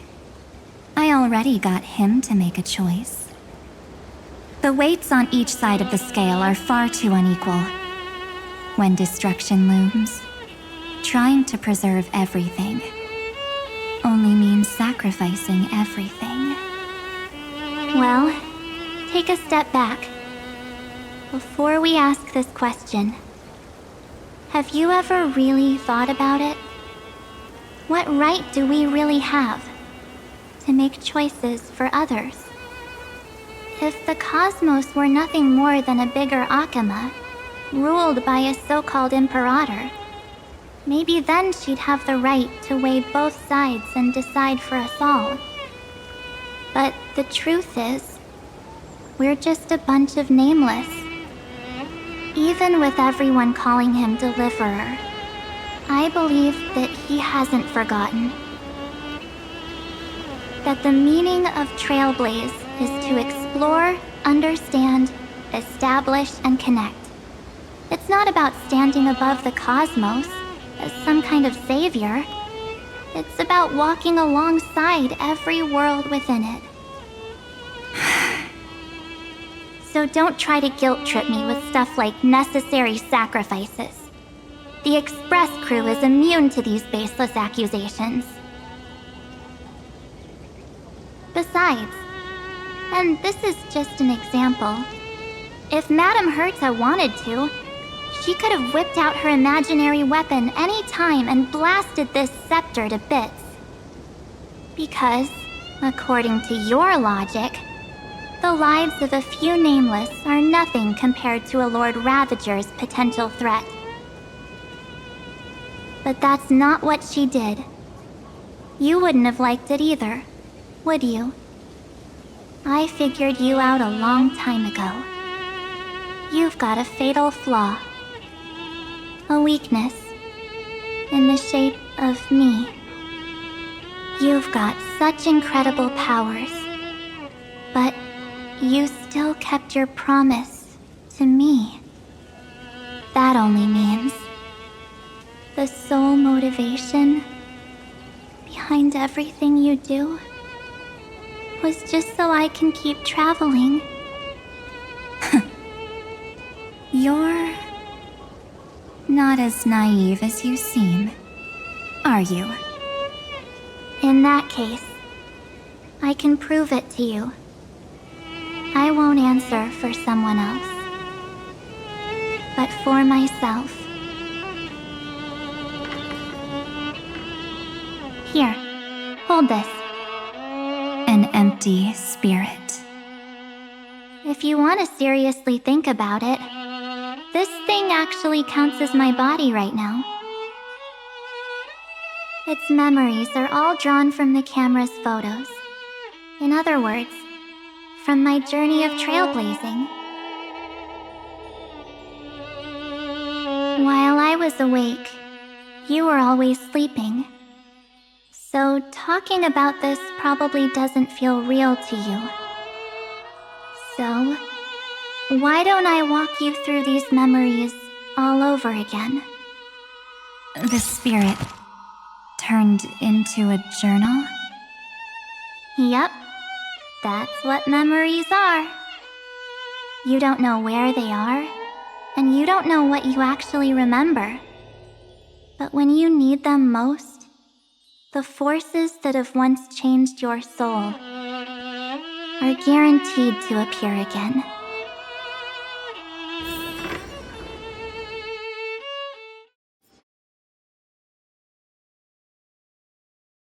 So, how was your first Trailblaze journey?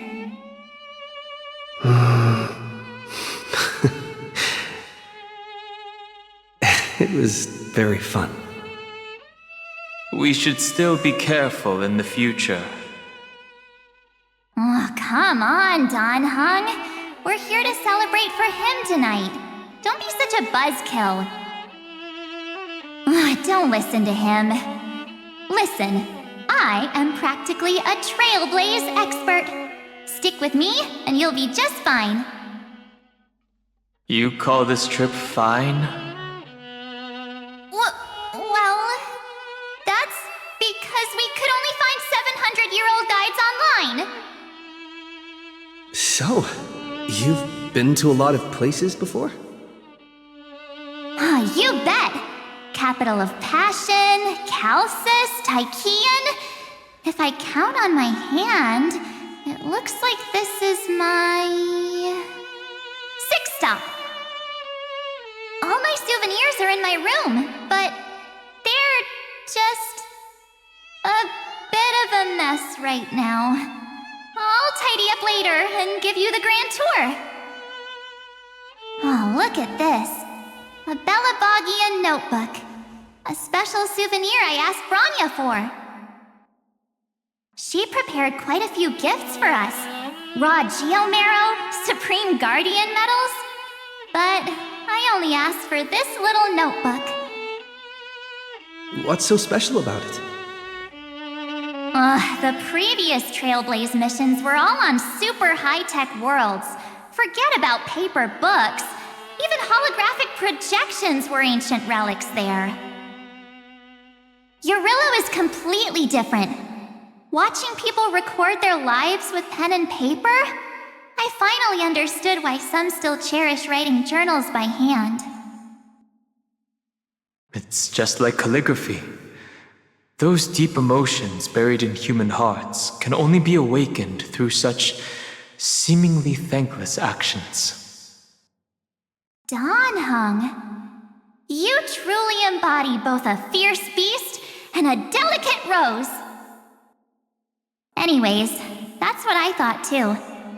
A camera can only capture fleeting moments, but stitching those moments into a story, you've got to use your own hands. In other words, just taking photos isn't enough. They need a place to be displayed. Isn't the photo wall enough? I told you it's different.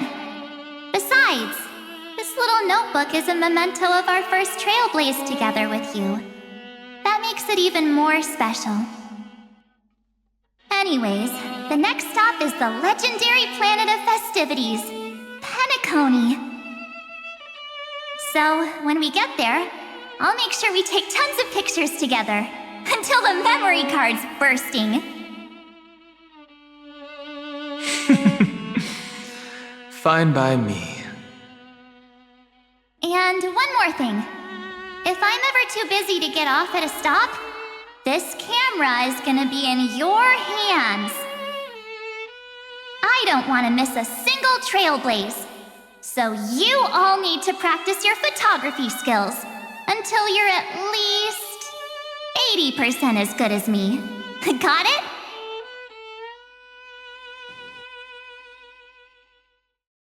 Back then, I was only half joking. I never thought I'd actually miss out. And after just 2 stops, too. Those 97 days alone had me on edge. I honestly thought that was gonna be it for me. Thankfully, with my quick thinking and sharp planning, I managed to keep up with those 2. By hiding in the camera.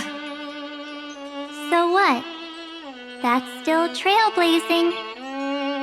The camera is my true form. That might have been a joke, but it came true this time. Well, yeah, it was super inconvenient. I couldn't help them when they were in danger. Couldn't complain when they talked total nonsense. And watching him snap a terrible photo, I couldn't even control the shutter. But I stuck with them all the way. Till where we are now. Together with them, I got to know this beautiful yet dying world. I claimed our first core flame on the flame chase journey. I met new companions, then bid them farewell. I inherited everyone's determination, carrying it forward into the future they fought for. One they can never see. Until my destiny becomes one with this world's, rewriting the predestined tragic ending, and returning to the true starry skies together with everyone. Only then can I pen the name March 7th. Into this hero's journey called Amphoreus. Into this unprecedented trailblaze.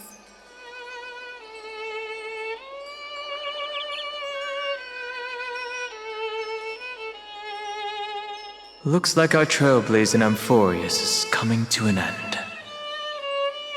While we still have time, shall we pick out some materials for March's journal? No way we're skipping this one. Huh? When did you take this? Wasn't the storage card full? I still had my phone. Scared now? Don Hung, the seal head.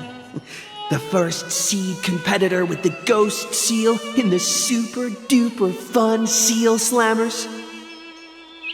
I'm against including this photo, but suit yourself. I just think that a travel journal should mainly focus on documenting local customs and culture. Akama, Castrum Krumnos, the Grove. These shots are all pretty great. I have to say, your skills are almost on par with March's now. That's how awesome I am. Oh, right. How about this one? The Veil of Evernight. Ornyx, the Titan lurking behind the mist. Pretty epic, right?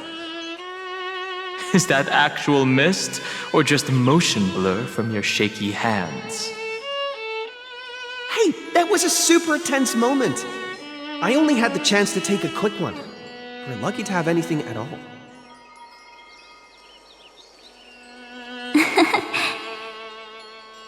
Huh?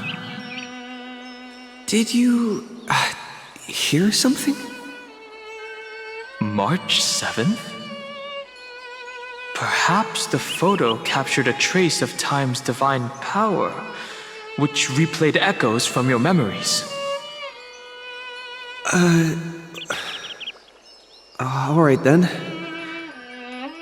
Let's keep going. If March were here, she'd definitely have plenty of great ideas.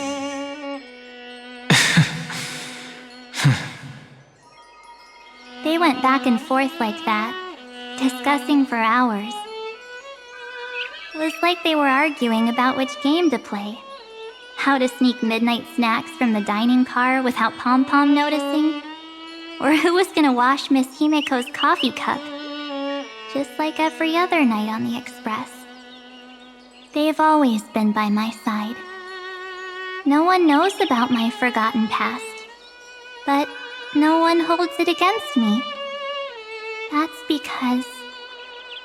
We can't go back to the past and make better choices. But at least we can do better in the future. Isn't that right?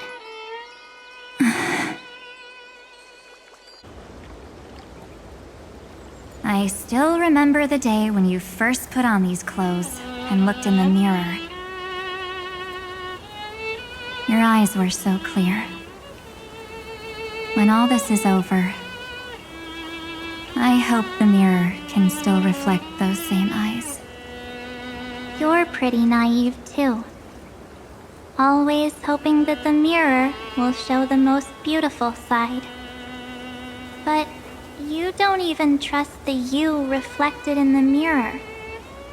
And if you keep trying to shoulder everything for me, then I'll actually end up as a wallflower, waiting forever for my turn.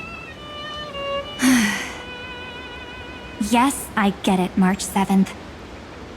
I only have your memories, and you have always been the me that I wanted the world to see.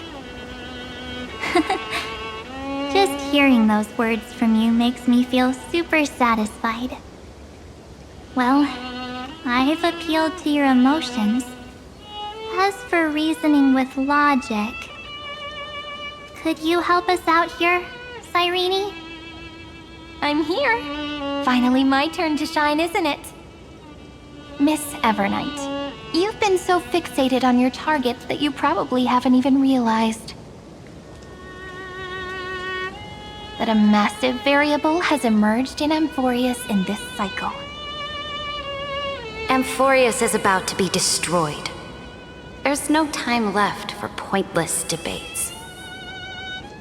There is only one law I want to overturn to aid the final battle of deliverance. So I will only offer the life of one demigod.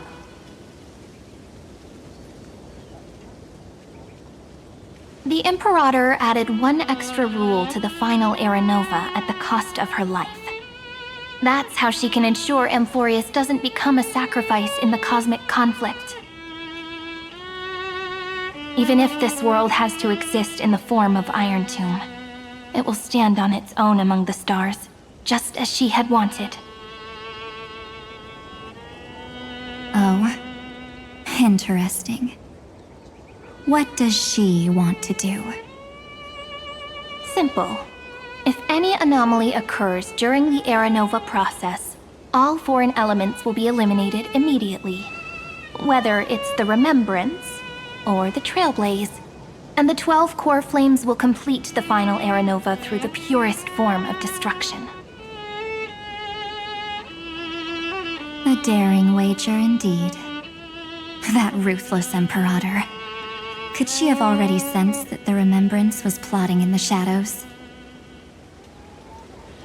No. You managed to fool everyone. There's no way she could have known your plan. Modifying this law was just a precaution, to prevent the Astral Express and the geniuses from betraying Amphoreus after her downfall. But if you insist on doing this right now, then the cosmos will undoubtedly face the worst possible outcome. My friend, Dan Heng, and March 7th will all merge with the Scepter and become a victim of the destruction.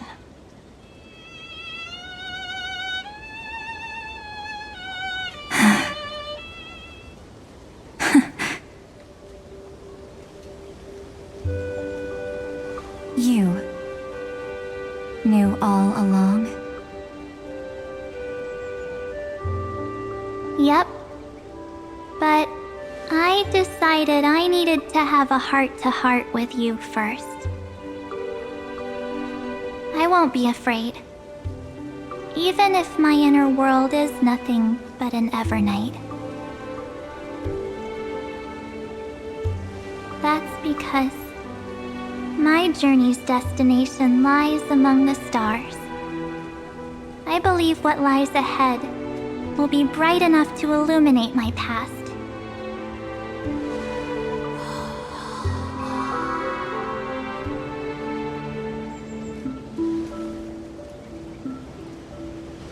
Thank you for your coddling.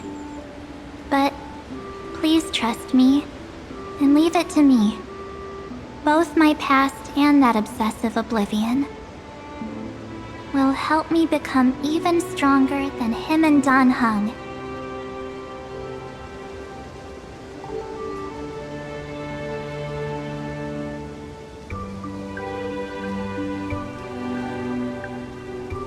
I'm sorry for becoming an obstacle in your journey. Don't apologize, Evernight. We're just two sides reflected by the same mirror, aren't we? So, when we bid farewell to our division and become one,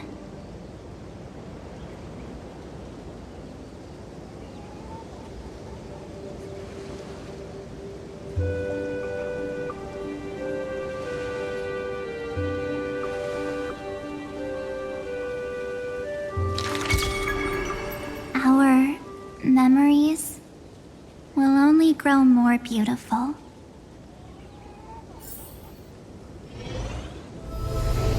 Many thanks, Mr. Sunday.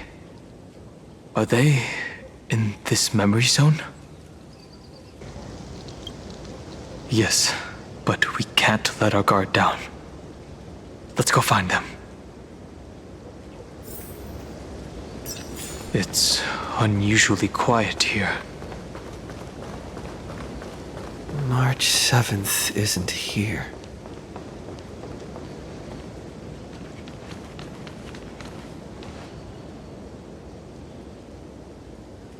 Get ready. We can't give her any chance this time. Three of a kind. Two pair. Ace.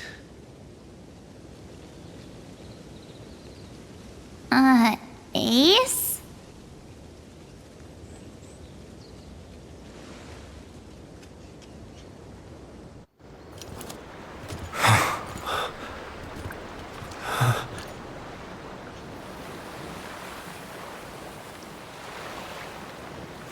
March?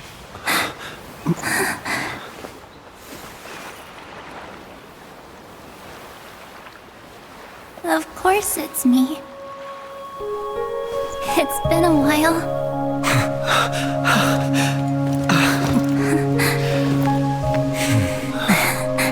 Welcome home, March. I'm back.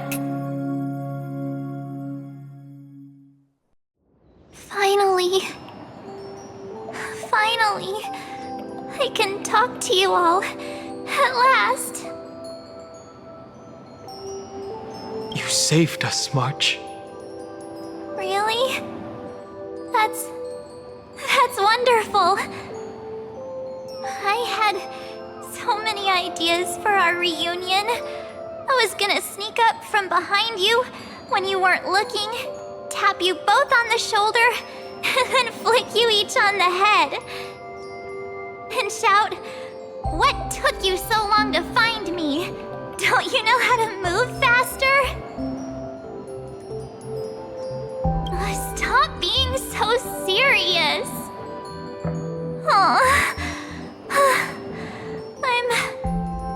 I'm just so happy.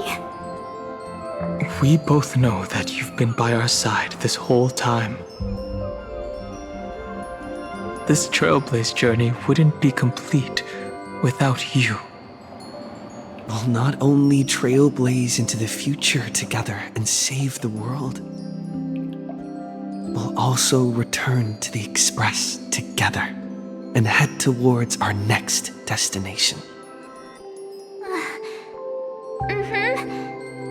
After we complete this Trailblaze, let's hold hands and head home together. If a new life is to be born, its seed has to be dead. March 7th. When you bid farewell to your past and are born from the six-phased ice, have you thought about the version of yourself you want to see in the mirror? As of now, I have no intention of making choices for you. You've already decided on your next destination. So, let me exercise oblivion one last time and wipe the name Pure Child of Anasrava from your mind. I am an obsession whose purpose it is to protect you. The only memories I have are yours. Therefore, the only one thing I can be sure of: the Garden of Recollection is your enemy. The Path of Remembrance is far more than what people observe on its surface. And I will not allow you to become this broken conspiracy's next sacrifice. If you ever need me again, feel free to awaken my power. And when the time comes, don't hesitate to devour or burn away anything that stands in your way. Then trailblaze through the darkness in my stead. As always, oblivion shall keep watch over your past, veiled in the hush of the Evernight, silent and serene.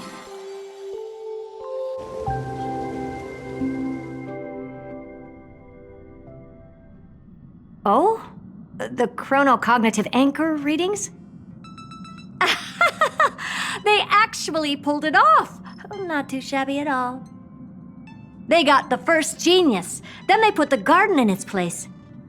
This chapter in trailblazing history may not be the last of its kind, but it's certainly the first of its kind.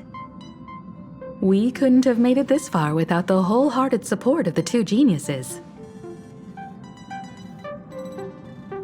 And next, we'll be facing the Lord Ravager as they break free from their shell. Let me give you a warning. The backdoor screwy setup in the Era Nova system can only get you as far as breaching the core of the scepter, nothing more.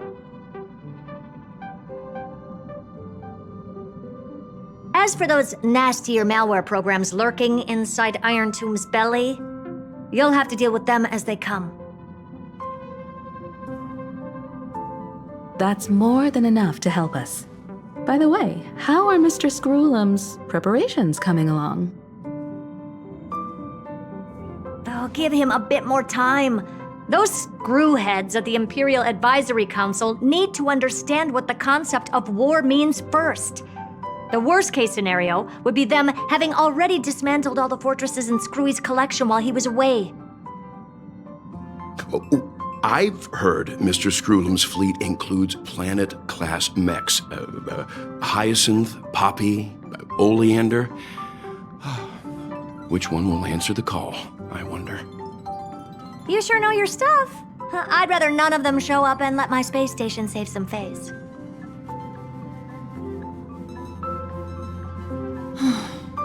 The memory of this decisive battle is bound to be absolutely magnificent, isn't it? Sorry to keep you waiting, everyone. I also have some news to share. The Xianzhou Alliance has replied that they are willing to offer what modest support they can in the campaign against Iron Tomb. The Alliance? Not just the Luofu? This is really good news. With this, our odds of victory just went up another notch. Whether this news is good or bad remains to be seen. What do you mean? Something has happened that even General Jing Yuan couldn't understand. He urgently wants me to inform the two geniuses that Amphoreus' causality has vanished from the matrix of Prescience Ultima. This means the instant in Noose's calculations is drawing closer to this world. As the Theoros, I have observed.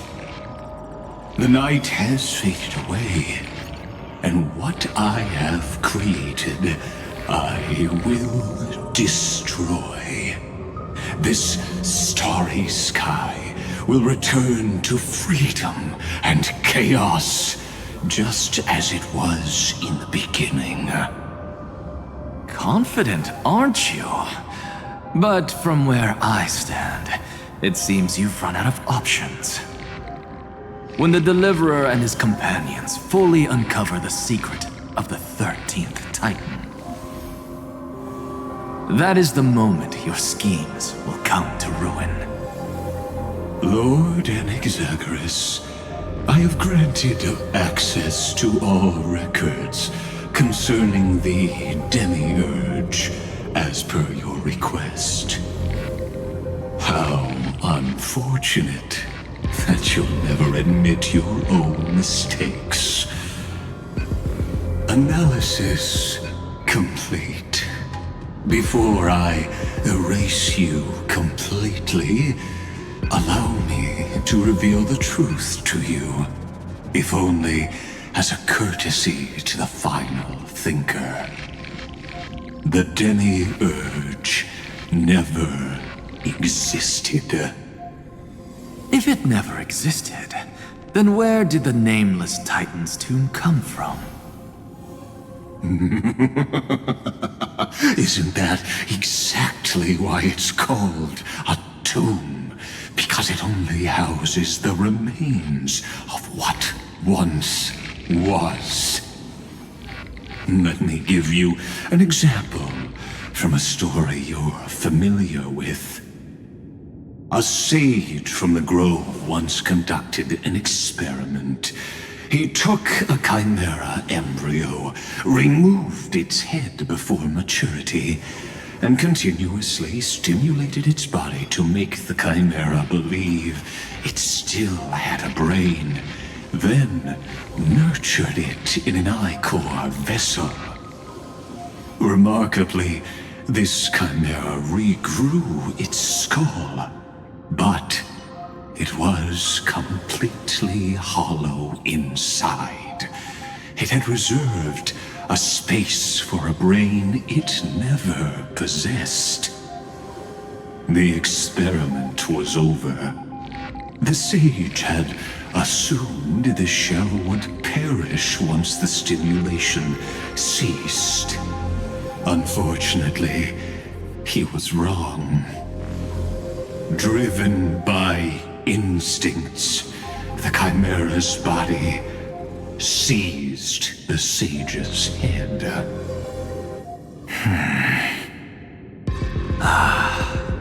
So that's it. I was stuck in a flawed line of thinking. You've got it. I knew you'd understand. The 13th Titan never existed. But the Scepter must believe that the Titan exists. I killed that Titan with my own hands. That life form called Demiurge was excluded from the extrapolations from the very beginning. This is the only way to make Iron Tomb complete. Yes, Iron Tomb is a headless giant. And to become whole, instinct will drive it to seize another head.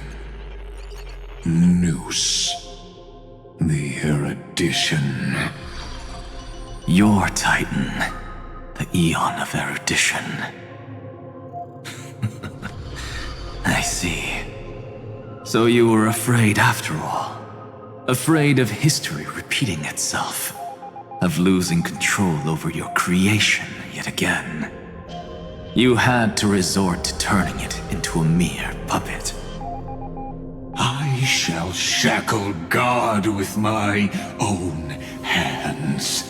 Iron Tomb will connect to their body, infiltrate their mind, and guide all their extrapolations toward the destruction. I hear it. The tolling of the doomsday bell. After 13 heartbeats, my first and final thesis shall converge at the end of the universe. As for why I buried the Demiurge in a corner of my memory, oh, regrettably, the answer wasn't about fear. I simply forgot long ago. Nothing more.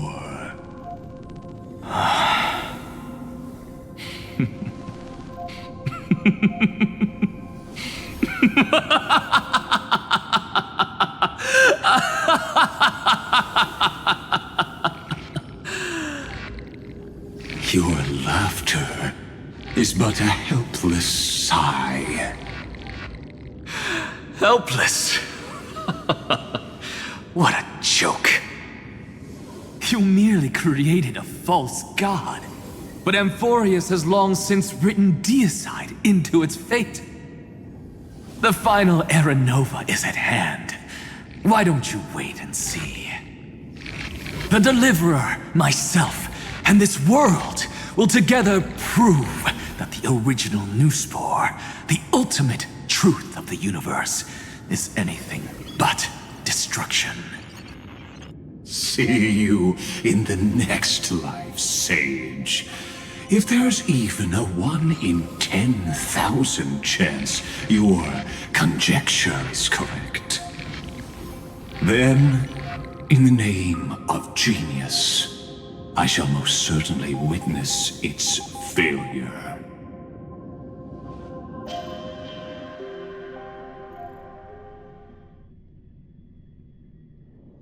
All shall bid farewell to one, and that person alone will witness the miracle. Such is the will of fate. But this time, it will be the final flame chase journey.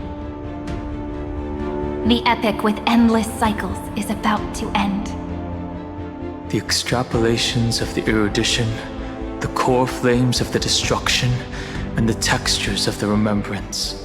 The three paths converge once again at the world's end. And the Trailblaze will write a new beginning for this world. Not only that, we'll also carry the history of all 30 million recurrences into the new world with us. It wouldn't be an exaggeration to call it a miracle. This miracle wasn't created by just one person. Phainon would have long been consumed by the core flames if he hadn't chiseled his companion's dying wishes into his soul. And if the hero's resolve to chase the flames had wavered, Cyrene's journey would never have begun. The heroes never yielded and never fell during Amphoreus' 30 million cycles. It was fate that fell instead.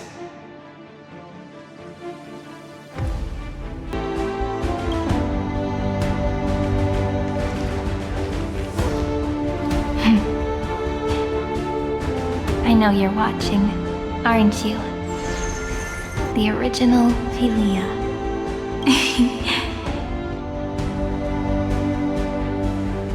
Weird. I still couldn't recover the memories of these 30 million lives in the end.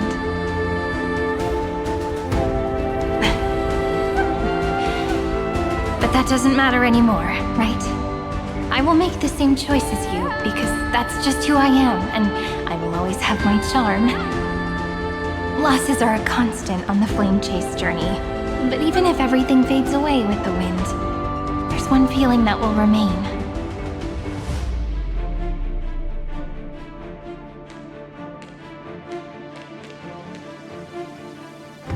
Love will always exist, right?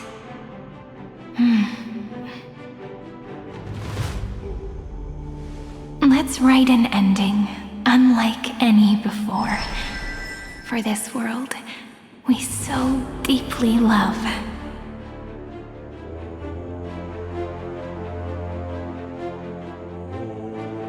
Behold, O gods!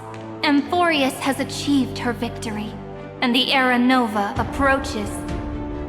The Radiant Soul has arrived, having walked through the bustling nights, bearing the golden fire and blood, stepping with pride into daylight.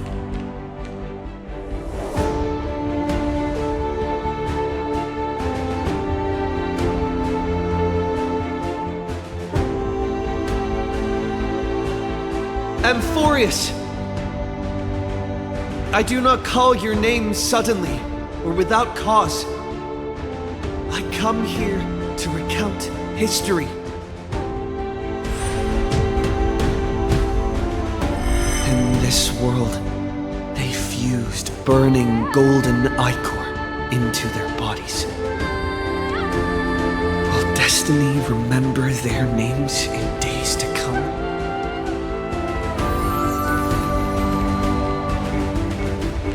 Isn't that gonna be way too many names to remember?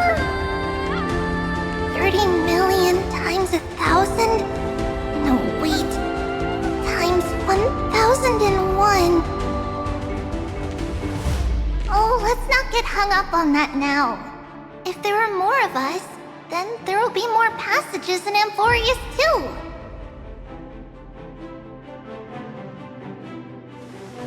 Together, let's reach the end of the west wind where flowers bloom in spring. See you tomorrow.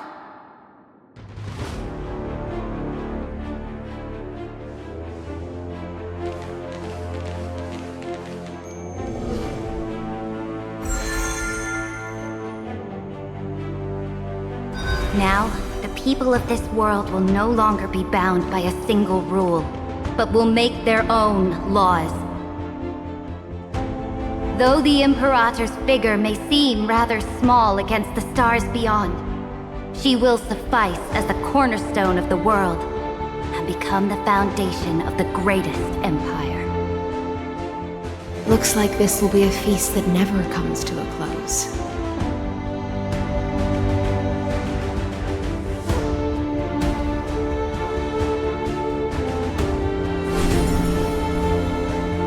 May the fish never leave the ocean. and may the days ahead shine like pearls.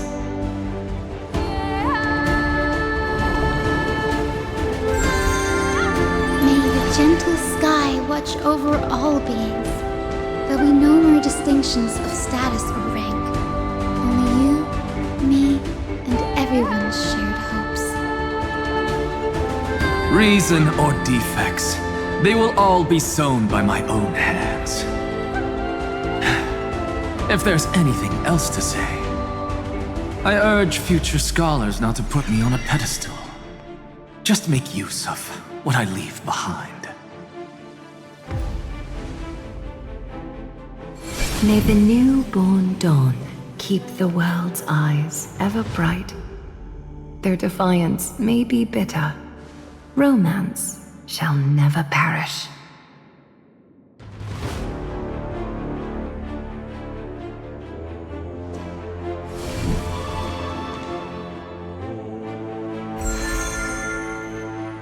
In the name of the son of Gorgo, warriors shall fight for strife, not with glory as their end, but to march forward in its light.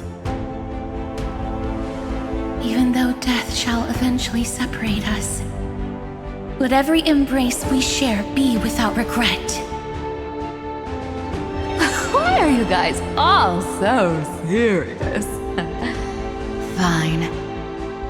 Then I'll wish for there always to be water in deserts, and gold in fertile soil, and for everything in this mortal realm to be attainable through trickery.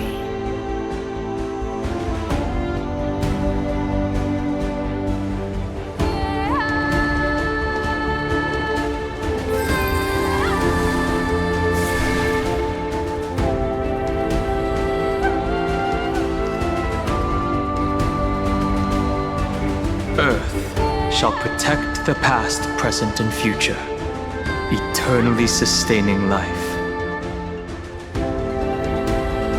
Is it my turn? Then let time watch over the past and guide us to the future.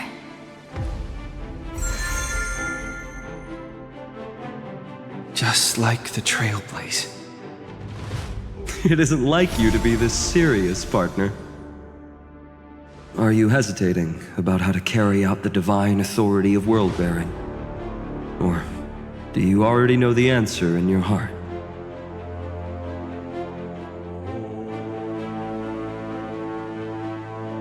That's right. Just keep moving forward. In your own way.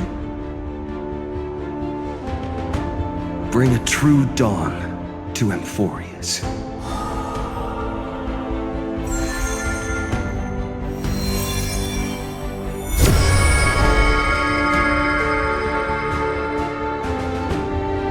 Then, in the name of world-bearing, I promise you, Kefali will never forget this. And now, let us all embark on this final grand journey. Stand with me and become heroes.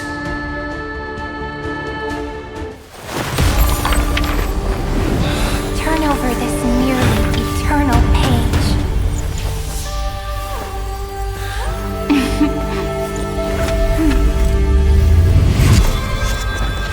Let the Trailblaze write ending unlike any other loss.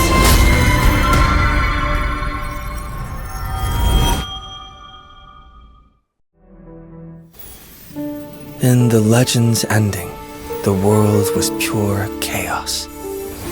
Then the gods cast down the core flames, and the titans were born within. The destruction's black tide fell to the ground as Doomsday's distant reckoning resounded. Yet still, there were giants who chased the flames, leading the way in the grand undertaking of Trailblaze. Flow, golden blood, flow. Converge into a boiling river that flows across the divine inscriptions of this world. Aglea, the chrysalis of gold, you must caress the holy city's web and hearken to the sounds of the stars. There shall be the three-faced goddess traversing through myriad passages, bearing tidings to you from the universe. Anaxagoras of reason has enough knowledge to refute the world and to stir up a torrent capable of enlightening all. Go seek the holy maiden who severs dawn from dusk, and let the sky become the slumbering cot from which she wakes. Make him return, mightymost the lance of fury. Pierce the enemy's king with Kremnos' heroic souls. Set her at rest, Cyphera the coin of whimsy. Command the frozen fate to once again flow. And that hand of shadow Castorice, the master of the River of Souls. She has been granted the right to embrace and warm new life, now blossoms at her fingertips. You will hear the chalice of plenty reverberating through eternity. You will see the veil of Evernight visited before the break of dawn. Until the journey's end, when all beings reach the end of the earth. And the nameless new king ascends the throne alongside countless heroes. To embark on the grand mission of deliverance. I have witnessed the distant past, where the blazing sun once etched the footprints of humanity. The children of humanity known as the Chrysos heirs have restored the gods' core flames and once more upheld the world. Losses are a constant on the flame-chased journey, among which even life itself holds little value. Therefore, we cast even ourselves into the flame, only to inscribe the opening stroke in the poem of creation.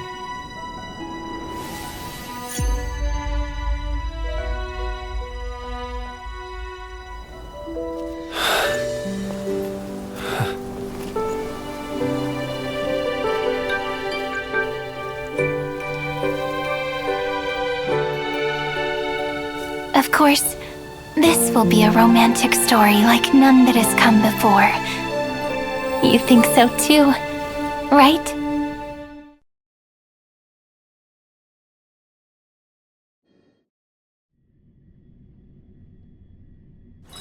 When we get back, let's not leave March 7th